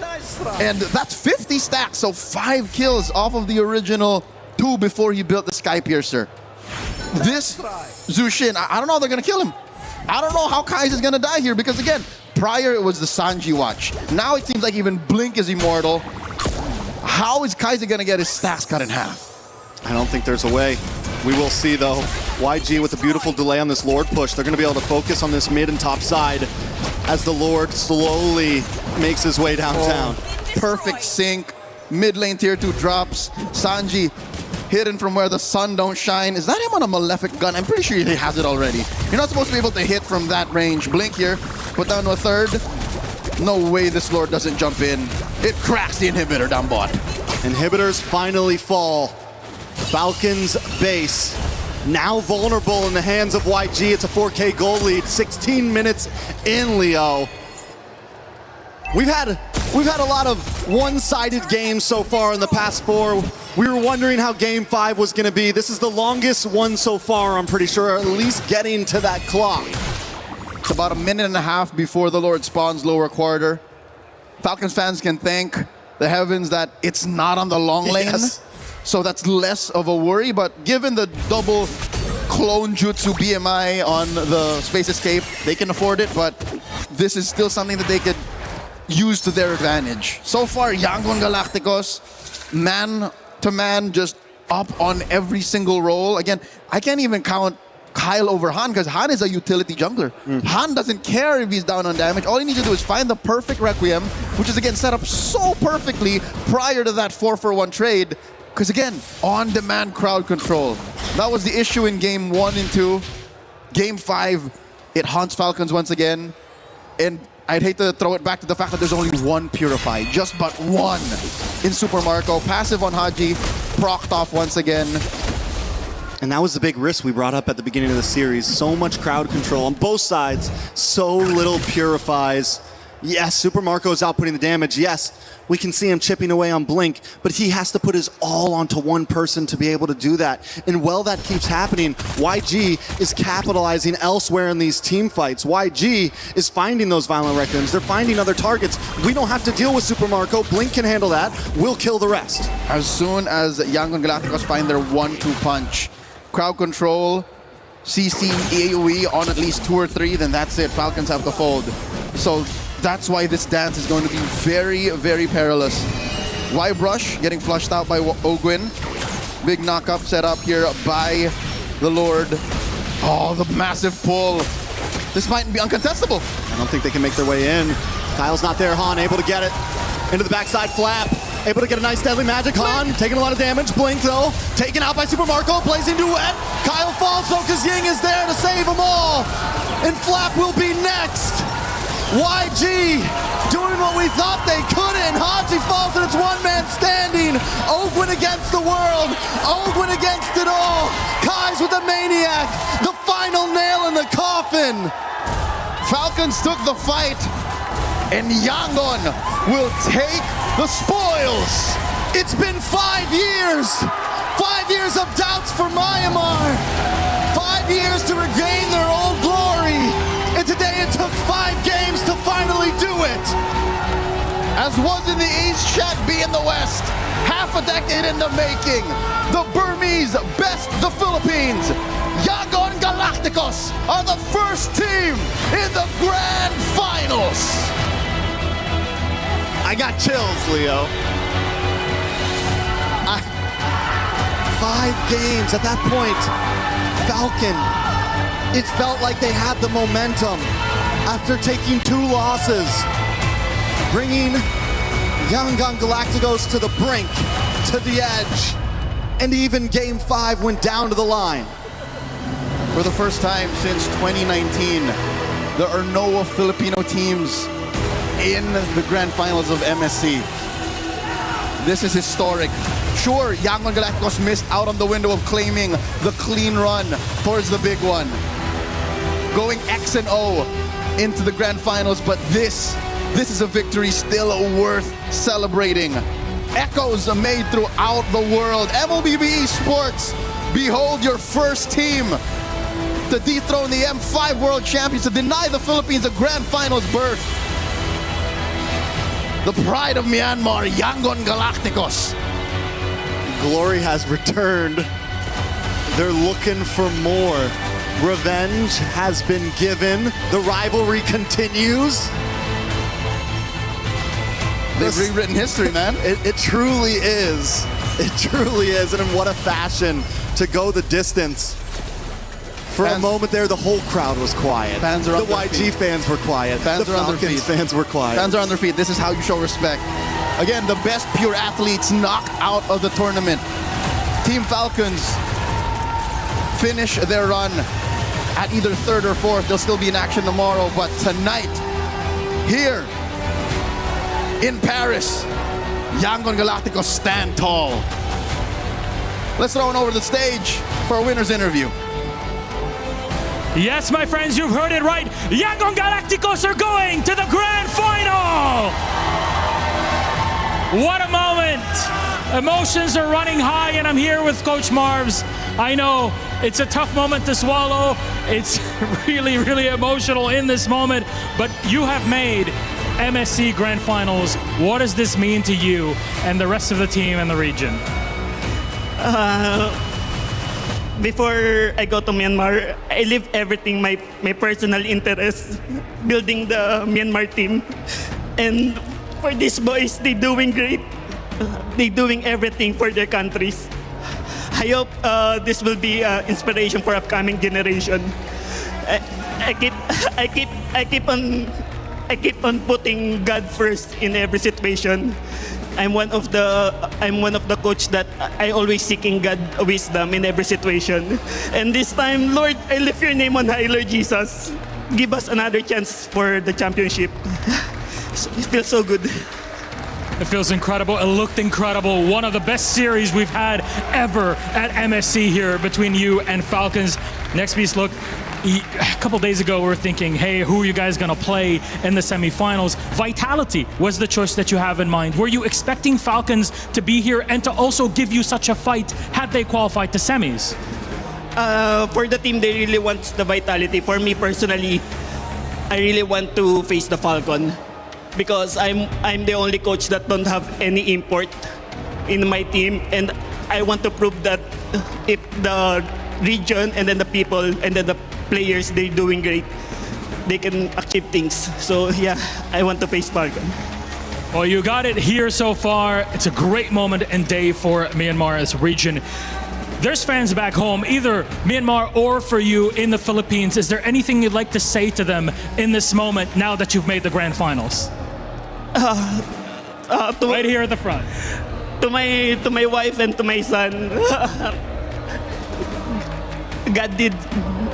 It's amazing. God put me on the stage, in the world stage. Thank you for supporting me. Elijah, thank you for believing in me for my next New Era X Pro family. I love you so much. For the Myanmar Burmese people, we're going to rewrite the history. Okay? We're going to rewrite in the name of Yangon Galacticos. Thank you very much, Coach Marvs. Thank you so much, my friend. Emotions are high, but that's the beauty of MSC, my friends. And it's now time to crush a key all together. Let's bring out the entire team. Come on over, my friends. They might have one more key crush in them, but that'll be after the grand final. For now, yes, you heard it right. Your eyes do not deceive you. Yangon Galacticos are going to the grand final. A crushing to go and a big one here. Not just will they be crushing the Team Falcons key here, the Team Falcons PH, but it's the club champions of last year. Coach Marvs has the honor to do it and will crush Team Falcons after an epic best-of-5 series. All destroyed. Job well done in the semis. Only one more step left for greatness. A great step in a moment for Myanmar. Let's break it all down on our panel. We will rewrite history. Coach Marvs. Not just for Myanmar, for Yangon Galacticos, who remain to be the best team so far in the galaxy in MLBB. MSC has been so named the Tournament of Upsets. Well, I will self-proclaim that. It is the Tournament of Upsets. And as we continue on, you cannot leave a moment like this without acknowledging the emotion that goes along with it. It's not just the win, it's not just the game, it's outside of the game.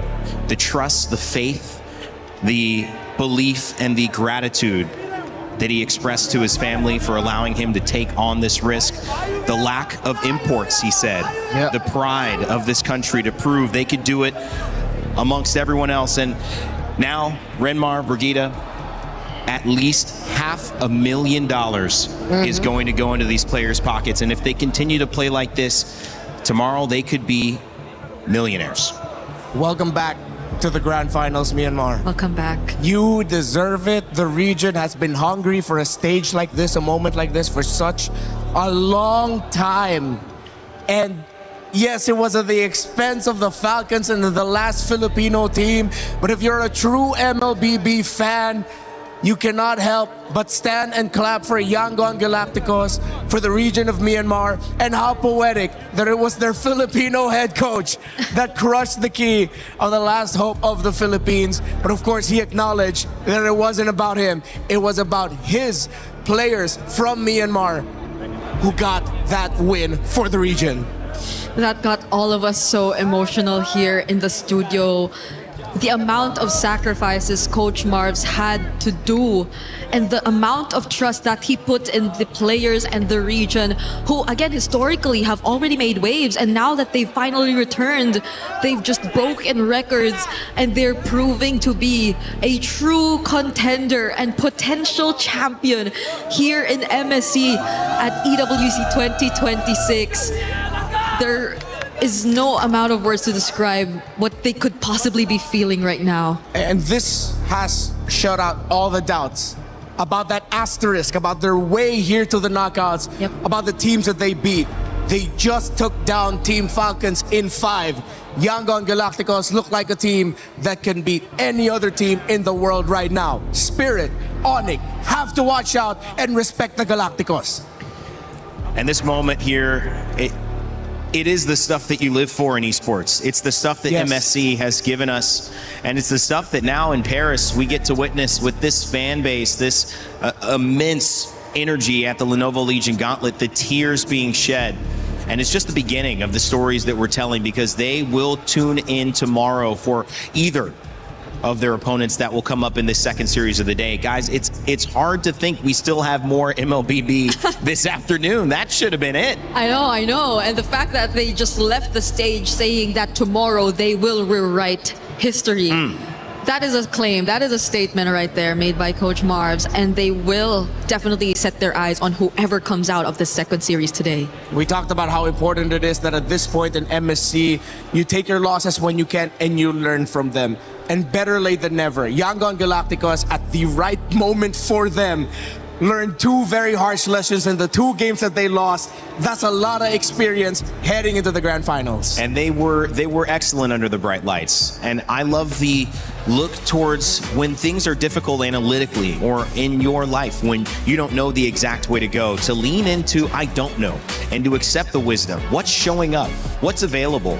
And how can we do the best with what we're given? That was an amazing turn of events for Falcons to even tie it up, guys, because they were down 2-0. Most teams would have just gone out 3-0. Most teams did when they faced Yangon Galacticos. But as we send out Team Falcons as well, Brig, and their key is crushed, and you see the fans' disappointment, you do have to say they gave it their all. And some people, after the first group stage, didn't even expect them to get here. They had a shaky performance. It was something we constantly recalled back at the group stage, but they will still have a battle for third match tomorrow. That's right. So there's still a chance that they get a much bigger amount, a much stronger finish here in MSC 2026. It's not completely over for them, and good effort for both Falcons and YG. Yeah, we mentioned it. Besides the money, very important club championship points. Yeah. Team Falcons could still secure for the organization if they go to third. Yeah, that's a great point as well. Of course, Falcons, as their key is crushed, still looking for the ultimate win. That is the big key. And of course, that's what they're trying to get. It won't happen here. It's Yangon Galacticos who have earned that right. And boy, oh boy, they have shocked the world, but it shouldn't be a shock any longer. This team from Myanmar is playing lights out. We've had a chance to talk to a lot of players as they've left this tournament. This might be the hardest one, though. A player who I think made a huge difference in the comeback on the glue. It's Ogwin, who is standing by with Eterna in an exit interview. We are now with Ogwin in the backstage after that loss against Yangon Galacticos. Ogwin, tell us what's going through your head right now. I think we're really sad because we have a close fight and we didn't, close it. Yeah, so it's quite sad. Was it because of, what happened in the game, the way that they adapted so well in that final game, or what went wrong maybe on your part? We have many misplays on our part, and we got our early games quite well in Yangon, but we didn't finish it off in mid game to late game, so we got punished really well by them. So props to them. Was this an expected fight from Yangon Galacticos? Obviously, it's not an expected result that you were hoping for, but with that fight, was it that intense? Is Yangon Galacticos just that good?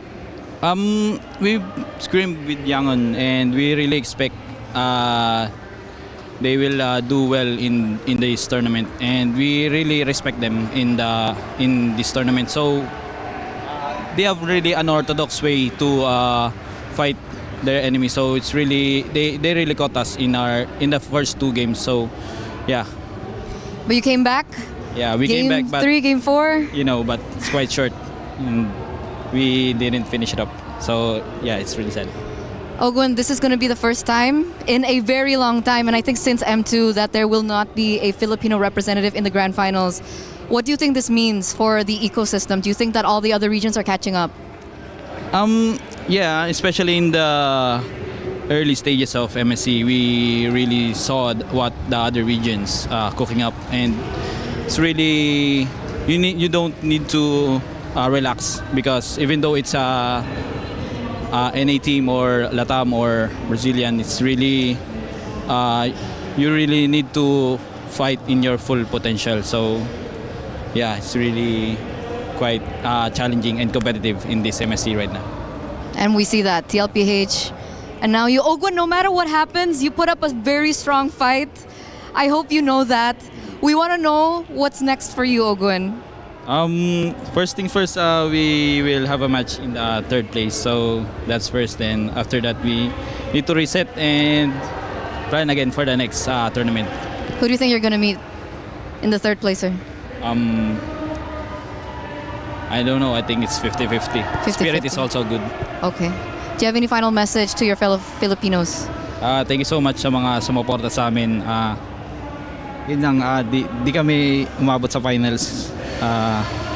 Kaya yun, ito lang yung kinaya namin. Kaya sa susunod namin na tournament, pas paghahandaan pa namin, tas hindi namin mamalitin yung kalaban. Yun lang. Thank you. Thank you to Falcons. Thank you to Ogun. We love you very much. Everyone loves you very much. Keep your chin up. We're going to throw it over back to you guys. I'll leave it to my Filipinos to talk about what you felt about that one. He said he messaged to the region, and I think this is kind of history making as well since M2. Yeah, he just apologized and said. Well, first he said thank you for the support. He apologized that they fell short, but yeah, he did acknowledge all throughout the interview that the world has gotten so much stronger, and that's great. I mean, Yangon Galacticos, he said this is what moments like these, wins like these, are what esports are all about. Yeah, and it's a takeaway for the Philippines as well as a region. It's definitely going to fuel a lot more of the hunger to get back on an international stage win. And I think for a lot of people, we're writing history at its finest. It's such a great way to increase the competition that we currently have in the MLBB competitive landscape. I love the way that this has gone. This has been really fantastic to see as just an esport enjoyer. As you develop and you guys going into M8 this year, and you're talking about M2, you're already seeing the experience and the knowledge increase from this esport, and you're gonna go through these phases. I mean, it happens. It's happened to us. We got a Japanese winner over on the Battle Royale side of Apex. I mean, MLBB, it's a beautiful thing when you get to expand. Obviously, it may not feel that way if you're staring down the microscope of it right now, but when you pull back, you'll see great thing for the game in general. As we continue to move on, guys, I know this is the end for you two, today at least. Any final thoughts after seeing this, and anything to preview as we look at our next match coming up today? I agree with Ogun. It's a 50-50, Let's all set our eyes on the upcoming series, because this is not looking like a fast one either. Yeah, if ever Team Spirit defeat Onyx later, then for the first time, we're going to get EECA in the grand finals, Myanmar in the grand finals against them, and no team from what we've seen as the big regions in MLBB are first. That will really push the story as an MSC of, I wouldn't call it upsets, but surprises. And the best surprises usually come all the way up until the end. All right, well, I already see your replacements coming up on stage, looking good in their suits. I'll just leave that as a, no, you can't come. Oh, God. It's unwide, it's unwide, The fella's trying to get in. We can't let him do it. It's not your time. It's not your time.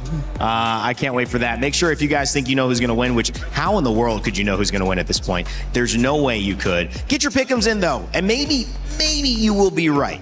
But I just remember how many of us have been wrong so often at MSC.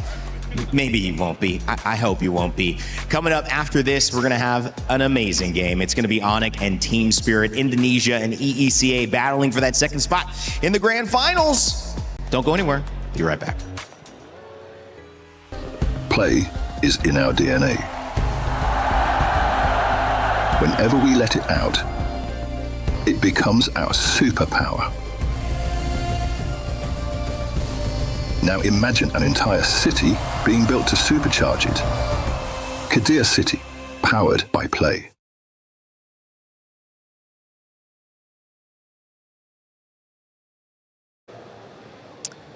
This is Confessions with Naisu. I mean, you are chilling here, to be fair. I'm chilling. You don't seem remotely... A lot of people have been quite nervous for this.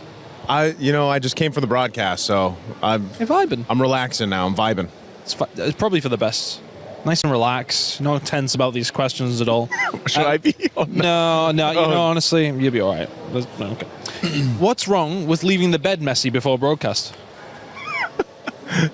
Okay. I believe that you should start your day by making your bed. It's a good habit. This is it's a habit that stuck with me from my dad. My dad was a military guy, so he told me when I was a kid, you know what, you can't leave your room and start your day until you make your bed. And then I told one of my caster friends, we were rooming together, and it's the first time, because before we used to have room, we had to room with other casters for internationals. Been there. Back in the day. Back in the day. And I was like, bro, we can't go cast unless you make your bed. So you were like, I'm like my dad now. That's it. We're getting this done. And he was like, are you serious? And I was like, yeah. And I stood in front of the hall like to make sure we didn't leave until he made his bed. So that's making your bed. Okay, fair. What's the deal with the M6 pass? Oh, man. Okay. I made a blunder. I think we've all had this before, man. These things do happen. Early call time. Earlier than this week? Earlier than this week. Damn. Yeah, earlier than this week. Yeah. World Championship. It was M6. This was about a couple years ago, actually. And there's always this pass. It's called the M5 pass, M6 pass, M whatever pass. And yeah, I was on live broadcast, and instead of doing the typical spiel of M6 pass, I said M6 pass. And, I had no way to cover from that, but shout out to my co-talents, man, because they covered with me. Oh, I wouldn't have covered. I'd have buried you. I'd have buried you there, and then I'd have been given the what? Straight away. The what pass? The what pass? Yeah, 100%. What is Century Tuna? Oh, yeah. That's so funny that it comes up. Century Tuna, man. So Century Tuna is literally tuna. Yeah. It's tuna. It's a can of tuna. It's a can of tuna? That's not why. It's wrote down, yeah. There's nothing. I'm going to leave it at that. Hey, look. I ain't seen the pictures, but... You have seen them? No. Okay. I didn't Google them. Well, yeah, don't Google it. Okay. Actually, you know what? If you want to Google it, you can Google it. But so Century Tuna... It was this tuna brand that puts on a show or a pageant where like people can join, and it's a fitness like competition. Gotcha. And that was the way that I started my career in the Philippines. Was I was in the modeling industry. I joined Century Tuna Super Bods. It's a super bod thing. It's like who's the most ripped and all this stuff. Yeah. You do a bunch of challenges, and then that propelled my modeling career in the Philippines. So it's a funny thing because when it gets brought up, like, people will say Century Tuna Naisu, they'll Google it, they'll see it, and they'll be like, what the hell? This isn't you, is it? And I'll have to delete my history. By the way, can I call you Omega? You call me what? Omega. Omega? Hey, you can. That's my middle name. That is a strong middle name. That's a very strong middle name. Even when I was born, I thought that. So what's your full name? How would you say your full name then? Joseph Charles Omega Rezabek. That is serious aura name. Serious aura, that one. Like mine is okay. How about yours? Chris? Chris Tun. It's a U-double-N. Like, think Tunway, like heavy. Wait, what's your middle name? James. Oh, okay. That's British. Cool. Yeah. Why'd you pop a balloon, man? Why did I pop the balloon? Yeah. I popped the balloon because I had a preference. I'll leave it at that. We all do. I'll leave it at that. We all do.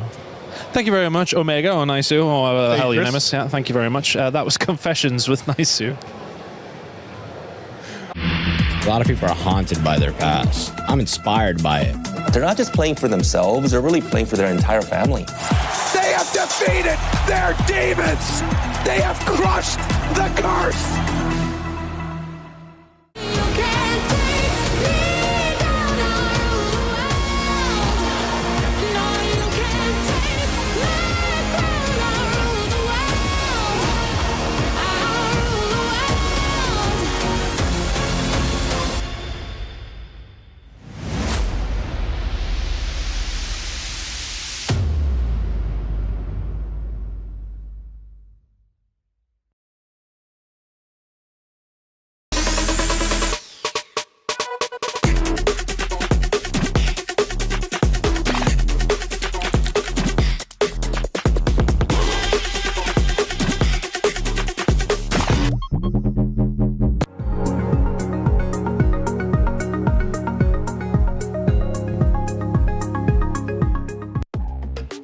Yangon Galacticos and Myanmar have booked their tickets to the grand finals. It's time to find out if it will be Indonesia or EECA who follow. Welcome back to the panel. My name's Rain Day. We have seen some amazing MLBB today. Safe to say, not only the tournament of upsets, one of the most exciting tournaments we have seen internationally for MLBB. It's a pleasure and a privilege to be involved in. I've got two guys who you know well, finger guns and all, Naisu and LaFell. Bang, bang, ready for some spot-on analysis, boys. We got Omega over here, which I like. I like that middle name. Yeah. That's some good confessions, I guess. Yeah, that was pretty good. Honestly, like, this series before, it was amazing. It's a good thing it's a best of 5. If it was a best of 6, I don't know how he's going to pronounce it. Did you do something different with your hair today? He did. I did. It looks great. It looks great. I didn't say it looked bad. I just through a lot of hairstyles. I just said you do something different. Why'd you take that wrong? Why'd you take it wrong? It looks good. I said it wasn't different. LaFell, I didn't say it was bad. Hey, it looks great. It looks great. It looks great. It was bad. Sure, I appreciate it. You know what I will say, though? That's giving me Beetlejuice, like the guys in Beetlejuice with the small head. And that was giving me a little bit more like Einstein. Like, you got some ideas of what's going to happen today. I agree. What's the ideas? I don't know what you're going to say. The note card he threw yesterday is still over there, by the way. So I don't know who writes a note card, brings it up to desk, throws it away, and then never looks at it again. But that's you. That's not mine. Okay. All right. I have no idea who that is. I just find it disrespectful. It's on my chair. Actually, I'm a chair now, by the way. You were watching. History was being made. Myanmar, man. What was the reaction in the green room? It was loud. It was loud. It was loud. You know, I'm going to be real. It was tough to see the last Filipino representation be knocked out of the tournament. And as we heard too on stage, you know, this is the first time in a long time since the Philippines has not been in the grand final. But I think story-wise, it's pretty good, man, because, again, Myanmar has been a team that has been dominating through their own regions. I mean, Yangon Galacticos, their own region, but then they finally get this chance to get to a grand final and bring back this style of gameplay that they've showcased even before, years ago. Yeah, and we were questioning what had happened, but they bounced back in that Game 5. It was awesome, but now we may have something even better, and that's why we have our Crunchyroll Story of the Day set up for this one. It's going to be Onyx and EECA. Will it be a dynasty? Will it be destiny? Can the TS Wonder Kids make history as the first non-SEA finalist? Well, we already have, history being made on the other side of the bracket. Why not, Naisu? I would love to see it, man. But I think a lot of people are going to go ahead and say they want to get Onyx to that grand final. Yeah. And I was casting their series yesterday. It was a hell of a series, another 5-game series. Hopefully today, this one between Team Spirit and Onyx can also be 5 games because, this is where all that time going through the ropes to the group stages, then the knockouts, come to fruition for a lot of the teams here. And I feel like even Onyx, they really had to adjust. But what made it work so well for both of them, Team Spirit and Onyx, is throughout the games we've got to see them, they've really showcased just how strong they are at coming together as a team, the synergy that they have, because we have had such an interesting draft throughout this MSC and the meta that's formed, but really it's the execution from the team as a whole for both of them. Team Spirit has been phenomenal, LaFell. And we've seen the emotion with them too. What are they playing with? A little bit of house money because no one expected them to be here? Or at this point, do you say these guys are coming in as a potential 50-50, maybe even a favorite over Onyx? I wouldn't say favorite, but they're definitely the team to watch because almost, I would say for 2 years now, they're always so close to making it to the grand finals. And we're always thinking if they do actually make it there, they can definitely make a difference because one of the strengths of Team Spirit is their side lanes, right? Both Hiko as well as Kid Bomba is like the guys that really made Team Spirit really, really special. Yeah. Now Zara Egoist is playing pretty good. I don't know. After yesterday, what Aurora has shown, I'm just worried about even if Team Spirit has the right strategy to go up against Onyx, Onyx is just gonna outplay them with pure bronze. Well, Team Spirit have a chance to do something special here. The first non-SEA Grand Finalist could happen here today. And of course, that would be Kid Bumba, Zara Egoist, the youngest player in this tournament in the jungle and in overall. Sunset Lover, Sawo, and Hiko, special on the side lane, special in the jungle, special all around. We caught up with Kid Bumba, who's had his family in the stands being an emotional support for him before the match. It's Eterna here, and now we are with Kid Bomba from Team Spirit. Kid Bomba, first and foremost, we saw, I think, your family come all the way here to watch you. Was that the first time that they came? Yeah. My mom was gonna watch as well, I think, today. And I think my sister already left because she has work. And yeah. How did you feel? Like, were you aware that they were gonna come for you? Yeah, I was, obviously. I mean, it's nice for them to finally come and watch a tournament live. For me, it doesn't make that much of a difference because I'm concentrated on the game. But obviously, being supported is nice, so yeah. Locked in. Kid Bomba's locked in. But did your mom say anything to you after the match? I don't think so. I mean, even if she said something when she came up on stage, I don't remember already. Was it the adrenaline rush? I mean, I didn't really care about it. You know, we just won. I know that there's still a lot of matches to go. So yeah. Absolutely, because your next match up ahead is going to be a very interesting one. I think it's a little bit of a rematch. But before I ask you about that, were you surprised that Onyx beat Aurora? I'd say 50-50. Their matchup. They gave Fighter Goat Lane twice, lost against it. I mean, if they do that mistake against us, they're going to lose as well, you know? But I think they're going to lose either way, so. Okay, so is that the takeaway that you saw from yesterday's match that you're going to bring to this match? I mean, I just don't know how you can give Freya, Paquito, and Barrett in the same draft. Okay. I think a lot of people are talking about that as well, the drafting. But so you're confident up against Onyx today? Oh, we're 100% confident. 100% confident. We're the underdogs coming into this match, it's obvious. Even if I speak big, even if I talk big, everybody knows we are the underdogs. We're facing the biggest team in Indonesia. And everybody want to see us lose. There's just some people that want to see us win. We love it. And we're going to try our best. How does that make you feel? Makes you feel amazing. Oh, okay. It makes you feel amazing. I mean, of so course, I guess why you're should it used make me to feel that. bad? For me, it's just, I came to play a scrim at 2 p.m. against Onyx. For me, it's really nothing different. And you're here to create surprises, I think, here at MSC as well. But going back to your past, right? You were able to beat Onyx at M7. Best of 1, though. Do you think it's going to be different now? It's a best of 5. Obviously, it's going to be different. I mean, now they have Kelra as well. And for me, it's fate, you know? Ooh. That I get to meet him again. That we get to meet him again after the last match. And the last match between us and Onyx Philippines, when Kelra played, was like the best match in the whole tournament. Not considering maybe the grand finals. So I think it's going to be like that again. A fated match. I like how you put it. But I'm going to let you go after this. I think you want to prepare for this upcoming battle. Is there anything else you want to add before your match? Not really. Not really. Okay, we're just going straight into the land of Dawn here. Thank you so much, Kid Bomba, for this interview. And of course, good luck for your next match. One step away from the grand finals. We're going to throw it over back to you guys. Straight like an arrow there. Kid Bumba just shooting from the hip, knows exactly what he wants to do and that they are the underdogs. And yeah, that's true. They're going up against the best team in Indonesia. You have to say that because SRG are out. We've seen 5 times Indonesia winners, but now it is up to Onyx to represent the region. And when you look at Lupi, Kyrie, Sans, Kiboy, and of course, the gold standard Kelra himself, it is a tall task. Eterna caught up with Kelra as well before the match. The golden standard here is back, Kelra, before your best of 5 match. Kelra, you were so expressive yesterday up against Aurora. I think after game 1, game 3, we saw you very full of emotion on the stage and even backstage. What was going through your head at the time? My mindset yesterday, just I want to win and I don't want to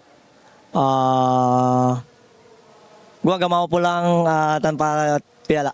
He doesn't want to go home without the trophy. Yeah. Why was it so expressive in that match? Like, was Aurora really good? Were you scared that they might be able to beat you yesterday? Not scared, but Aurora playstyle is very different in other teams. They very aggressive and I think their chemistry is very good and yeah. So their chemistry was really good, their playstyle was aggressive, and you expected that though, right? Coming into that match? Expecting what? Expecting that playstyle from Aurora? Yeah. Okay. But finally there, you get the emotions, adrenaline is running high. Thank you for that insight, Kelra. And community, after that match against Aurora, are saying that when you're on a marksman, it seems like you have better impact in the game. You're smiling right now. What do you feel about that? I don't know, but when I'm using fighter, it's always like that. Like it's a disaster, or I don't know why. Why are you more comfortable on the marksman? Or? Yeah, of course. You're more comfortable on the marksman, but you think that you can make outplays on the fighter too, right? Yes, because I'm an explainer before. Okay. Before I play gold lane. So you have had experience in the EXP lane, so you're supposed to be comfortable on the fighters, but you're just more comfortable on the marksman. Yes. We saw how comfortable you are yesterday in that last game with Brody, the flicker outs of the taunt, the winter crowns as well. Even Mirko was swearing.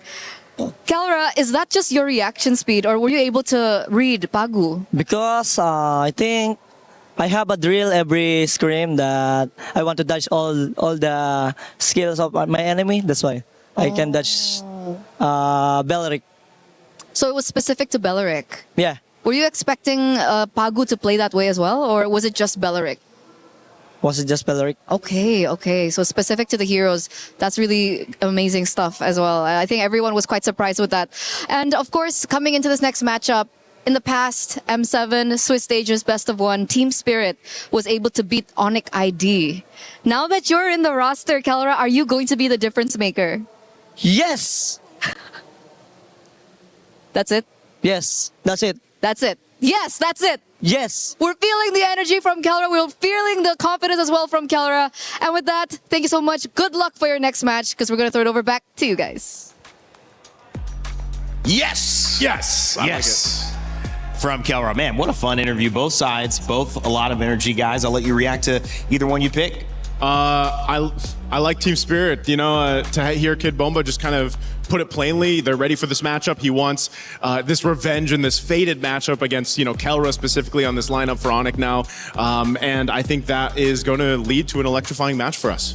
Yeah, honestly, like every time Kid Bomba speaks, like you just have to listen. But we also heard from Kelra about how he's been having these drills during scrims about how he wants to dodge all of the abilities, and I feel like that's going to be very important because especially if Hiko somehow gets a fighter in a gold lane, something like a Freya, that's definitely going to be tested because Kelra, when he's using the marksman, he can carry the team, and that's what they desperately need. So we'll see how Team Spirit really fights against that. Well, this is going to be an interesting one, guys. There's a lot on the line again. But as we set the stage for it, maybe the narrative has to be that it's unwritten. Yet again, so many of these grand finals have included someone from the SEA region.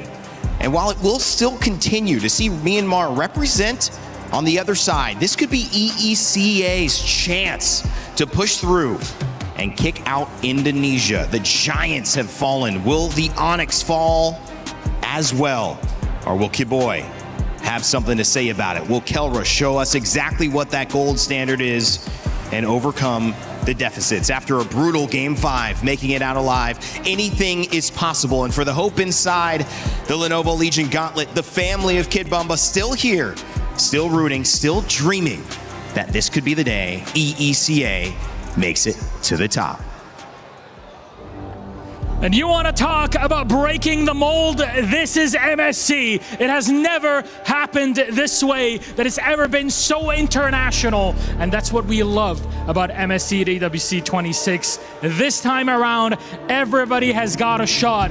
My God, the Yangon Galacticos story, now that is one to warm your hearts too.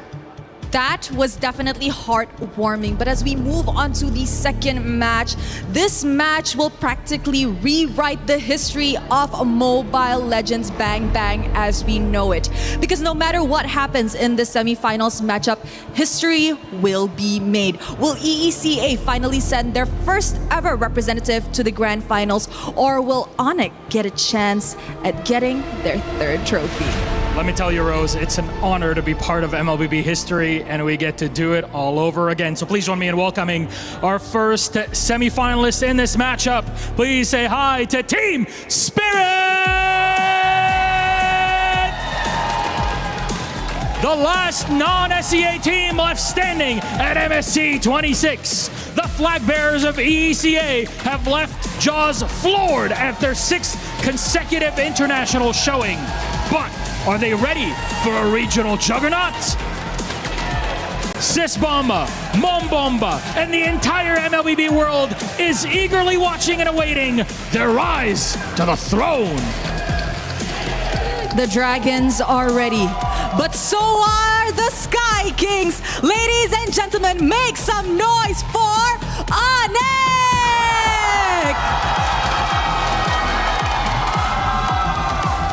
The Sky Kings are closer than ever to clinch their third trophy. The heat has intensified. The pressure is higher. Can they beat the odds as the former champion standing? Can they etch their legacy as the best organization in Mobile Legends Bang Bang history? Only time will tell. It's a game for the ages. I have a feeling, I have it in my heart, in my mind, and I cannot wait to get this one on. So of course, boys, you may place your keys and take your seats. And of course, captains, don't forget to meet in the middle for a little bit of a handshake. Are we gonna get it? Yes. Yes, we will. Respect. We get it at the end of the day.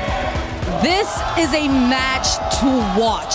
And I suggest you guys better hold on tight, because I am sure this is about to be a roller coaster. And of course, to kickstart our match, let's head on over to the Land of Dawn.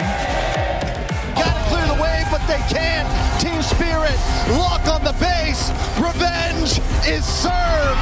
Team Spirit will go on to the semifinals. Everybody underestimated us, not only Vamos. Despite the grueling climb through groups. The score that we're gonna have, 3-0. 1,000,000% sure that we can beat them. Onyx will move on forward with the hope of Indonesia as they douse out the lights of Aurora Gaming. Mungkin ya, first team yang dapat 3 MSC. Our aim from the start to beat all teams without mercy. Coming to the studio today, the match against Vamos, being sure that we are gonna win.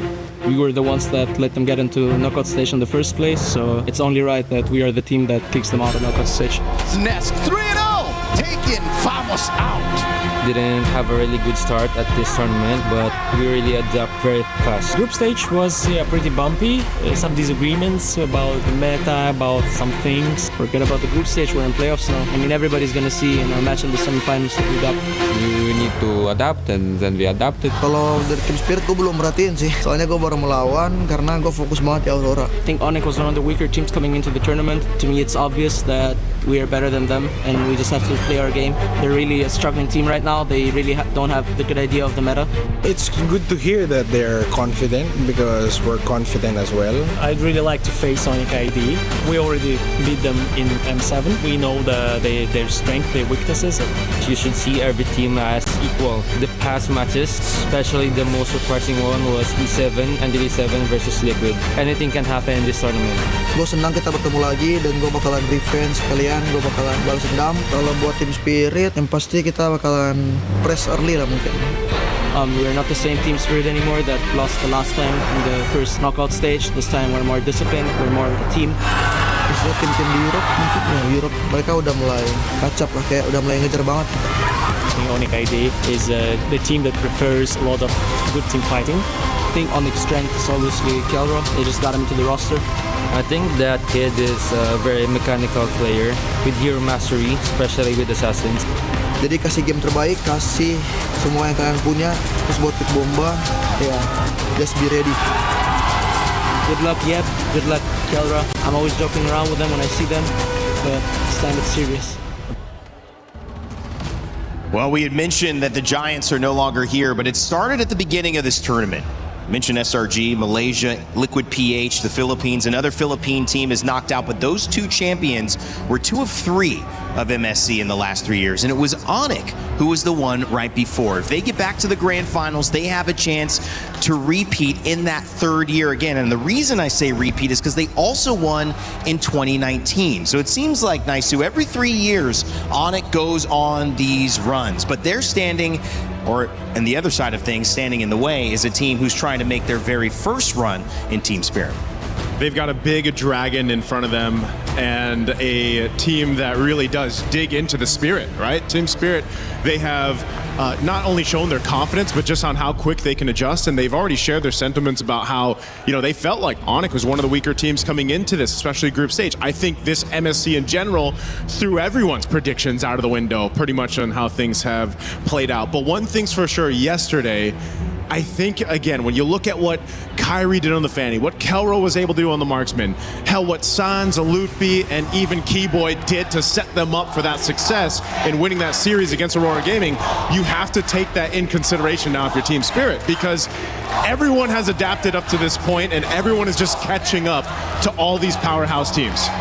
And honestly, I feel like Kit Bomba really understood how to take down Onyx, and that's, you got to take down Kelra, because here's the thing, no matter how the draft looks, Kelra just has a different vision of how the gold lane is supposed to be. So even if he picks up a hero that we're like, there's not a lot of mobility here, you're probably going to get caught. Somehow, some way, he still doesn't get caught. And here's the thing, as long as Kelra keeps playing the way that he plays, he can defy expectations. He can say, be done with the draft. As long as I got my hero, I'm good. Defying timelines and expectations and even tempo, Claude has become a much bigger problem, not just late game, but mid game and early game when supported with the other picks.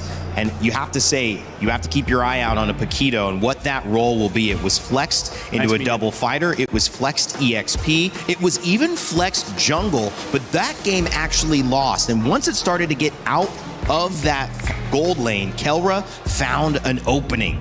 So the key is, does Team Spirit try to attack Kelra immediately to put him on the back foot, or do they build just around their game plan?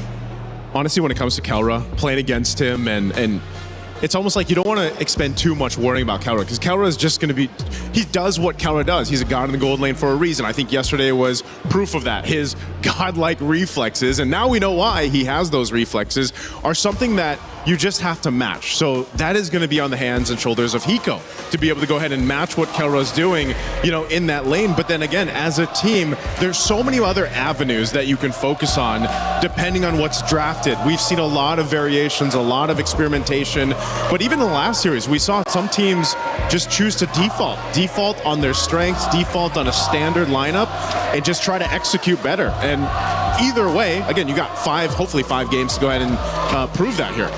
And honestly, I wonder how that conversation that Kelra against their Scream opponents is. It's like, I'm going to use a Layla. Could all 5 of you try to catch me? Yeah.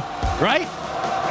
I mean, you only got one flicker, but when you start taking in the defensive items into play too, again, there's so many ways to just kind of stay alive, and that's what makes the mechanically gifted players so outstanding to watch. And that's how they can win drafts, even when the draft is even or maybe slightly the other way, because you can't account for that individual skill. You could try, but that's what these coaches have tried to do, to put their teams in an advantaged position early on. The Fanny, the Freya, and the Uranus taking out the Barats, the Marcel, and the Selena, the 6 bands to kick us off as Phase 1 begins with the picks, and Onic pick up Carrara to start. And we can see the idea behind the bands coming in from Onic as well as Spirit. For Onic, they want to take out tempo heroes. Both the Marcel as well as the Selena can really speed up the game. And then for Spirit, they just don't want Kyrie on that Fanny, which understandable. The Freya can disrupt their backlines a little bit too much. And then the similarity, batting out the Barats as well as the Uranus, they just want to make sure that whatever the matchup is going to be in the EXP, it's not an auto win for either side. Yeah, the XP again, going to be big in what they decide to do. Again, the Paquito has been rather flexible on where you can put him, and that's kind of the upper hands that you have when you do draft in this Paquito. You don't necessarily know where he's going just yet. Obviously, the Atlas going to be an answer a lot of times, and then the trade is Belric.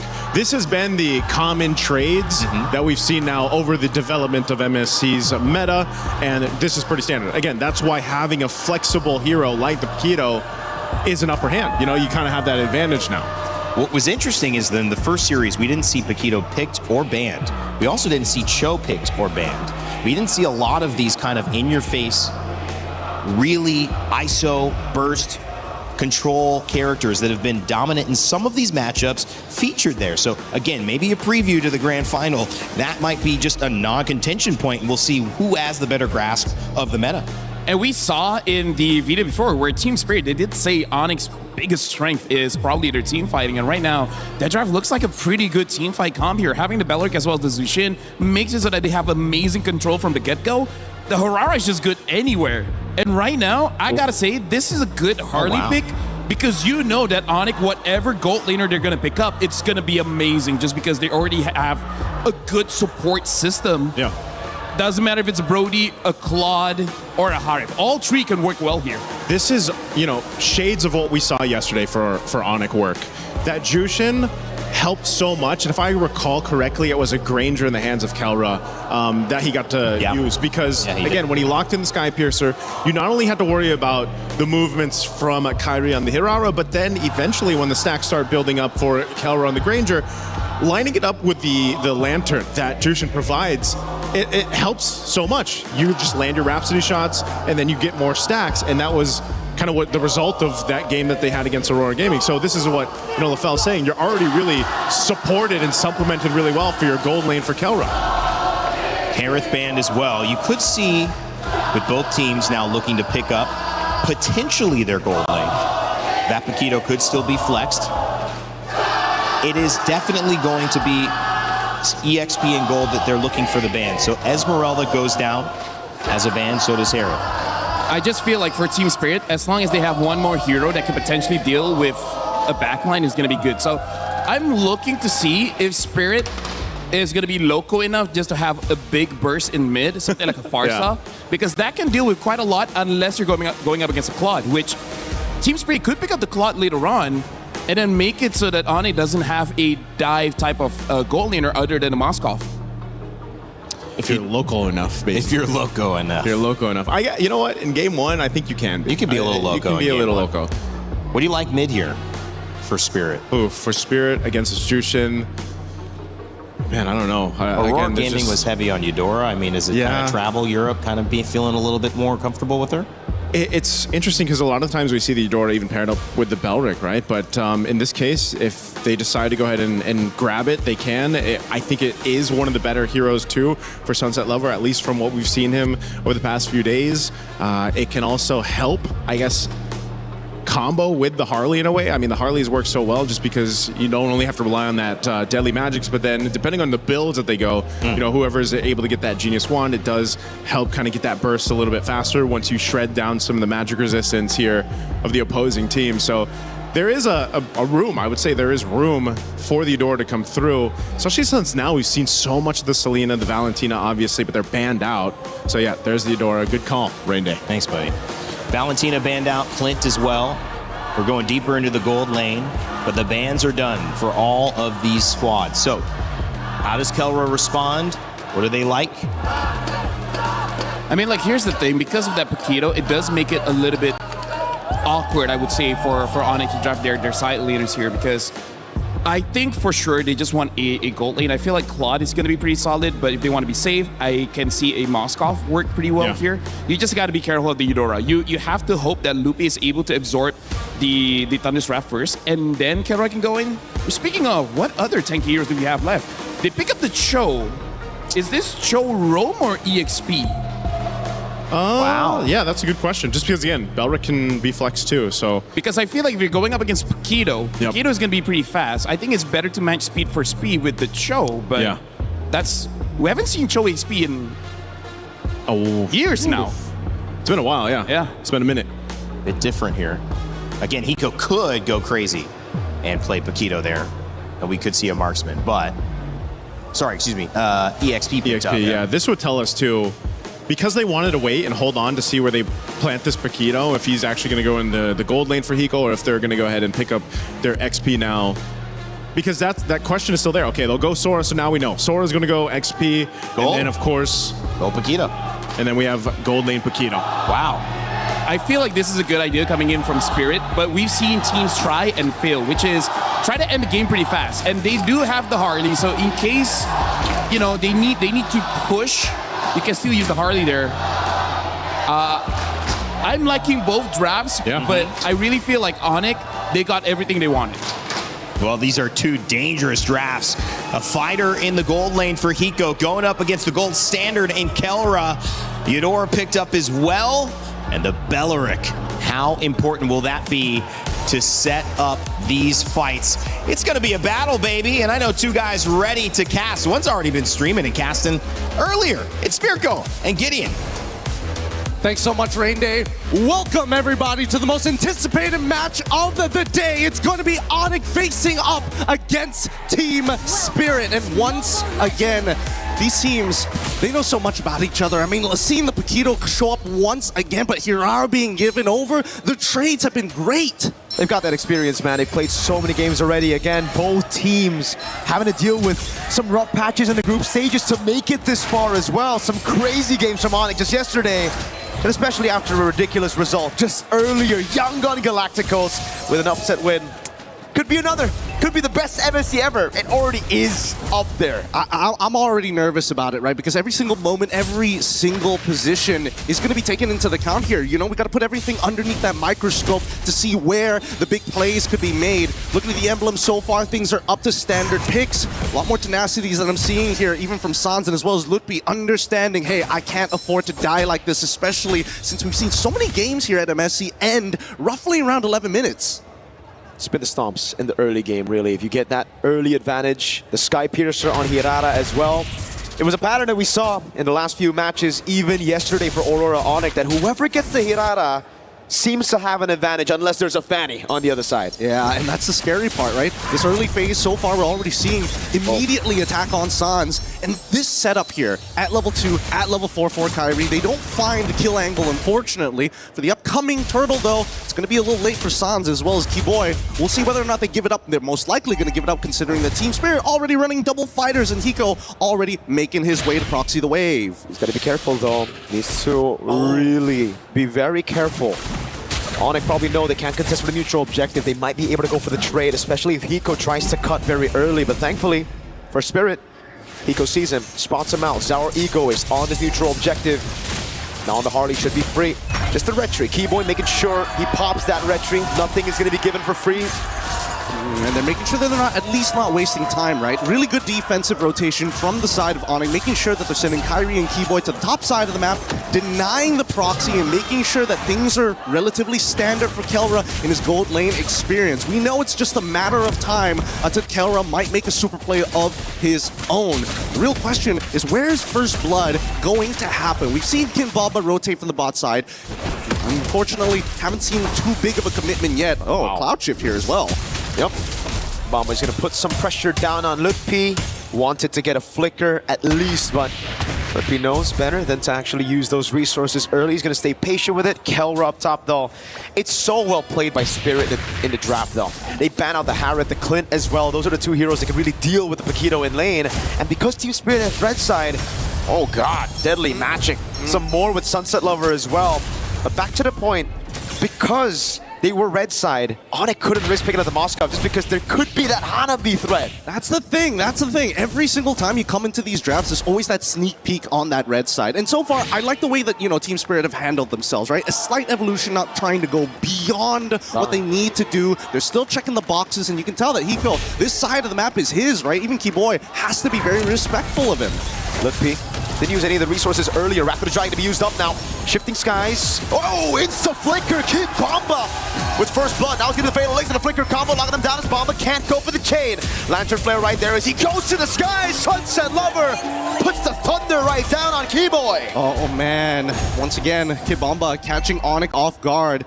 Wasn't expecting him to be so desperate to chase for someone of Lupi's caliber. And not to mention even Keyboard trying to disengaging them, forgetting that Kim Bomba can just walk back into the fight. One auto attack away from actually triggering that ult once more. Even so, the turtle is going to be up. And by the time the ults come back up for the side of TS, is Onyx going to take first position here to try and drag this out? Do they really want to contest this? Perfect match, already baited out by Keyboy, just with the Jikundo. Now Onyx holding control despite Team Spirit's early win. Stun coming down now. 50 skies from Bomba goes in. Look, P doesn't get caught by it. Sour back again. Retreat battle. Rapid Dryad. Good zoning there, and it's gonna be the retreat from Kai instantly. They will disengage. Sour trying to look for a trade, but it will not happen.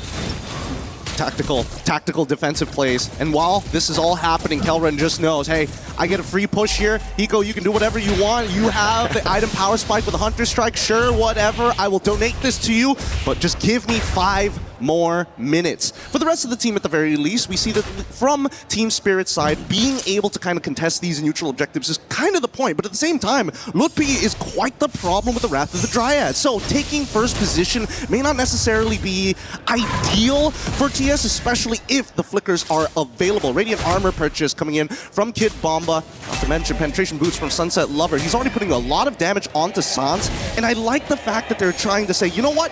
If we can force Sans to use his abilities, and we saw what happened in the previous game with the Sky Piercer, we can't let him get into that position again. Nope. Definitely going to be against it. Sans, Crimson Beacon, and the lift on Sunset, able to flicker out, but Kai follows through with the pick. Did he get Sky Piercer before or after the kill, though? Is the question. As now Kai walks up again. Keyboy goes in with the way the Dragon is going to be cancelled out by the Fatal Lace and the flicker out, but a blazing duet from Kelra isn't enough to take him down. Kai right there. Kelra gets the last hit. Hiko now with the rotation. After the Dryad already there is Bomba and Sour.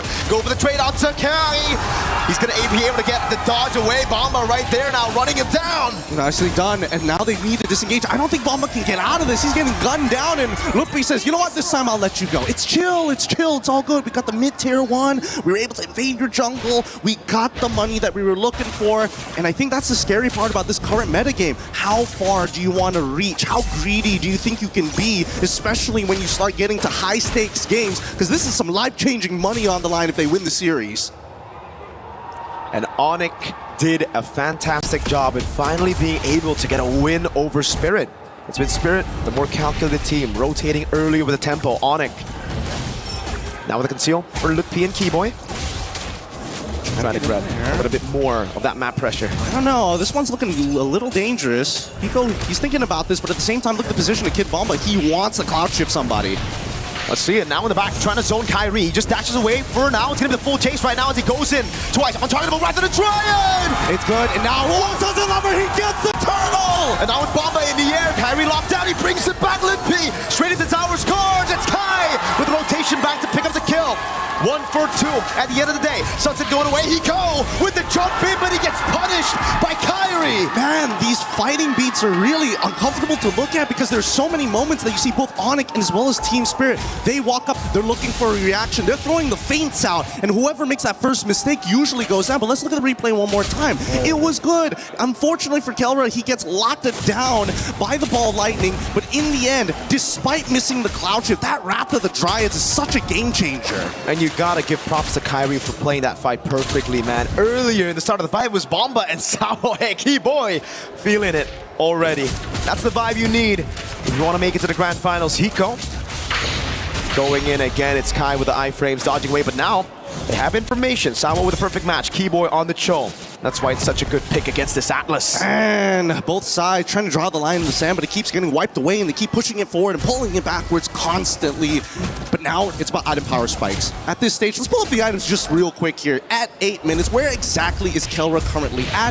Because Hiko, he's already unlocked from this lane. They've got 2 towers, top and bottom side. They can start invading the jungle pretty heftily. Ideally, if they can get rid of mid-tier 1, that'll be more optimal. But even so, the coverage from Onyx, they're like, yes, Kelra, invest more, wait until the stocks get big before we sell out. We get to see the fans here. The Sonics in the building. Also the Spirit fans who are really just trying to go band for band with those chant battles. But yeah, I'd love to see those items as well for Onyx. Let's take a look at it. DHS Rush. He's going to go for the Golden Staff next, and it's just a component for Corrosion Scythe. So he wants to be active early. He does. But on the opposite end, at least we know, with at least 200 gold difference between the gold laners at the very least, just the cost efficiency of the fighters, already 2 items down in the bank. And with Lord already spawning here, I'm trying to figure out what's the best angle, because Sans has that Purify. I'm thinking whether they can punish Keyboy, but at the same time, Kyrie has been playing it so nicely with those iframes. They've got to figure out something that makes him bite. It can't just be the Lord here. Zara might be able to bait it, but at the same time, this is a huge problem if Keyboy gets a good kick on him. Nobody on the side of TS has a Purify. And that move by Kelra as well, the poke over to Bomba, the fact that he chased even forward and Bomba popped the regen. So he's going to have to recall back to base. Onyx now have tempo around this. Bottom lane is good for TS. The ball lightning comes around for Keyboy. Hiko deals with the wave in the top lane, but the mid wave has been pushed in by Onyx, so it's just a battle of prio around these lanes. This is tactical. This is really, really tactical. And TS, they don't mind dragging this out. No one saw that ball lightning. It's all good, but I don't think it's over just yet. It's almost trying to force it. Now with the shifting skies as well. Sans popping up the Crimson Beacon early. It's going to be him. Over the skies away, the dragon for Keyboy. Ball lightning stops it down. Samo with the Fatal Links on 2. Now it's him backing away. Zara Ego is now with the point with the deadly magic over on Sans as Kyrie waits for a position. Keyboy, very risky game that he's playing. And Bomba walks back up. I think they've been chunked out too hard here, but Kelra, he might make the difference. Ball lightning connects. Are they going to full combo him? No. Doesn't have the ult. He's solo, just a little bit more, the Lord. Doesn't get the last swing of the Trident. He going on with the jump on the P. No Wrath of the Trident available now with the ball lightning. Sour! Wins up the right team battle, but Kelra dives into the blazing duet out Sunset. Has the BMI. Team Spirit want to chase. They want to go for further. Keyboy's trying his best. Immediately into Thunderform, kicks him away, and Hiko catches 1. Can they get a second one, though? Nah, it looks like it's just going to be purple here. That's it. What a crazy fight. A crazy sequence of events. Man, this is really an RTS. It turned away from a moment to an RTS so quickly in these couple of moments. Lucky for Sawa that the Lord decided to go into his animation to knock people up, because if not, he would have been blasted there. Kilra had the right idea. You know, Sunset Lover already used the ball lightning. They were trying to punish him real hard. He still has that flicker, and that's the beauty of it. If he had Purify, okay, sure, I guess he's dead there, but so far, things have been pretty hot for Team Spirit. This is going exactly how we were expecting it, right? Double fighter comps generally take the advantage first. Later down the line, you're expecting that the marksmen are going to be able to not only outplay, but have enough damage to output. The scary thing is, with the gold standard, he's really good at chunking out your frontliners and still having that fancy footwork to get out. He's been doing that all game now, every single time, even before the Golden Staff, but even more so after it, right? The chunk on Bomba, forcing him back. He's literally just been winning them these small wins before the neutral objective even starts. But it comes down to, again, the lane management in the side, and that's why right now Kelra's kind of chained, locked in from going into the side lane because of the Paquito, and Hiko plays such a good game here where he's never really in vision. Yes, and the best part is that he likes to stick his foot out in random spots just to make people feel like, oh, we got to be worried about the potential flank here. What about the tri-brush? What about...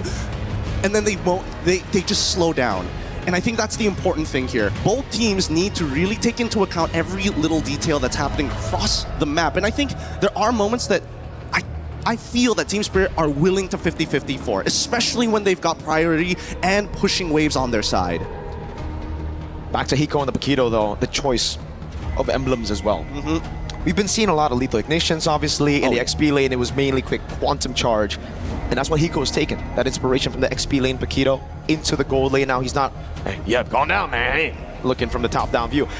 But yeah, it's all about playing in and out. It's about baiting those resources on the Paquito as well. It's not just about that insta-burst, especially against these top-tier teams. I mean, he's going for War Axe, so he knows that he isn't just trying to, like, if he can one-shot somebody, sure, but he can also play a very Peel style, right? He can get in and out of fights more reliably. He can actually go down to 50% of his HP, walk up to a wave, heal back to full, and then come right back into the fight. The cooldowns are so important, and not to mention, they are going to make sure that they fight for a long time because Sans, he would love to drag out these fights. Holy Shield already down. Deadly Magic onto Sans. They're trying to really bait out those Crimson Beacons. Lutfi gonna be caught now. Thrown back. Rather try it, but it's too far away from the rest of the team. It has to be Lutfi taken low, taken out by Hiko. Really nice, and now they're gonna keep on going forward for this, but I don't think they want to dive even further. They use all of their ults just to get Lutfi, and they still haven't cracked open the inhibitor, which is totally fine. But now we're seeing the major interactions here. Kid Bomba recognizes, you can Wrath the Dryad all you want, as long as I am in that cloud form, casting abilities without any hesitation, there's not gonna be a moment for you to lock me down. Oh, this time they get the Crimson Beacon. Sawa with a perfect match now knows there's a man advantage that they want to capitalize on. That's a base turret with the First Lord with fighter side lanes. And Onyx, they decided, you know what? We'll give it to them. It's not the long lane. The Lord is still spawning on that top side. So this is just something that we're going to have to manage. And especially teams of this caliber, managing a lane ain't that hard. But then comes the problem later in the game. Their wave clear is not that great. It's only Kyrie and really Kelra who can clear these waves, but even Kyrie is starting to reach his cap on how much damage he can do because a lot of his damage is directly tied to his levels. Now it's back to that slow game. It's all about building these waves. And again, Spirit have been the ones with the advantage when it comes to dealing with waves in the side lane, just mainly because of that 1v1. Kelra, he's gonna have to wait for the win of nature, and even then, I don't think he's comfortable playing in that side lane, right? Even if he gets the win of nature, just because Hiko on the QC on the War Axe is gonna get the Queen's Wings as well, and the Flicker, it'll be more worth for Hiko to bait that win of nature over just, again, a fight from Kelra. Which makes me wonder whether or not Hiko is going to go and start getting himself a Malefic Roar or straight into the Queen's Wings. Considering that he's got the War Axe, I would only assume that it's going to be the Queen's Wings after, but that's, you know, a very EXP style of playing it. We'll see what options he has in a bit, because Conceal's already out and Sawa's opening up the Tri-Brush. Keyboy doing a good job again, just holding that wave, but now it's the EECA special, baby. It's that Lord Dance in the bottom lane, playing it as slow as they possibly can. Oh, Deadly Magic's already on Sans, but Sans very calm. He's not going to react, not yet. Not until he sees Sawa do something crazy here, because TS, they're willing to start. Oh! Whoa, Sunset able to flicker out of the Wrath of the Dryad. Now it's Keyboy locked down with the Frozen. And the perfect match instantly goes! Sawa with the ball, which is Sawa! With the Fatal Links, that's Kelra popping the blazing weapon. He's going to get bursted down by the Deadly Magic. And now it's Sans with a Lantern Flare. And now they disengage. Finally, a moment to breathe at the very least. Kid Bomba, he doesn't mind dying there, but he wished that he got somebody other than just Keyboy. Now, Onyx instantly going to take priority and first move on this Lord. What is Team Spirit going to do? Because we're seeing a flank coming in from Zar. Opens up the Tri-Brush. They know it's safe, and Hiko, he's pulling attention to himself. This is great. That wave bot wasn't set up perfectly by Spirit, and now it's going to be building back for Onyx. Slow pushing towards Spirit. So it's a win for Onyx for now. But they have Keyboy down. That means Spirit have the man advantage for a while as Bomba spawns. I think Onyx recognized that TS, they can't blitz this down as quick as they want to, so they can actually maintain this tempo. It's getting really dangerous because now that Kid Bomba is going to start showing himself. This is where Onyx needs to take advantage of the scenario. Well, same time as well, that top side is shoving in pretty hard. Hopefully it doesn't mess up their mid wave as well. Probably will. They're going to have to send members down there, and that means it's free for Zaur to clear out the mid wave. Now, it's Bomba who set up the wave in the bottom lane in a good spot for it to build back in favor of Spirit. So they've got like roughly a minute or two to work with here. TS has set it up nice. Let's see who gets it. Sawa with the jump now. They know he has no Purify, but Hiko's going to be taken very low already. Lutfi going to be chunked down as well. Shifting Skies from Bomba, trying to lock them down already. Now it's Zaur and Kyrie going to go for the Red Tree battles. Deadly Magic will land on Kelra. Bomba's right there. Ball lightning, and it's Bomba with the jump. Zaur with Retribution. Beautiful play, and they're going to go further than this. Kyrie does not get the Lord this time, but at the very least, they are able to trade upwards. Man, Kid Bomba really wanted to deny Kyrie of that Retribution and was willing to die for it. But is it worth another 2 Sky Piercer stacks? Zara with the jump, Deadly Magic!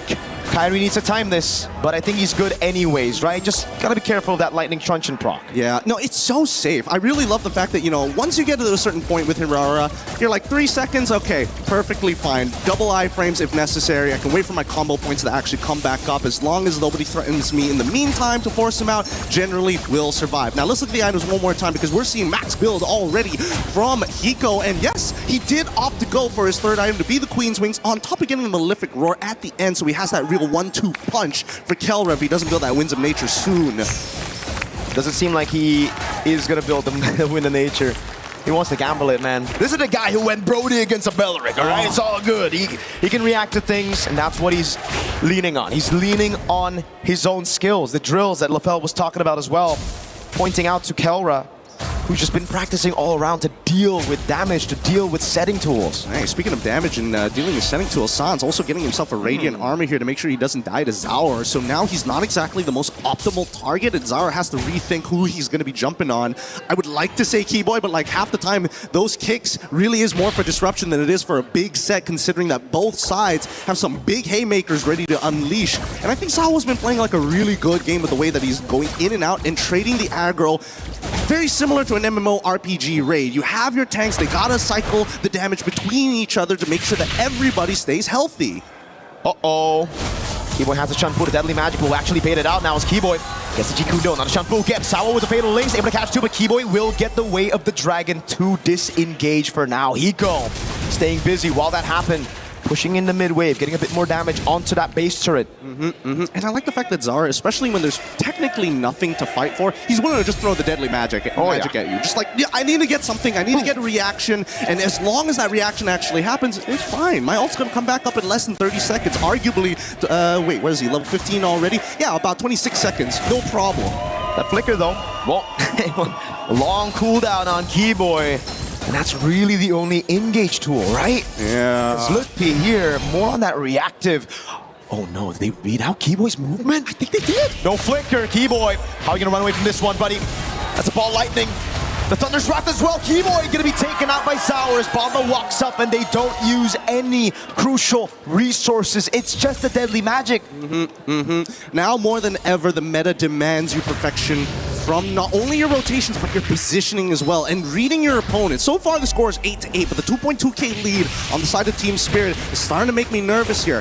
Kelra's at a point where he does real damage, but it's so hard for him to walk into the fight for that big blazing duet. Sawa again zoning in the backline, now jumping on Sans, trying to bait up Crimson Beacon or a Purify. Sawa flicker the fatal links, Purify out from both already. Ratchet Bomba with a layer, brings it back into the knockout strike. Kelra, Immortality already down. It's right, they were going for it, and Champion Sans already gets Kelra. They want to get a little bit more, but at least for Kid Bomba, he survives as Kyrie is next to fall. I thought that was going to be an instantaneous fight, but even for the side of Onyx, they're willing to expand resources to make sure they can buy a little bit more time. It's the layer. You Purify out of the Fatal Links, then it's Bomba with the Sora, and now they're knocking on the base. Zaur with the Deadly Magic on Keyboy. Sawa walks up on Sans with no Purify. Base wide open, Team Spirit. Secure game number 1. All right, that's a great start for Team Spirit, but this series ain't over yet. How many times can they pull that combination off? That was literally, what, a 0.8 second frame to flicker Cloud Shift, seeing the Purify in the middle of 3 different people? You're banking on a lot. I don't think it's gambling at this point, but honestly, we're getting pretty close to it. Spirit, we had this discussion behind the stage, Gideon. It's all about taking these heroes, these mechanical ones, down, out from the bans, forcing Onyx to play their game. Spirit, they've always had this strength. From when they were called Deus Vult before they joined Spirit. It's the macro, it's that brain, it's playing the slow game, and then punishing your opponents when these small windows open up. Yeah, and the best part is that they identified those windows in the middle of these early interactions. They're probably talking to each other, hey guys, we gotta be careful. Once we come to mid to late game, we can't do this again and again and again. They are going to adapt to us, so we got to look for different punishes. We gotta make sure we hit the weakest link at every moment of the game, and they keep on finding it. I think at least for Onyx, they got a way they need a way to set the tempo, and I think that's the biggest issue. This Atlas, and especially the Valentina trade with the Belleric, did end up hurting them, but Sora from Kid Bomba making sure that that could have been a Uranus, and it would have been fine. But with the playmaking capabilities, it becomes that much better. With that being said, we're going to leave the rest of the breakdown to you, Rain Day, and the rest of the panel. Well, thank you so much, guys. I think Our Egoist goes deathless there. The 16-year-old, we were talking about Bumba, but that jungle performance was special. Alongside every single member of Team Spirit, it has been a dominant performance from EECA in Game 1, but still, like Gideon said, much more to come. That is, again, just a sampler. Who's Gideon? We got. Who are we? Who's the other guy as well? Next Who's to the other Rico? Like, those guys. Hey, man. They were amazing. I'm the only consistent piece up on this desk, you know what I mean? That's I'm putting true. my time in, right? This is the face of MLBB. That's true. That's right. Yeah, you know what? There you go. I will not add to that no matter what. Yep. We're going to leave it as that. All right, yeah, We're let's happy with move it. on. All right, going back to Game 2. No, guys, talk to me. Game 1, I mean, obviously, man, that was a great draft, but what did you like about it on Spirit side, or what didn't you like about it on Onyx side? Honestly, when you look at both sides, the drafts I feel like are great. Obviously, Keyboy had a really hard time at trying to utilize the Way of the Dragon, the kick, that ultimate from the Cho, to set things up. But also there was just really good timings from Team Spirit to kind of layer the ultimates like they were talking about.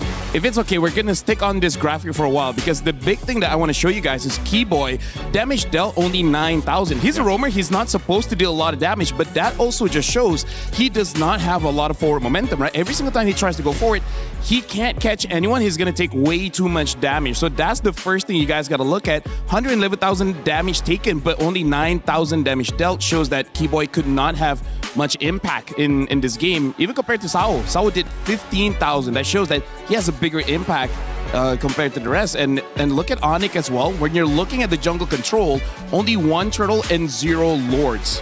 And we will be showing this in the Telestrator later of how Team Spirit, they lost the first one, but then one quick adjustment, and then after that, it's all Team Spirit. Yeah. Also, you got to commend Hiko here on the Paquito because his patience, his timing, his window of opportunity that he waited for was a big part. Even in that last exchange, that last team fight that we saw, they expended some of the battle spells out, utilizing Sao on that Atlas, but then Kid Bomba comes through, like the Shifting Skies, and then Hiko comes through after that to go ahead and capitalize the kills. So, it's all about the layering. It's almost like it's a really nice cake, basically, is what Team Spirit brought to Game 1. I looked at a number that was really interesting to me. Out of all the numbers that you could have and how high the scaled, 135 damage taken on the side of the EXP laner for Onyx. But on the other side, Kid Bomba, he had 135,000 damage taken as well, with only 250 more. They were almost exactly the same, but he doubled the damage that he dealt on Sora. How big is this pick coming up? Because we haven't seen this till later on in the series. Honestly, we're going to be talking a lot about Kid Bomba because I've already said that he's an amazing EXP laner. Before this, he was amazing in lane. Now he's a menace in that river because all of the fights won is because of Kid Bomba. He got the right targets. He gave the space. Honestly, he made it easy for Our Egoist to do his job. And that's what you're hoping for, especially in a meta that helps the jungle when that EXP laner is jumping off to a start like that. Lethal, I know you had some stuff to break down here with the Telestrator. I want to see what you thought about Game 1. Let's get to it. Well, first of all, we do have to talk about the draft, right? For Team Spirit, their position 1 is going to be this Harley. The Harley is going to be the main damage dealer as well as the biggest threat going up against Onyx. Now, Onyx, they have a good draft in the sense that they have the Zushin as well as the Cho, where they can fight at any time. They have basically no cooldowns, honestly, and that makes it a threat in the early game. But they were able to shut them down with both the Eudora as well as the Atlas. So this is a dual mid lane combination for both teams where it's just that Team Spirit was able to outplay that. But again, the big piece here, position 3 coming in from Team Spirit, which is Kid Bomba on the Sora, he was the one being the main disruptor, making it almost impossible for Onyx to really win the fights. So because of that, we're going to be looking at the clips here. We're going to be looking at the first clip, and the first clip that we have to look at is what Onyx did right, where over here, you really got to look at the position coming in from Keyboy, if I'm not mistaken here, where his job is to shut down Hiko. And then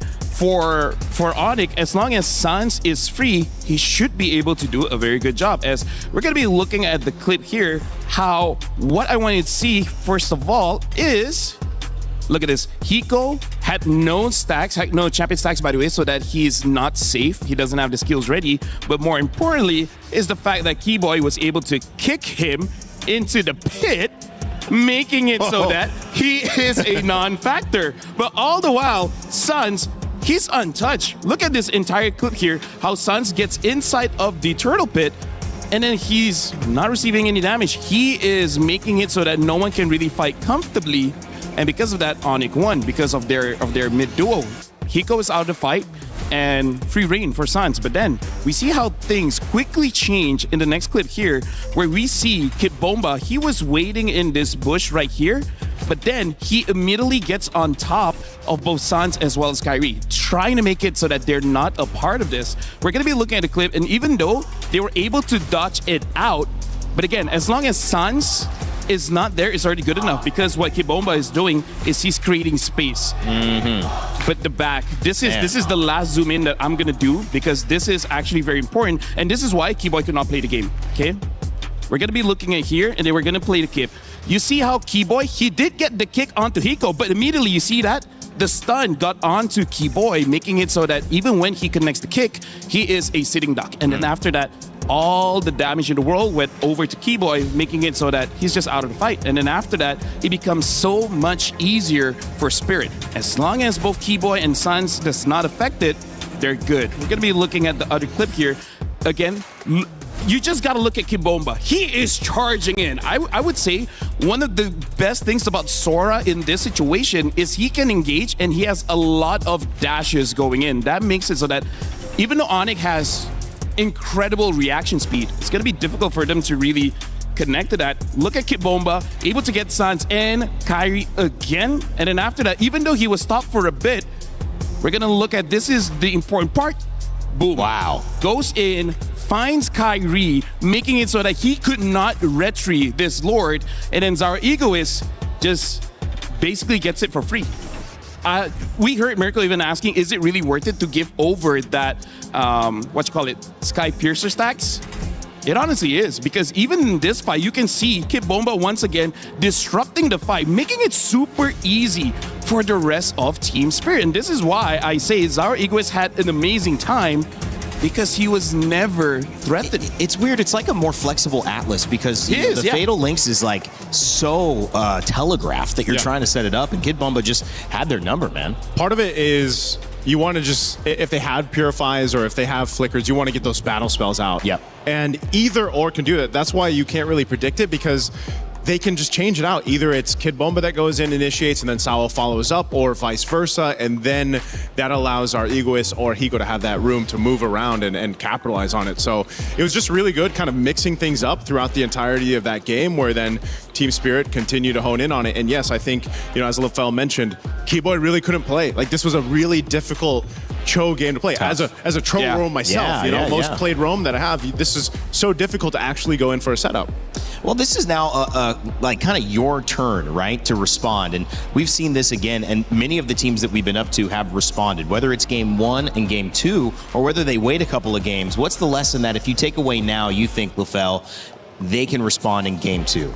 The lesson that Onyx has to take is that they need a bit more layers in how they approach the fight, because the big reason of the first half of the Telestrator is the fact that Onyx had a good idea, kick Hiko, and then win the fight. But then after that, they just countered by the Eudora protecting Hiko on this Paquito. Even though Paquito is a fighter, doesn't mean that he doesn't need protection. Yeah. He still got protection coming in from his team, and that was the response of Team Spirit. But we didn't see Onyx changing it up. The change that they could have made was wait for Kid Bomba to go in and then kick him out, right? Either kick him out or to burst him down very, very fast. So I feel like going into game number 2, they got to be a little bit more flexible. See who is the real threat. If Hiko's the threat, sure, fine, take him out. But if Bomba's the threat, even though he is an EXP laner, even though he's position 3, you got to give him that respect. Well, I want to ask a question about Burst.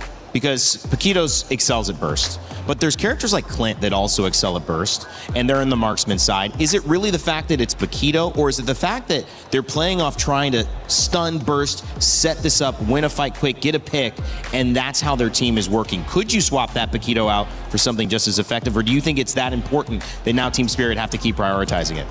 I think it's one big thing to just have this burst, in the Paquito or any of the gold lane picks that come through, but it's more so just, again, effective layering. Paquito has to wait for that moment when he has those stacks, when he has that champ stance and everything else to capitalize it, and that's why the Eudora works so well. I think Eudora is one of the main centerpieces for a lot of these compositions where it's like, I'm just going to go get this stun off, shred some damage down. I mean, again, her combo can almost one-shot someone. If it doesn't, it brings them low enough that any gold laner or fighter that's parked in the gold lane can usually then get a kill. You know, it's more so, again, it's either more of a smooth damage output or it's this kind of burst that you see. And Paquito is just one of them that works so well in that fighter lane. Whereas, for example, if you see a Freya put there, or let's say it's another variation of any of the marksmen that you can pick up, they're very different. Yeah, and the tempo that was applied in this one, you saw earlier in the series, if you were watching, as it was an amazing back and forth between Yangon Galacticos and Team Falcons PH. One of the things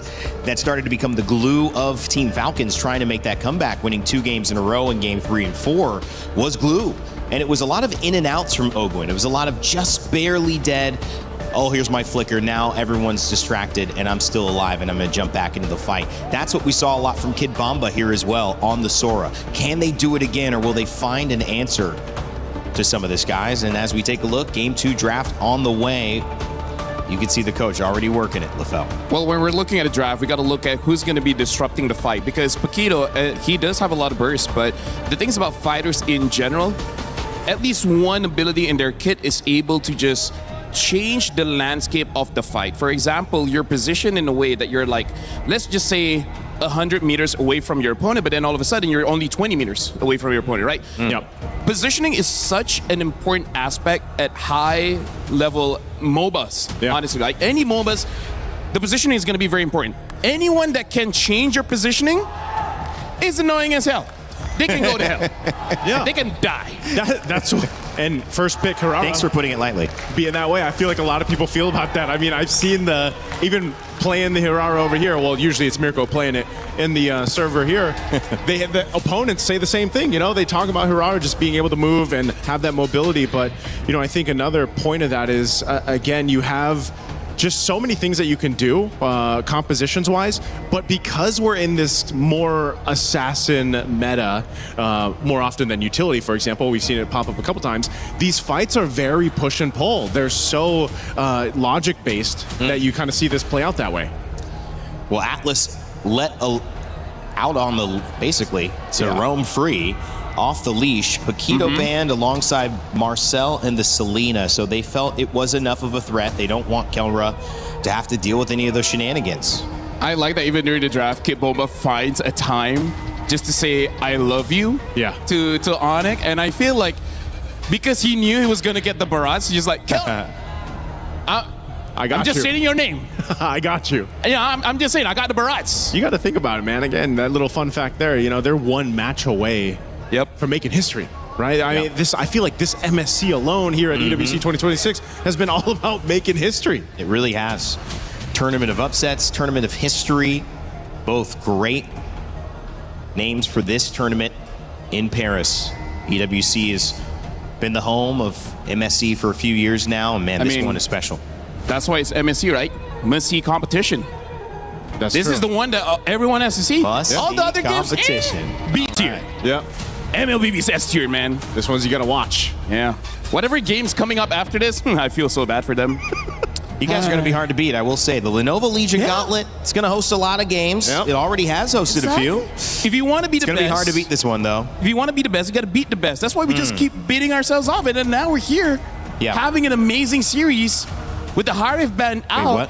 I feel like coming up, Onyx has to consider that this Harley pick is going to be the bane of their existence. Are you okay, Naisu? Yeah. Be serious, man. This is the I'm just pumped up by your morale. You're pumped boost. up? Yeah, by your morale boost. You got to pump yourself up for this. Yeah, you need all the energy that you can muster to have an amazing analysis for this match. Yep. Last couple drafts here, Melissa gonna be banned out. He's trying. Melissa, that's interesting. Melissa banned.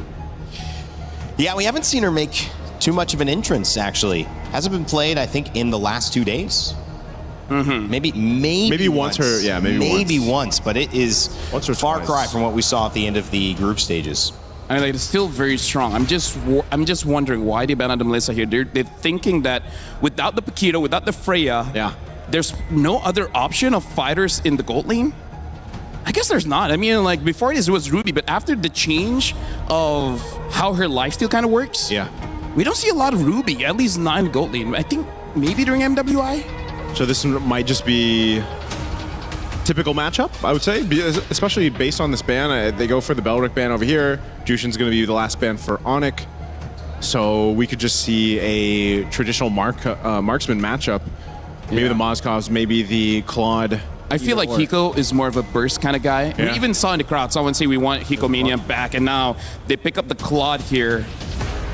Gonna be interesting to see what Onyx picks up. I feel like the Moskov should still be pretty solid here, but maybe Kera wants to use a Brody instead. Yeah. That's what I was thinking too. Just for the sake of having that extra distance to work from. I mean, obviously Moskov can essentially do that too, but let's see what happens here. These last 2 picks for Onyx will round this out. I mean, this is pretty standard for the first 3 that they have. But now how do you complement that too? Because your Valentina, you're going to have the Fatal Links pretty much that you can capitalize on and play into. Barats for Kid Bumba, he said, thank you. I love you, some version of that. Happy to have the bite. And of course, that means somebody is going to be able to hopefully lose some of that purification if Atlas comes in. But on the other side, Glue, we have seen that hero make a big impact. Yeah, as you mentioned, Rain Day, you know, in the hands of Ogwin in the previous series, really helped them out in some of the games that they brought it through. But again, this is good coverage because you've got that tanky front line. You can go ahead and set up with the Fatal Links, your own. You have an Esmeralda. This gives a lot of space once again over to Kyrie and Kelra. And again, I don't know if Sunset Lover's he's not tired of playing Eudora, man, because I feel like almost every single game since the past 2 matches, he's just been playing Eudora. But, you know, they're going for a different approach, right? They're trying to say, let's make that gold lane something that Kelra can win. Is that the win condition here? Banning out the Paquito. We'll see if the Claude and Hiko Mania can occur. Guys leaning one way or the other? Quick.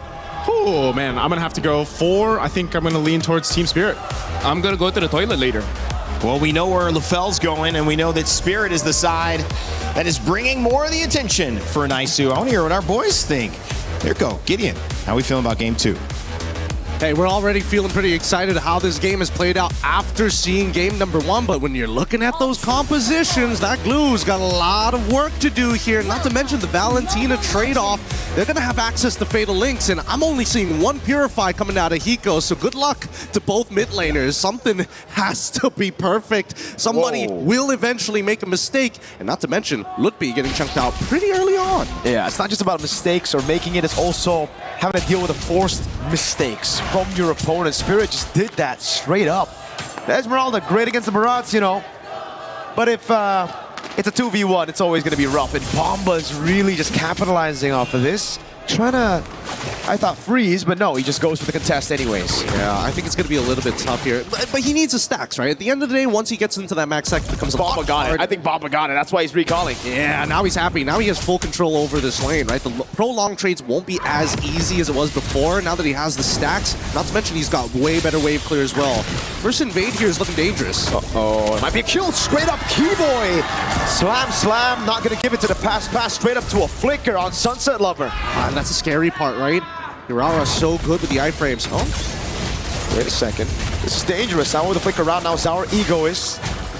So Sao will sacrifice his flicker to give Zaur, or to ensure he gets his farm. Yeah, and he has to take it. If not, he's not going to have the deadly magic in time to start pressuring these lanes, and I think it's the influence of the lanes that really matter more here. At Kelra, he's already in a pretty good position against Hiko, but for the time being, it's all about control. How long can they maintain is the next 10 seconds is when that turtle is going to spawn, and San's very close to level 4 here. They will have access to Fatal Links if necessary, but let's see what Sans does here. Sao's gonna wait. Perfect match. Oh, that was a gamble that didn't pay off. Now Sans just steals away the Fatal Links for free. And remember, Sunset's not 4. He died earlier, missed a whole wave. Yeah, they got to give this up. I don't think this is going to be a contest, or technically it shouldn't be. They also still don't have an answer to Keyboy, who's able to just kind of walk up and does whatever he wants. Oh! Gets on the glue now. Oh my god, the stun on 3! Combo! Deadly Magic coming out of the Fatal Links. Sunset reacts to it. Blazing Duet. Keyboy gonna be taken down. That's the SOD landing, but look, he's gonna get taken out by Hiko. Oh, brother man's Kid Bomba. I can't believe that they got not only a beautiful Detona's welcome, but made it collide into 2 people in the very first interaction of the game. That could not have gone better for TS in a position which technically wasn't even supposed to be theirs. And the reaction time of Sunset Lover reacting to the Fatal Links flicker combo from Suns as well. Turns out it's not just Kelra doing drills. Sunset's been doing it all the time as well. Bomba though. Hey, buddy, you got the first play. Now it's gonna be revenge. Yeah, I mean, Bomba accepts his fate. There's no way he's gonna burn his flicker anyways there. It's like 4 guys? Really? 4 of them? Boys! Nice. Let's give Hiko a lead, and now immediately going straight for the plating. And I mean, that's the natural trade-off here, and understandably so, but definitely is more important for Kyrie at this stage of the game. He needs to get those kills early on. I don't know whether Keyboy can keep this up, but he needs to continuously harass and start opening up this map here. Not only are we seeing the man-to-man defense, but we're also seeing decisive action from both TS and as well as Onyx. Hey, if you're going to gank 4 people down here, we got to make something happen on that top side. And not to mention that Keyboy, even when he is playing defensive like he is right now, he is looking for Sao. He's thinking, all right, if Sao shows up, we can do something about this. If we notice that, hey, Zara actually is on the bottom side of the map, does he need to reposition? Because you can see both sides are leaning into that insurance policy at the end of the day. Ooh. It's not just the retry. Yes, Zara actually took that away. It's such a small win because it's the small little beetle, but hey, a win is a win. If you take away Hirara's main power, you know, being able to farm. Well, hold on. I thought Onyx were going to rotate up top. Instead, they're going to wait. I thought so too. Ambush. Keyboy just slaps on the pass. Wow, Sao gets a perfect match in time. Okay. Are they going to punish this? Oh, that's already worth it. They bait out the Fatal Links. Interesting interaction with Cycle 9. Now they want more. Oh my god, Keyboy spat into Hiko's guns. Bullets, bang. That was the that was the most interesting fate of all time. Both sides were and finally it surmounts to just a single kill onto Keyboy's side, which is great at the end of the day for Team Spirit. They're going to be able to get this turtle, and I want to see how they want to actually convert this into something real. They're playing such a beautiful game of MLBB right now, and it's such a... I love the dynamic of, you know, Yangon Falcons going, team fights it, and Spirit and Onyx being a lot more slow. Sao knows there's no Fatal Links. That means he can open. That means he can try to actually feint out some of these, you know, engages. Hold on.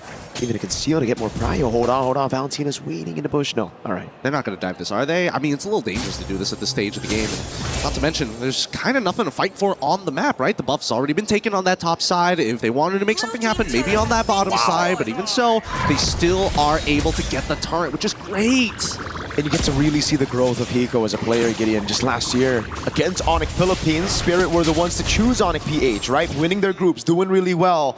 And in the lanes, it was Hiko got overzealous, wanting to solo kill Kelra, really wanting to put it out there that he could be better than the god in the gold lane. This time, he trusts in the team. He plays for the team. He doesn't try to get those 1v1s anymore. Actually, it's a little bit more than that, because Hiko decided to start... Oh, hold on. Wow, Sunset Lover! What a reaction again. Hiko stays patient on the Purify. Now Litpi taking a brunt of that damage. Kid Bomba's trying to get the angle to pull Litpi back. Sunset, what is he on? Yeah, I don't know. I was surprised that Kid Bomba actually didn't want to try for Detona's welcome to get the Purify out of Lupi earlier. There's still like 35 more seconds until the next turtle actually spawns here, but this is working out perfectly. Come back to the point here. The fact is, he gets this turret for free. This fight, the reaction time here. Oh. Bang! I think he was reacting to Lutpi and it was hell no! It was reacting to Lutpi. Oh, what a chop! Big Bonk now throwing him into the ball lightning, and it's going to be him taken out by the Thunder's Wrath straight up. Keyboy now 1-3-1. All it takes, a 2K lead for composition like this. Let's pull up the item list. What's Bomba currently on right now? Like, he seems a little thicker than usual, and that's why. He's got plenty of magic resist with that Radiant Armor. He's already building up to the Antique. With that gold gap. Oi, what? Sour! Picks up a kill in the mid lane. I think with the help of the ball lightning, that magic defense reduction.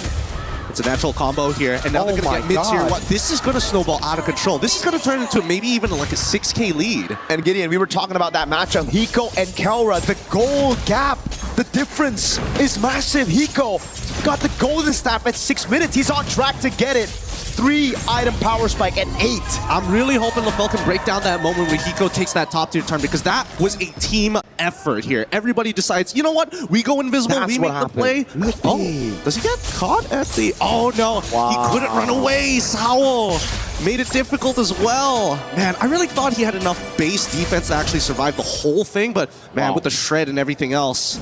They're playing so good. Like, this is technical boxing. This is they're playing on the outside. They're not like the Young Galacticos going for the inside brawl. They're dancing on the out. Literally. This is great. Bomba, bro. Oh, moments like this where people who don't know high level are like, why is he wasting his ultimate? Cut to Zara. It's like, oh my god, another buff. I'm having the time of my life. And I gotta give it to Sunset Lover, man. So many of these plays have been set just by him wasting the resources, because by all means, Onyx should be able to capitalize on some of these moments. Sunset is a Eudora. This is a guy who's supposed to be vulnerable against a Fade Lynx, against a Falling Star Moon, but he's just so clean, he's so good with it. He's playing hot. I think he still remembers the last MSC, right? The last time at an international, actually.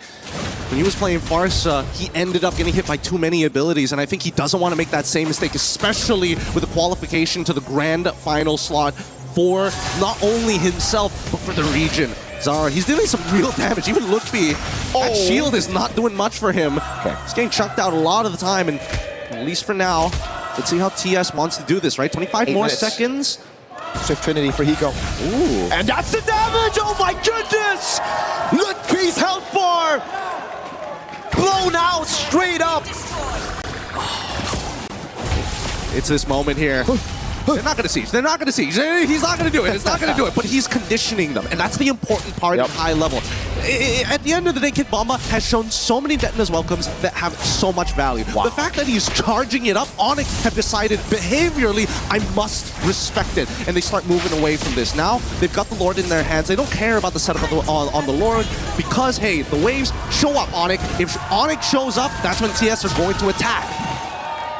When can they attack though is the question now. I mean, it couldn't have been like this perfect, honestly. Like, he gets the Swift Trinity and they go and see Lutfi instantly bursting him down.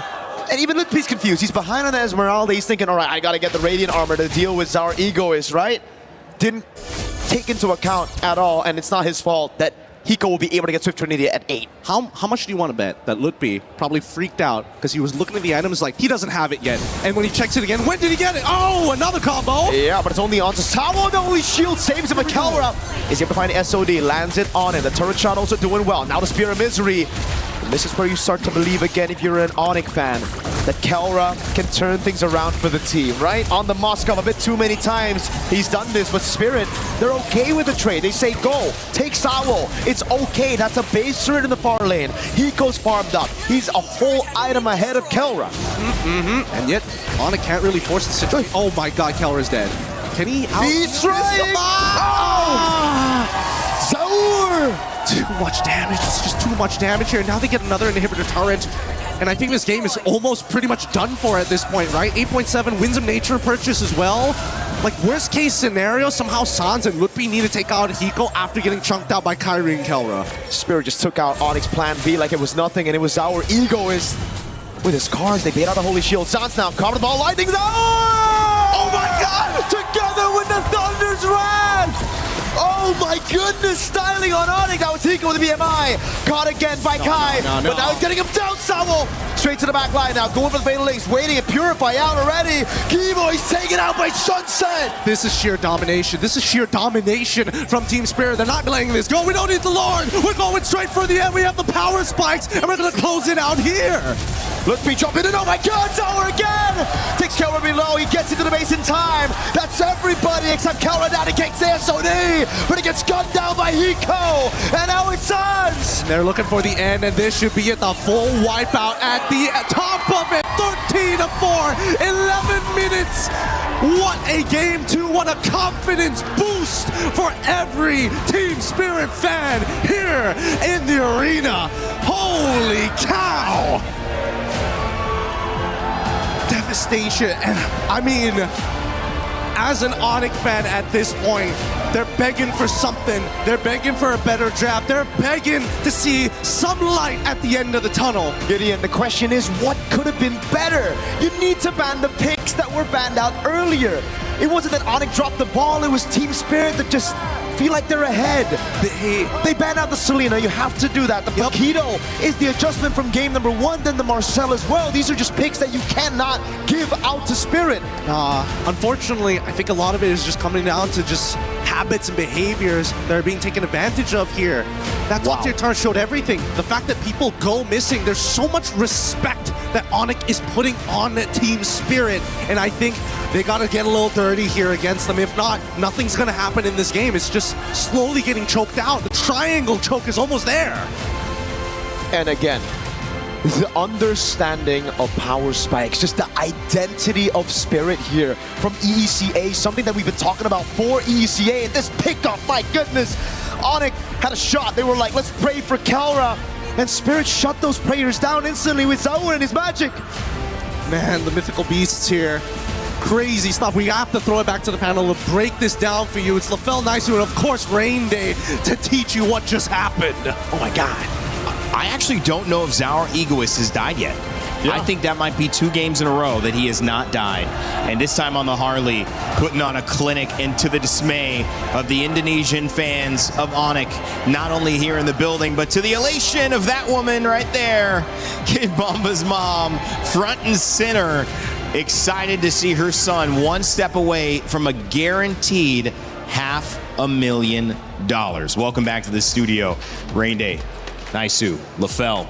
Gentlemen, what do we got to say? EECA on the verge of history, but we saw that in our first series, and it wasn't over after 2. Hey, you know, it's great for Team Spirit. I'm hoping it's not a sweep here but something's got to change. And I don't know if it's the family buff out there for Team Spirit, but they just gave it to Onyx, and it was across the board. And yes, Zaur Egoist was amazing here. The burst damage, I think even Lutby again is still wondering just how fast or how fast that happened.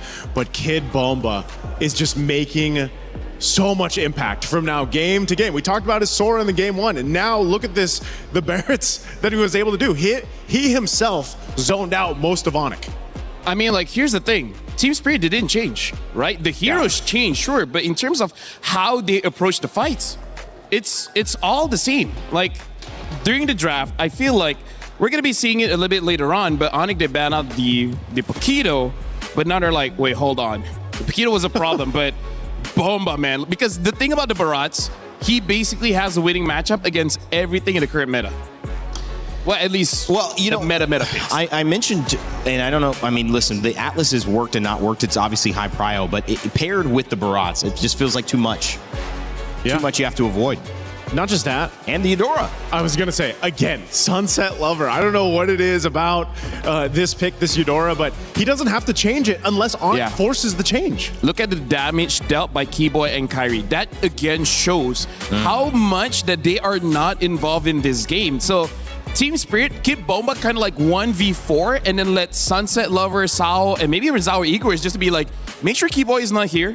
Let's make sure that Loopy is also a non-factor, because I feel like that's going to be the main part of his analysis, which is there's no frontline for Onyx. That's the hard part about it, because now back-to-back games, we've seen Keyboy really struggle, right? He is known as being a roamer to set things up for the team. He's had so many amazing plays in his career, but we're seeing the struggle now, back-to-back games. And so usually when that's happening, when the roamer is struggling and having a really difficult time at trying to set things up, you really have to count on your XP laner, right? We're seeing the exact opposite, the contrast to that between Sao and Kid Bomba. So it's like, what are you going to do for Onyx to allow that to actually happen? It's got to be Lutby and Keyboy to kind of figure that out, you know, and the rest of Onyx to make this happen, not just in the draft, but obviously the execution. I know you're going to look at the draft. You're probably going to look at the game, LaFell. I can't even remember who was first banned, first picked, or what the changes were. Was it Selena that was taken out early? Are they looking at mid? So I think that's an interesting thing too. Where did they start to shift their attention? Break down what you were looking at and how you analyze game 2.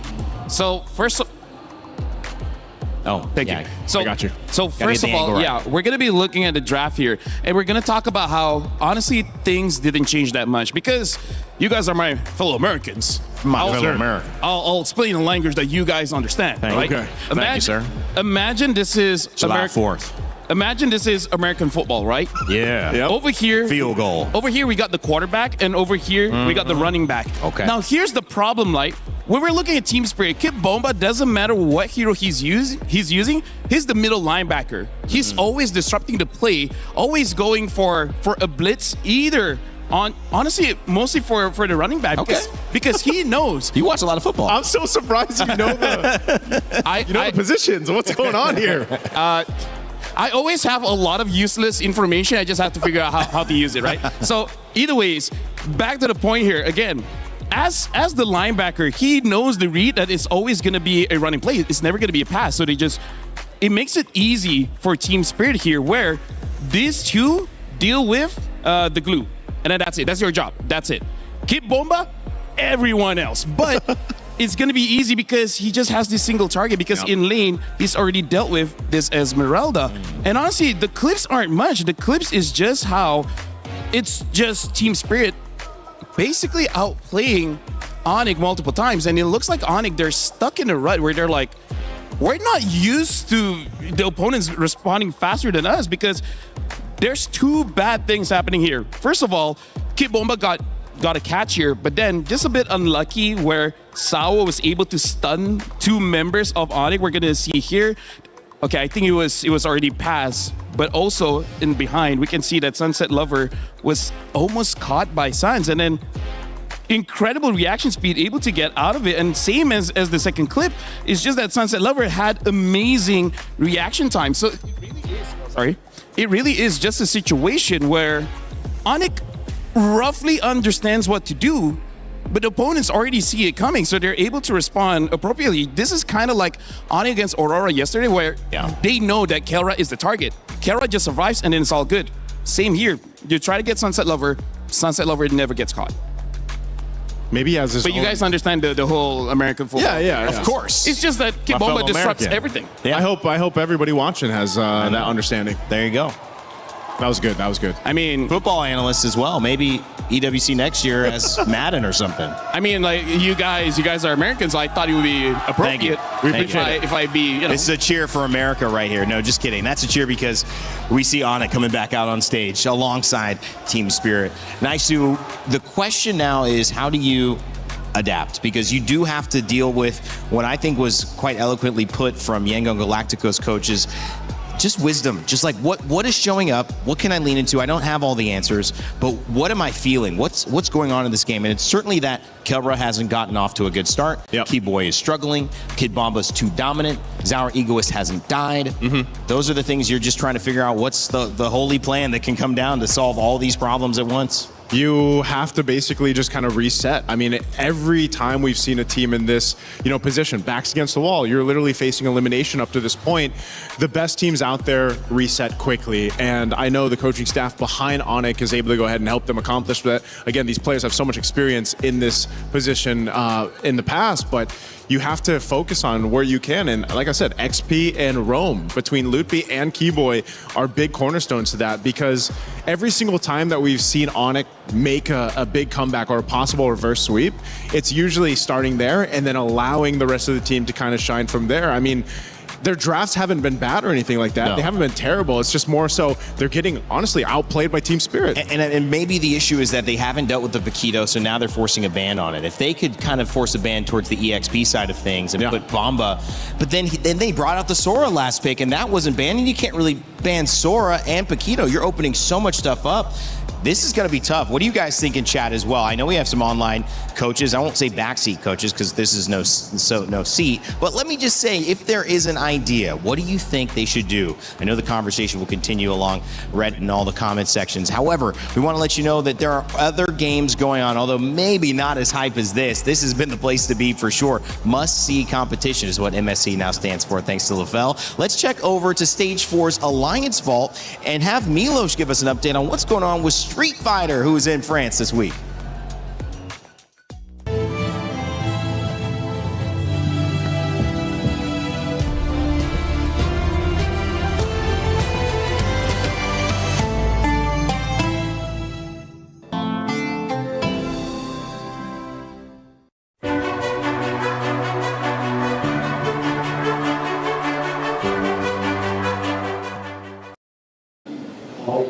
All my friends, a quick check-in from the Alliance Vault here, Street Fighter 6. I got my homeboy over here, Mr. Rob Television. My friend, I've been hearing stories about what's been happening here on stage because Xiaohai is out and Blaz is out, the two finalists from last year. Brother, you know that was amazing. We hosted it last year. It was a legendary grand finals. Both of them not only out, they went 0-2. They did not win a single match here. That's how insane the level of competition here is. But this one is shaping up to be a classic. Right now, we are in the top 16. We're in the playoffs phase, and everyone who makes it out here is going to make it to the finals day. We're in the next on the second group right now, and so far the results have been unpredictable, bro. Who's been looking good so far? Is Punk still goodness. in? Okay. Did he sit down? Punk. Oh, did he sit down this time and make sure he was locked in? Well, he did make sure he sat down, but unfortunately, he had to sit down for good as far as this tournament because even the Alpha himself went 0-2 in this event. But as far as somebody that's looking good, a player to look out for, Cryme from Chile, only 15 years old, and he is representing Team Falcons here. From Chile, that young, and he has already made his way all the way to the top 8, taking out Titans. It's one of the beautiful things about Street Fighter, bro, the generations. You have a 15-year-old playing against a 40-year-old. That are literally decades in between players in here. It's an OG game, if anything, in terms of competition. Thank you very much, my good friend Rob. Appreciate you. Oh, man, it's good to see what's been going on all over EWC. I'll send it back.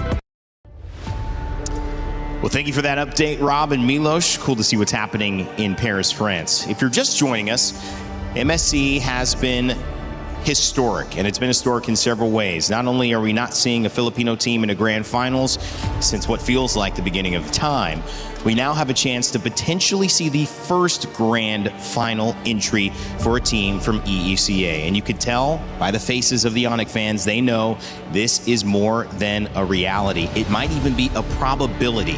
But that's why we have LaFell and Naisu with me here on the desk, because they're so smart. They can help us figure out how there might be a chance to claw this one back from Indonesia and Onyx side. And if they can, well, what does it look like? Well, last series, we found ourselves in this position too. We ended up seeing, Falcons get a couple games under the belt, eventually go to a Game 5. Hopefully we have the case here for this. Hopefully we can extend the series, because right now I think Onic really needs to dig deep here on what to change, what to pull through, because I don't know, man, the momentum and the way that Team Spirit is playing looks really scary. It's really worrying going into this one, match point now for Team Spirit if you're on it, because what do you do? LaFell, it's like an oxygen tank, and you see it start blinking red, and you know you're too far away from home to refill. How do you handle a moment like this where survival's the only thing on your mind? Yeah, either under the ocean or high up in space. Yeah.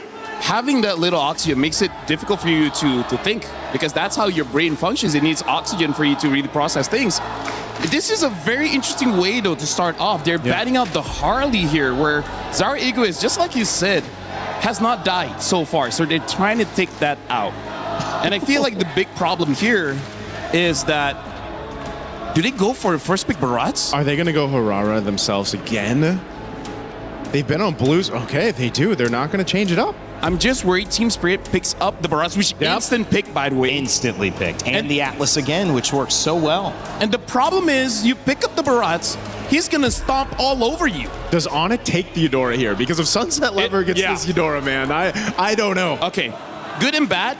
It's good to deny, but also it doesn't do much against the Barats as well as the Atlas. I mean, like, they can stun. Yeah. Actually, you know what? Take it. Like, at least that gives space for Keyboy. That's kind of all you really need. Let Keyboy play the game. Do you not like your homeboy? Well, I hope so, man. I hope Keyboy can play the game, because right now they're going to go ahead and take this Harith. And I'd love to see if they do take the Eudora right now, because I just expect that to be the answer. They'll lock in the Belric. Okay, so now the Barats can stomp on them. I hope this Belric can stomp them. But is this going... I hope it's going to go XP or is it going to go Rome? I think it's got to go Rome. It's got to go Rome. Oh, Isun Shin. Okay, YSS. We're starting to see this develop a little bit more, where we're seeing some of the flex happen later on in the gold lanes. Yeah. And in the Rome. And that's kind of, but this time, you have the Atlas exposed already, so it's the mid that they're kind of flexing, which, I mean, having played Eudora, is it really a flex? And she's still open? Team Spirit, they're just playing position 1 for Zaur. He's going to be kind of the only one with good range to end the game. Yeah. Everyone else, just keep on fighting. Is this like one of those things where it's just like, you know what, funnel the YSS if you can? And maybe also Sunset Lovers like, guys, I want to play something else, right? I'm getting bored, man. Let me take a risk. I don't mind a Valentina game. Either Valentina or maybe Jushin's still open. Like, he could still, I don't know if he's going to want to pick that or not. Again, there's so many choices that Sunset Lover can actually go with. And, the mere fact that you've basically seen him on one hero for the most part, it's like, what does he have? Maybe there's a pocket pick even that Sunset Lover has here, but just they're already really covering the grounds well. They'll take out the XP options right now just to cover the bases. Like I said, we have seen the Belric go in the XP lane, but let's just say this is Keyboy's Belric. Now, what do you go from here? They are honing in on those choices for gold lane even, but we could potentially, I don't know, maybe we see Hiko pick up a fighter himself, because, I mean, they bailed out the Freya. The Paquito's gone. Mm-hmm. What's left in fighter territory for gold lane? That is a good point.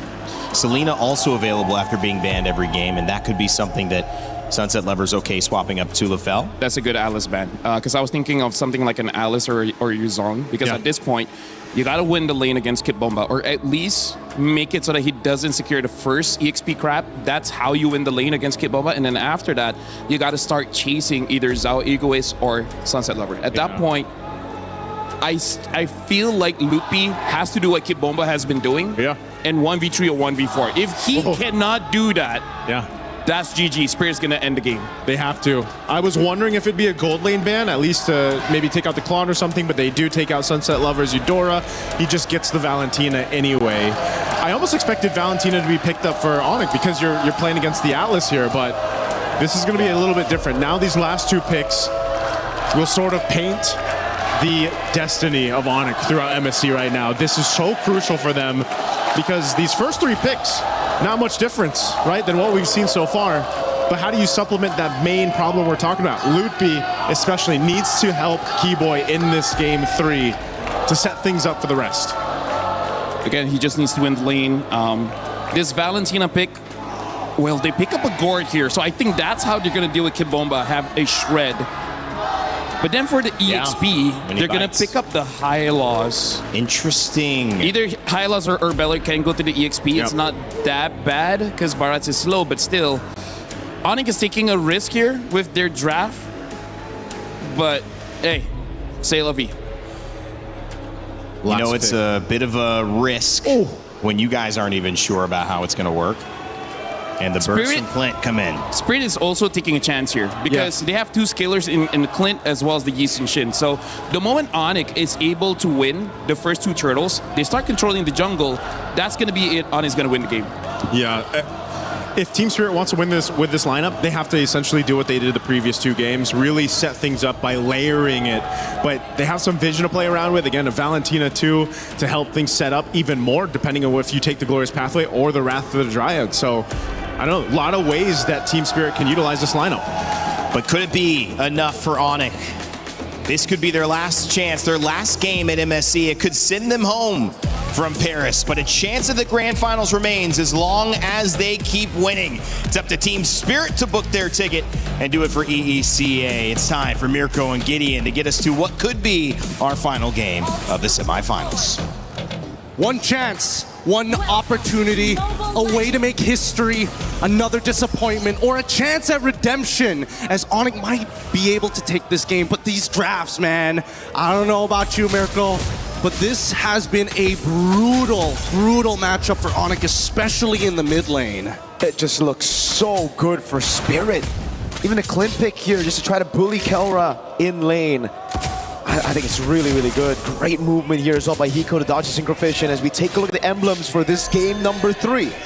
We're making sure that everything is up to date here. It's making sure they also have, right? Early flicker on, but Sunset Lover's in trouble. He's got no dash. Instantly, mobilization, Kai with first blood.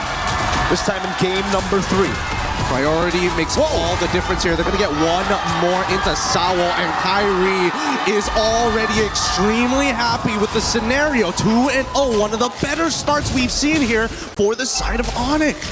This is the best start we've seen from Onyx already. So we'll see if they can actually capitalize on this. Kyrie this time 2-0. So again, this could be it as well. Hiko with a flicker already. Great read by Kai to read that flicker. 3-0 for Kyrie in game number 3. This is an amazing start for the Sky Kings. And at this stage of the game, TS, well, that early game plan might have to, take a back step for a little bit here. It's not the end of the world because a majority of that lead is still on Kyrie. The question is, can the laners keep this pace up to maintain this level of oppression as we start moving into our very first turtle here in game number 3? And TS, they already have information. They should see Sans rotating here, as well as Kyrie as well. Are they going to just steal camps? And I think that just might be the play. They're just going to wait and steal. Might be going to the bottom lane as well here, knowing that they cannot contest for the neutral objective, but Sunset is very close to level 4. It seems like they want to contest still. Sunset sitting with the Valor ult instantly, and now it's going to be Sour. Big shot from Bamba into it. Sunset's right there, and he finds it, and Sour is able to pick up a kill. Now it's Bamba staying alive for a bit. Throws Keyboy back away. That's the missing projectile landing, and looks to pick up the kill. Sour walks up, and he goes right there. And now they want to go for a little bit more. Kelra and Sans now in the fight. Who gets it? Red tree from Sour is clean. Kelra with some on-force now. Not the instant dash just yet, but Sunset going to be taken very low. Hiko's still right there, and that's Kelra with a pickup on Sunset Lover. Is he going to... Can we set this up even more? No, Sawo here to cover Hiko. He's walking up. He's thinking about it, but I don't think he has much. Fatal Links, Bomba's right there as well. They're going to pick up a kill. So it's TS leveling the odds back again. That shutdown on Kai put Team Spirit back on track. Yep, all right. Things back on track. Now we can go back to the game plan here. Level 4 has already been achieved, but let's look at that replay one more time here. Because again, Kid Bomba able to tank a good chunk of that damage, especially from that gush. Unlucky for Sans that he wasn't able to get a little bit more off of this, but once everybody got into the middle of this fight, even Kelra deciding, you know what, it's time to Zaman Force and start triggering the fight super early on. They were able to get something back here, and I think, whoa! Fight. Keyboy just got taken out. Now the Mystic Gush comes around. Masao was able to flicker around. Kelra jumps in with a Chrono Dash and is able to find one, but now look at the burst!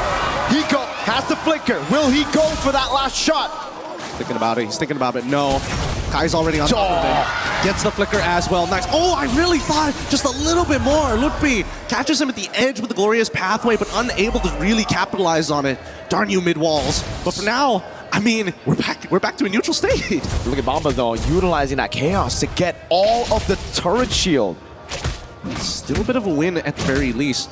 I just love the fact that Onyx are now saying, you know what? We're on our comforts. We shouldn't be that scared. We can outplay this, right? They're getting a little disrespectful, and I think they've learned from the previous game, hey, if things are going bad, we got to instigate some kind of war. We don't have to fully commit, but once we get the green light, we have to initiate. Bomba with the cut under tier 2. Deep one as well. That is super deep, and Lutpi can't do anything about it. Great info from the rest of Spirit saying that Onyx responded in the bottom side of the map, and now Bomba, I think his job right now is to keep Kyrie here. He's going to reset that buff.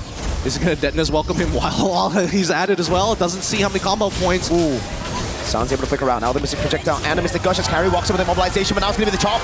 Bomba doesn't land it. He has the flicker. He flickers out of safety. Kibo is going to be stunned up by the Terrify of Sunset Lovers. Now they go for the taunt, and it's Bomba who gets caught. Still alive. Rather than Dryad, chaining him down. Bomba finally taken out as Kai gets his first stack of the Sky Piercer. But they don't get anything else on the map, unfortunately. They managed to clear the waves just in time, so no big convergence and no bigger trades for the side of TS. Onyx win it now. They're sending 3 members down as Kyrie's on top. Let's see the dispersion, because unfortunately for Hiko, he's got to recall at some point. He's got no mana. Yep. I think now is the right time to recall. Sunset Lovers looking for the angle now on Kai. He goes for the dash. He's waiting for it. Oh my god! He timed it perfectly down the Rather Triad! Sunset Lover! 3 games in a row having one of the best series performances. Man, Sunset Lover, the prodigal child, is back. They don't want to go. At least Kid Bomba didn't have his flicker there. That'll. Oh! Sawo fatally straight into Sevico! Keyboy with the Rather Dryad, but now it's going to be the chase as the conceal gets used up by both. One into the bottom lane. It's Bomba. He's going to look to try to bait out the Purify from Kelra. Zaman Force coming out. Sawo with the perfect match. He's going to try to go for the dive right now as Kelra is able to go for it. A few more hits. Big chunk. Purify out from Kelra. Don't punish just yet. We need to see the item list here. Did he go get that power spike as soon as that wombo combo happened? Because as of yet, that was a lot of damage, and now Zara gets a mid-tier 1, looking to threaten multiple buffs at the same time. Even managing to walk away with this. Bit early on the retribution. Let's look at this one more time, because again, a huge catch here, especially on Tazans, who's very susceptible to this Atlas at the stage of the game. He doesn't have that Purify. He's got to make sure that when he positions himself, it's very much when he has that info, but at the same time, nobody can really stop Sawo from getting in on the fight. And no one can stop Zaur from farming. This guy, I mean, Rainy pointed it out earlier. Yes, Zaur has died. It was once. It was a shutdown towards the end of the game, so it didn't count that death. But man, this guy's just untouchable. The egoist, and this time so clean on the Traceless. The CC immune to get away from these CC locks. Even the target from Lutpi, now the Mountain Shocker to get vision. Yep, we've moved from technical boxing. There's still aspects of being on the outside, but you can see that Team Spirit, they want to get on the inside. They want to make this as messy as possible, because when it is messy, you are blinded by what is happening around you. And so far, Kid Bomba and Zara Egoist are the biggest winners in those cases. This is a huge lead, 3.2k, 7 minutes in, and Hiko is still gunning down these turrets. This is why you got to watch these games. This is why you can't just look at the stats after the game. You look at Sunset stats, you're probably like, oh my god, he didn't have a good game. But then you watch it and, hey man, what a performance from Sunset. Yes, first blood, sure, a mistake, but the redemption was 10 times fold. That mistake. And now Sawo zoning Kai away from the jungle. Plenty of damage dealt all across the board. San's actually getting some pretty decent damage. However, the way that their leads are working. Oh, it catches! Max range, now it's the rest of the team! Lutpi's right there! Oh! Baits the flicker out from Sans! And now it's free for Sawo if he wants to get Sans! No way! He didn't see the Jets right underneath them, pushing him right into it. Holy! TS are not missing a beat as of right now, and their mechanics are so sharp, it hurts. It hurts to be an Onyx fan. They're hoping that at least an outplay would come through, but with a 4.6k lead, unless that shutdown is on Zara or maybe even Hiko, I don't see it happening for now. They already lose their shielding down by the mid lane. That's fine. They still have their side lanes to work for, but they still have 33 seconds. And it's all about just waiting right now. Spirit have everything they need to close it out. Oh my god, Zara already Malefic. Holy Pull up the items. I want to see that right now. What is Zaur on? He's level 14 at 8 minutes. This could be the fastest level 15 in the tournament. Hyper efficient as well. Doesn't go for the BOD. Goes for the hyper efficient items to make sure that his power spikes are alongside with how strong Hiko is with the Berserker Spirit and Endless Battle. Once he gets that Malefic gun, the sieging will begin. He gets a screen crab and the orange. That'll be the fastest level 15, I think, but he doesn't care. He wants to stay objective. TS on the Lord, about a shocker for Vision. They want to dance around this for just a little bit. Look, B. He's taking a decent amount of damage. Kibama's losing his stacks while they're dancing around this. Onyx don't mind, but they can't walk in on the pit, and also they get it for free. Sawo knows that Sans doesn't have the flicker, so he's just going to zone everybody away from the purple. We're not playing chess anymore. We're playing Go, an ancient game designed to surround your opponents and zone them out from key positions on this board. It is beyond what we know. It's not even 4D chess. It may seem black and white, but the chips are telling everything. 8-6, 2 kills down, and yet there's a 6.5k lead and a Lord about to knock on the front door. Kelra at least has his third item. Let's talk about the Siege, because the Siege is looking good for Spirit. It's 2 marksmen.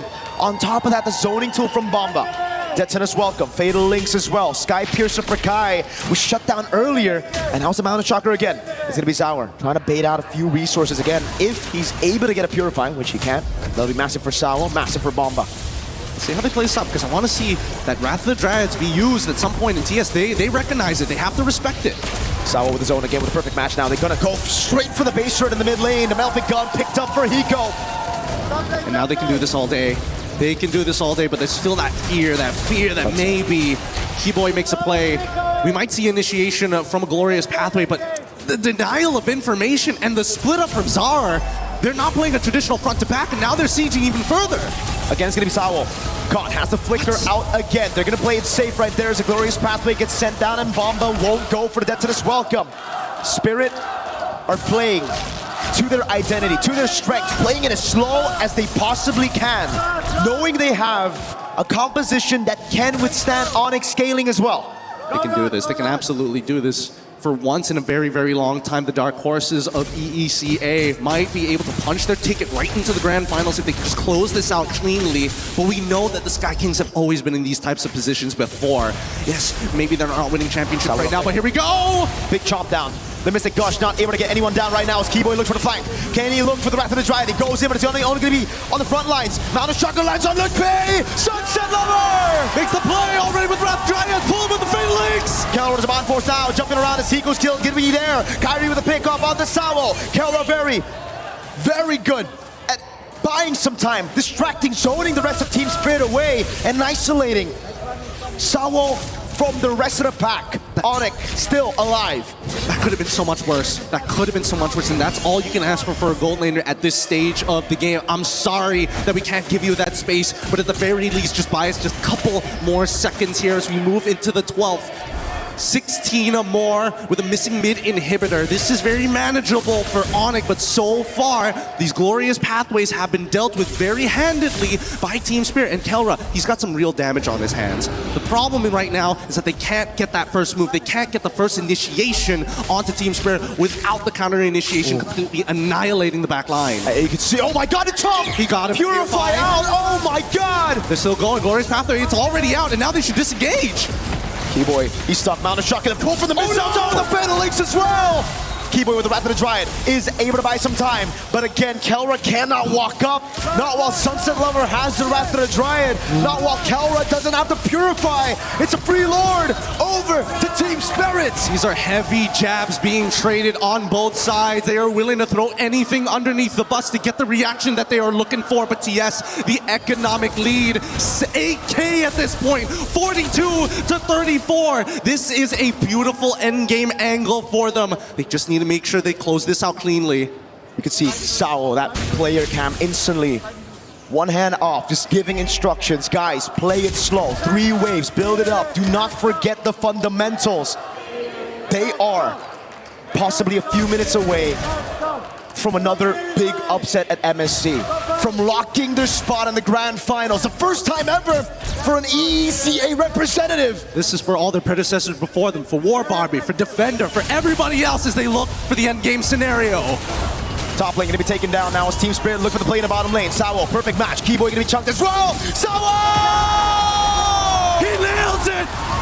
Even further as they're looking to try and close out this game. Big shot now, throwback again. It's gonna be Kai. Taken out by Sour and Eco. There you have it. Team Spirit have done it and punched their ticket to the grand finals. The Sky Kings thought they were the beast.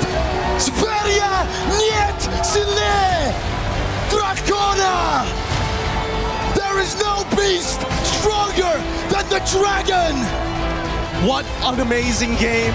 The technical prowess from mechanics, from the micro to the macro. We have witnessed a work of art. Nobody can be disappointed with that. Even the Sky Kings can recognize when they have been matched. What a crazy game coming in from EECA. They haven't just been matched. They've been stomped and they've been destroyed. The Porcupines, the Sky Kings, burned to the ground by the flames of the dragon. Ladies and gentlemen, give your congratulations to Team Spirit as they qualify for the Grand Finals. What a moment this is.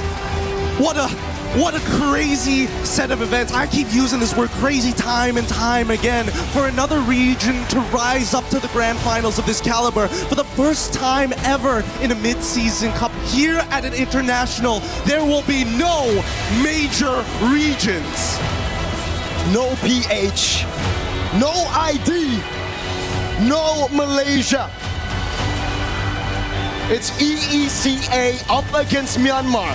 It's Team Spirit up against Yangon Galacticos. Truly, we are witnessing history unfold before us. And maybe, who knows, they might not be called minor regions any longer. The world of MLBB expands further, and the level that has been brought to the table starts with the young ones. We're going to be throwing it over to the interview with Sunset Lover and Sawo up on stage. Take it away, Rose. The Dragons has defied the odds. They have slayed the Sky Kings, and they have carved their names into the history of MLBB. Ladies and gentlemen, give it up for your grand finalist, Team Spirit. Boys, that was an amazing series. And you know, there's no better duo to interview on this stage other than Sawo and Sunset Lover. These two have played and represented the EECA region since M1. 7 years later, you guys have finally done it. You guys are bringing EECA to the grand finals. How are you feeling about it, Sawo? I'm so happy, but we still not did it, so everything tomorrow will be.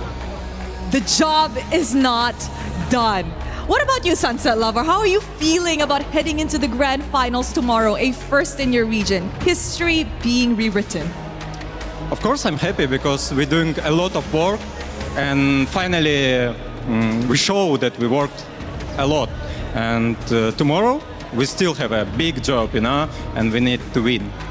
Yes, there's definitely a big job tomorrow, but like what Sunset has mentioned, they've been through a lot. Roller coasters, up and downs in a span of 7 years. I want to ask you guys, what kept you guys going? What was the main motivation to keep on pushing?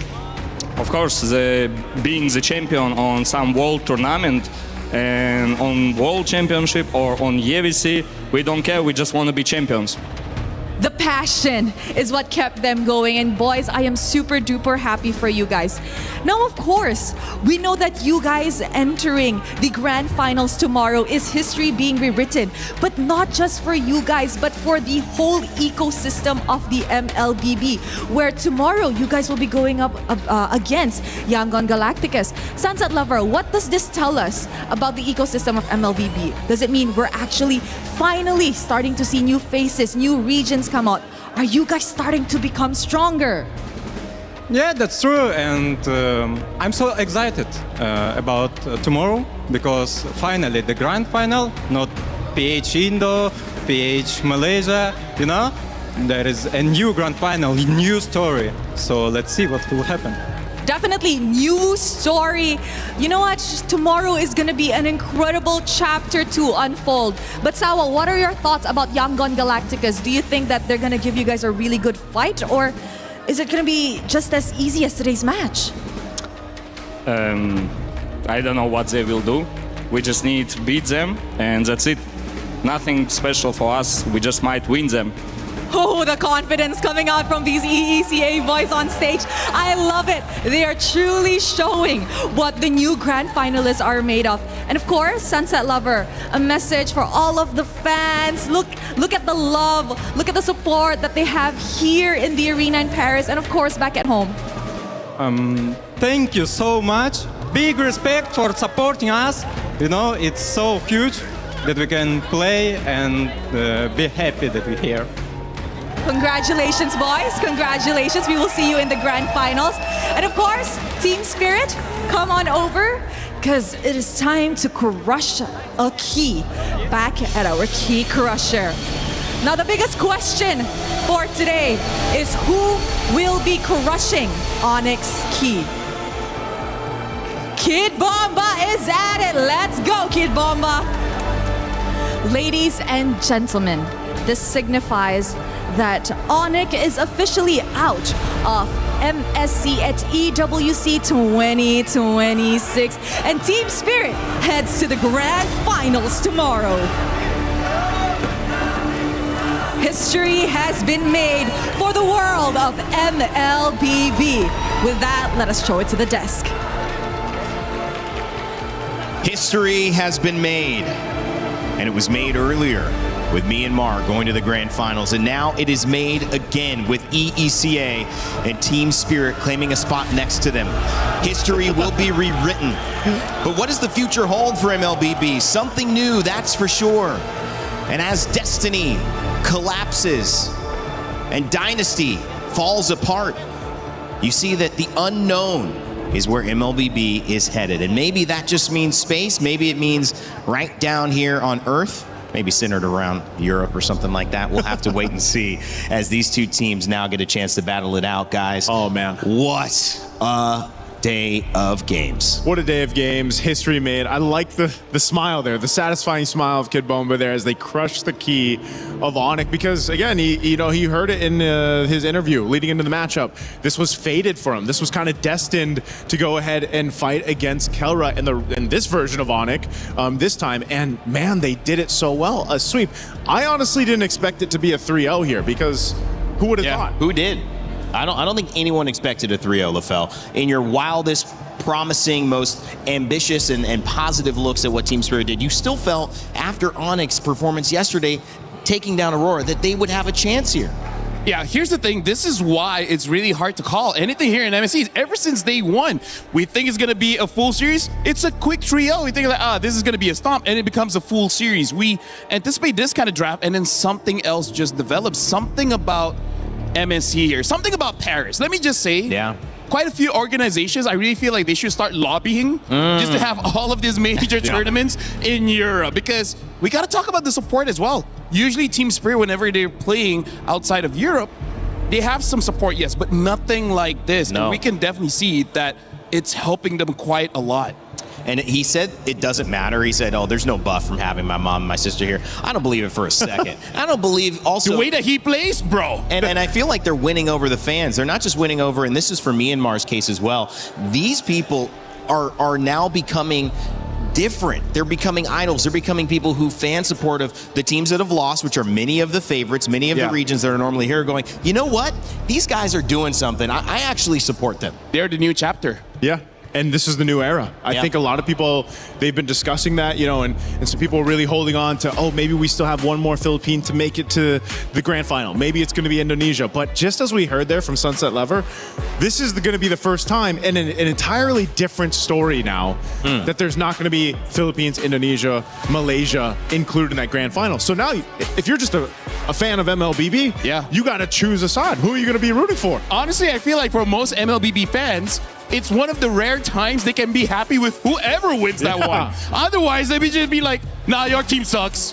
Nah, this guy sucks. And it's like, hey, you know what? Congrats.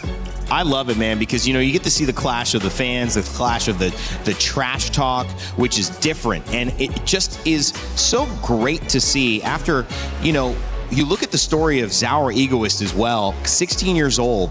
And if you talk about it's been since M2, what is that, 6 years? So the guy was 10? 10? So since he's been 10, this moment's been coming for him to get on stage and say, hold on. let's do something different here. Perfect timing to see the reactions here too, because just Zar Egoist, having him come into this lineup of Team Spirit again. Last time we saw him in the international, he couldn't play, right? He was too young. So then he comes through, and you have these new generations of junglers and just players in general, but especially junglers, because that's what we've been highlighting here for MSC. And he has been putting on a clinic alongside the rest of the team. And I feel like just the way that Zar Egoist plays allows Kid Bomba, allows Sawo and Sunset Lover and Hiko to do everything they need to do across the map, and that's, I feel like, one of the biggest difference factors for a lot of the teams that have been playing in this MSC. I gotta say as well, Kid Bomba is probably gonna be one of the scariest guys in MLBB for now, because in game, that guy is destroying absolutely everyone. Like, imagine being an EXP later and then just causing this much destruction. Before this, he was Hanford. But now it's the era of Kid Bomba. Like, this guy is a bit much. On the Barat, sure, meta pick, but then he uses Sora. Yeah. And some would argue Sora. that might even be more scarier. That's Sora. That was the problem, because I think they thought, well, we took the Barats away, we banned it out, but he still got the upper hand. That's just Kid Bomba doing Kid Bomba things. We've seen his family, we've seen the emotion from Team Spirit, but there's an emotion on the other side of this, and that is, of course, of Onyx, who have to go home. We talked with Kid Boy in an exit interview with the Eterna to hear how he's feeling. We are now backstage with Keyboy after that loss against Team Spirit. Keyboy, may we ask what's going through your head right now? Indo aja. Boleh. Ya emang Team Spirit lagi kuat aja. He thinks that Team Spirit are very strong today. Apakah ini just eksklusif di MSC atau sebenarnya dari awal-awal, dari sebelum-sebelumnya pernah ketemu Team Spirit, mereka udah kuat? Memang kuat. So even from before, he said that Team Spirit has been a very strong team. How is everyone handling the loss, Keyboy? How is everyone handling the loss? Teman-teman Keyboy gimana tadi pas kalah reaksinya? Ya pasti sedih lah pasti. They didn't take it as well, even for everyone. Keyboy, what were you expecting here at MSC? Kamu expect-nya gimana MSC kali ini? Ya yang penting kasih yang terbaik sih, kalau yang kalah belum rezeki aja.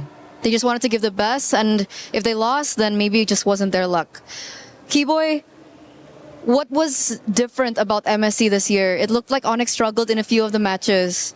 Could you tell us more about what happened in this particular MSC? Was it the meta that was difficult? Was the other regions just a lot stronger this year? Is there something that you could tell us about that? Kalau meta sebenarnya aman-aman aja, cuma emang region lain lagi lebih kuat-kuat aja sekarang. For the meta, it was okay. They adapted to it okay, but it seems like all the other regions from the rest of the world just really got stronger. Were you also surprised that Yangon moved on to the grand finals? Enggak. Oh, so you expected it? Gua nggak expect maksudnya. Oh, so he also did not expect. So it's boiling down to a very different MSC this year. But Keyboy, thank you so much for everything that you've done with Onyx as well. Do you have maybe a message to everyone who flew all the way from Indonesia to come here to support you and your team? Ya buat semua yang udah support. Ya sorry juga lah karena mengecewakan lagi dan lagi. Cuman ya emang begitulah jalannya. Kita bakalan usahain buat kedepannya lagi. For those of you guys who supported us, thank you so much for the support, and we're really sorry that it's another disappointing loss, and we will try our best to do better in the next coming future. Keyboy, other than your bronze match, what's next for you? Keyboy, abis match ini mau ngapain lagi selain bronze match yang akan terjadi besok? Yang tahu sih. Keyboy doesn't know yet. Okay, I think he's taking a little bit hard. It's okay, Keyboy. Thank you so much once again. Thank you. We're gonna throw it over back to you guys. Well, Yangon Galacticos, Team Spirit are the ones that move on. Keyboy sharing his thoughts. Not too much to dive into there. Obviously, a bit close to the chest, how they're feeling. Still not a lot of time to process it either. That also just shows how heavy it is just to suffer that kind of loss, because I gotta say, big shout outs to everyone agreeing to do the loser interview. It's because tough, man. you can see it in their eyes how much they're trying to hide it, but as dudes, as bros that's been destroyed before, we've all been destroyed. Hey man, we know that look. And you know what? Sometimes talking through it can help the processing part. But a lot of guys, though, there's just a moment where you just say, I'm either not going to do it, or you're like, I'm not going to give an answer here and I need to go process. We were talking about this earlier. I remember one of the giants in sports that I love, Kobe Bryant, rest in peace. I realized that the first day I had a chance to interview for my esports job that I've done for the last 7 years. I had to hold it together. Yeah. And you have to sometimes do that. Obviously, Team Falcons and Onic are the ones who will be facing off in that third place match. That's still going to be exciting. There's still a lot of money on the line for that one. And of course, tomorrow's grand final with Yangon Galacticos and this team spirit. Man. Where were you? Where was he? When MSC is writing everything, I'm like, we were working. Yeah. Right? We could tell everyone's like, where were you guys when MSC calls it? We were working, so yeah, we don't know what's going on. We had no idea. No, but I mean, that's going to be amazing, though. Who would have thought that that would be our grand finals? Right. No, I think almost nobody. I would be willing to bet that almost nobody had both of those. No one had that right. People did the pick'ems? Yeah. There's no way. And if there is, you deserve the lion's share of that $300,000. Let's just say that's for sure. It's been a lot of fun, guys. Closing thoughts for today. Actually, excuse me, before we close, we actually have a great update here. The implications of today were far-reaching, not just in MLBB, but also with the club championship. And we got our reporters standing by to let us know what's the status quo. What do you call 4 club championship reporters who can manage to get themselves together for what feels like one of the very first times? It's happened a couple of times, but this happened in the space of an hour. So I'm not sure how we managed this one, Jenny, but we have managed to get ourselves together. And we're going to give it a little chat around what's been happening on your stages. STC Arena, obviously been going on here for Overwatch 2. How's things going? First of all, I would call us a bunch of professionals. Second of all, a lot happening actually over at the SCC Arena, especially for Overwatch, because this was the week where Falcons were competing and they were the title defenders. But surprise, surprise, they get knocked out to T1. T1's had a pretty good run on TFT, a very great run on League of Legends as well, so that's great for them. Club championship-wise, Liquid, though, still 0 points. I don't know what's going on over there. They got eliminated, not even making the top 8. Kind of sad, to be fair, but it is what it is. AGAL is also out, and then Twisted Mind was playing Virtus Pro earlier today. Both of these organizations tied for 4th place last year when it comes to club championship points. Twisted Mind's won. That's all we got going on here. Thank you. I didn't realize you were going to grab my mic. I thought you said we're professionals. Here we are, though. I mean, irrelevant of that. Lauren, of course, things have already just kicked off in Warzone. Not necessarily too much to report, but I mean, it's always an interesting one when it does come down to the club championship because Falcons are always so favoured. They are, and they were definitely one of the top teams coming into this entire week. However, after yesterday's performance, they ended up in 7th out of their group, which is not where they were hoping to be. So they don't play until the second half of today, but they'll definitely be looking to pick it up so that they don't get eliminated, because we are sending 6 teams home, 3 from each group at the end of the day. On the positive side of things, though, and you're talking about Twisted Minds, Ginny. Twisted Minds are our defending champs in Warzone. They were first place out of their group yesterday, and then we're 2 matches in, and they've already won 1 of them. Oh, wow. So Twisted Minds are looking very strong for themselves, Chris, and I think that means that there's going to be some tight competition as we get into finals. We know Fancy's going to be excited about that one. Yeah, TM last year was a fantastic performance, looking to go back to back again. But we're coming to the close on your stage, Trav, obviously over at the Allianz Vault. How things have been going? I know there's a lot of rumblings. Falcons had a few members. Yeah. Not so much anymore. Yeah, so it's pretty much the same story, really. Falcons coming in, trying to defend their title. It's Xiao Hai who won it in 24 and 25. He competes across both Fatal Fury and Street Fighter as well, so clearly shows how capable of a player he is. And he got bounced in them both. So Falcons lost their title defender and now left with 2 15-year-olds trying to carry on and get those championship points, which I don't think bodes too well. And they did just face each other. So not only were the 2 15-year-olds, they had to knock each other out as well. So that's really unfortunate for Falcons. One of them, though, has progressed to the top 8. So that's at least getting them some points on the board, but doesn't really leave them with too many options in terms of like backup plans now. They're all kind of slowly getting knocked out. But in Street Fighter 6, it's very much kind of the Asian representative. So we've got the Asian organizations doing as well. Reject with some heavy investments, and also the same with Zeta Division 2. Excellent. Well, great update, guys. Thank you very much. We've got a lot more going on tomorrow. A couple of finals coming over the next couple of days. Very excited to see how things conclude. Guys, thank you for... We need to do this more often, actually. And we'll grab us all together. Okay, maybe Jenny doesn't want to. Okay, I get it. Stage 1. I understand. It's fine. Thank you very much, guys. Back to you at the desk. Well, thank you very much, Chris and Jenny and Lauren. And I love the interaction between those 4. We got to continue hearing from them as well. And of course, the Aramco Club Championship rankings are here, and it's been not as sincere at the top for a while. Will that change this week? Falcons jump up a little bit to 1,600 after the points that they've earned, I believe, for making top 8. And Street Fighter, and of course, Team Vision, Vitality, Virtus Pro still holding strong there. Phil, you feel like you want to say something about the club championship? No, honestly, like looking at that, They are so energetic and calm at the same time. You want to channel that? You know what? That's good. I don't know if I'm feeling relaxed or suspicious. Oh, you know what? That's good. I like it. It's because the sunglasses are making you feel suspicious. Yeah. Because you can't see their eyes. No, because for me, if someone is too nice, something is wrong. Yeah. So might be a something's wrong? psychopath or something. So something's wrong? I mean, it could be psychopaths. Now we got to spend time with them just to know. Aren't you curious? You know what? I am curious. Let's investigate Chris when we get back there, backstage in the green room. Guys, how do we feel? Final day of basically anything but our grand finals. You know, it's gotten us here. Yeah, man, MSC's been kind of crazy, I would say. Amazing. You know, after we've gone through a few of them, this has been the most, I would say, competitive and interesting. A lot of shakeups, a lot of surprises, but I'm glad for it. This is great for the competitive scene and the health of the MLBB esports ecosystem. For me, I love my job. And we did say that this is probably going to be the best MSC ever. We did. And it's shaping up to be that way. This is going to be, again, a new era, a new chapter. This is going to give a lot of hope to a lot of aspiring players because now it doesn't matter where you're from. Oh, wait, where's my glasses? Wait, what was I? Anyways, doesn't matter where you're from. It shows that you can do it. Suspicious behavior from LaFell to close things out, but nothing suspicious about today. It's going to be a new chapter that's written in the land of Dawn come tomorrow. History rewritten already. It's me and Mar facing EECA in our grand finals. Somebody will become the new king of MLBB. From all of us here at Stage 3, the Lenovo Legion Gauntlet, as LaFell has already walked off stage, and Naisu is still here with me. Thank you. My name's Randy, and from Paris, we remind you to never give up, never stop gaming, and we will see you for our grand finals tomorrow.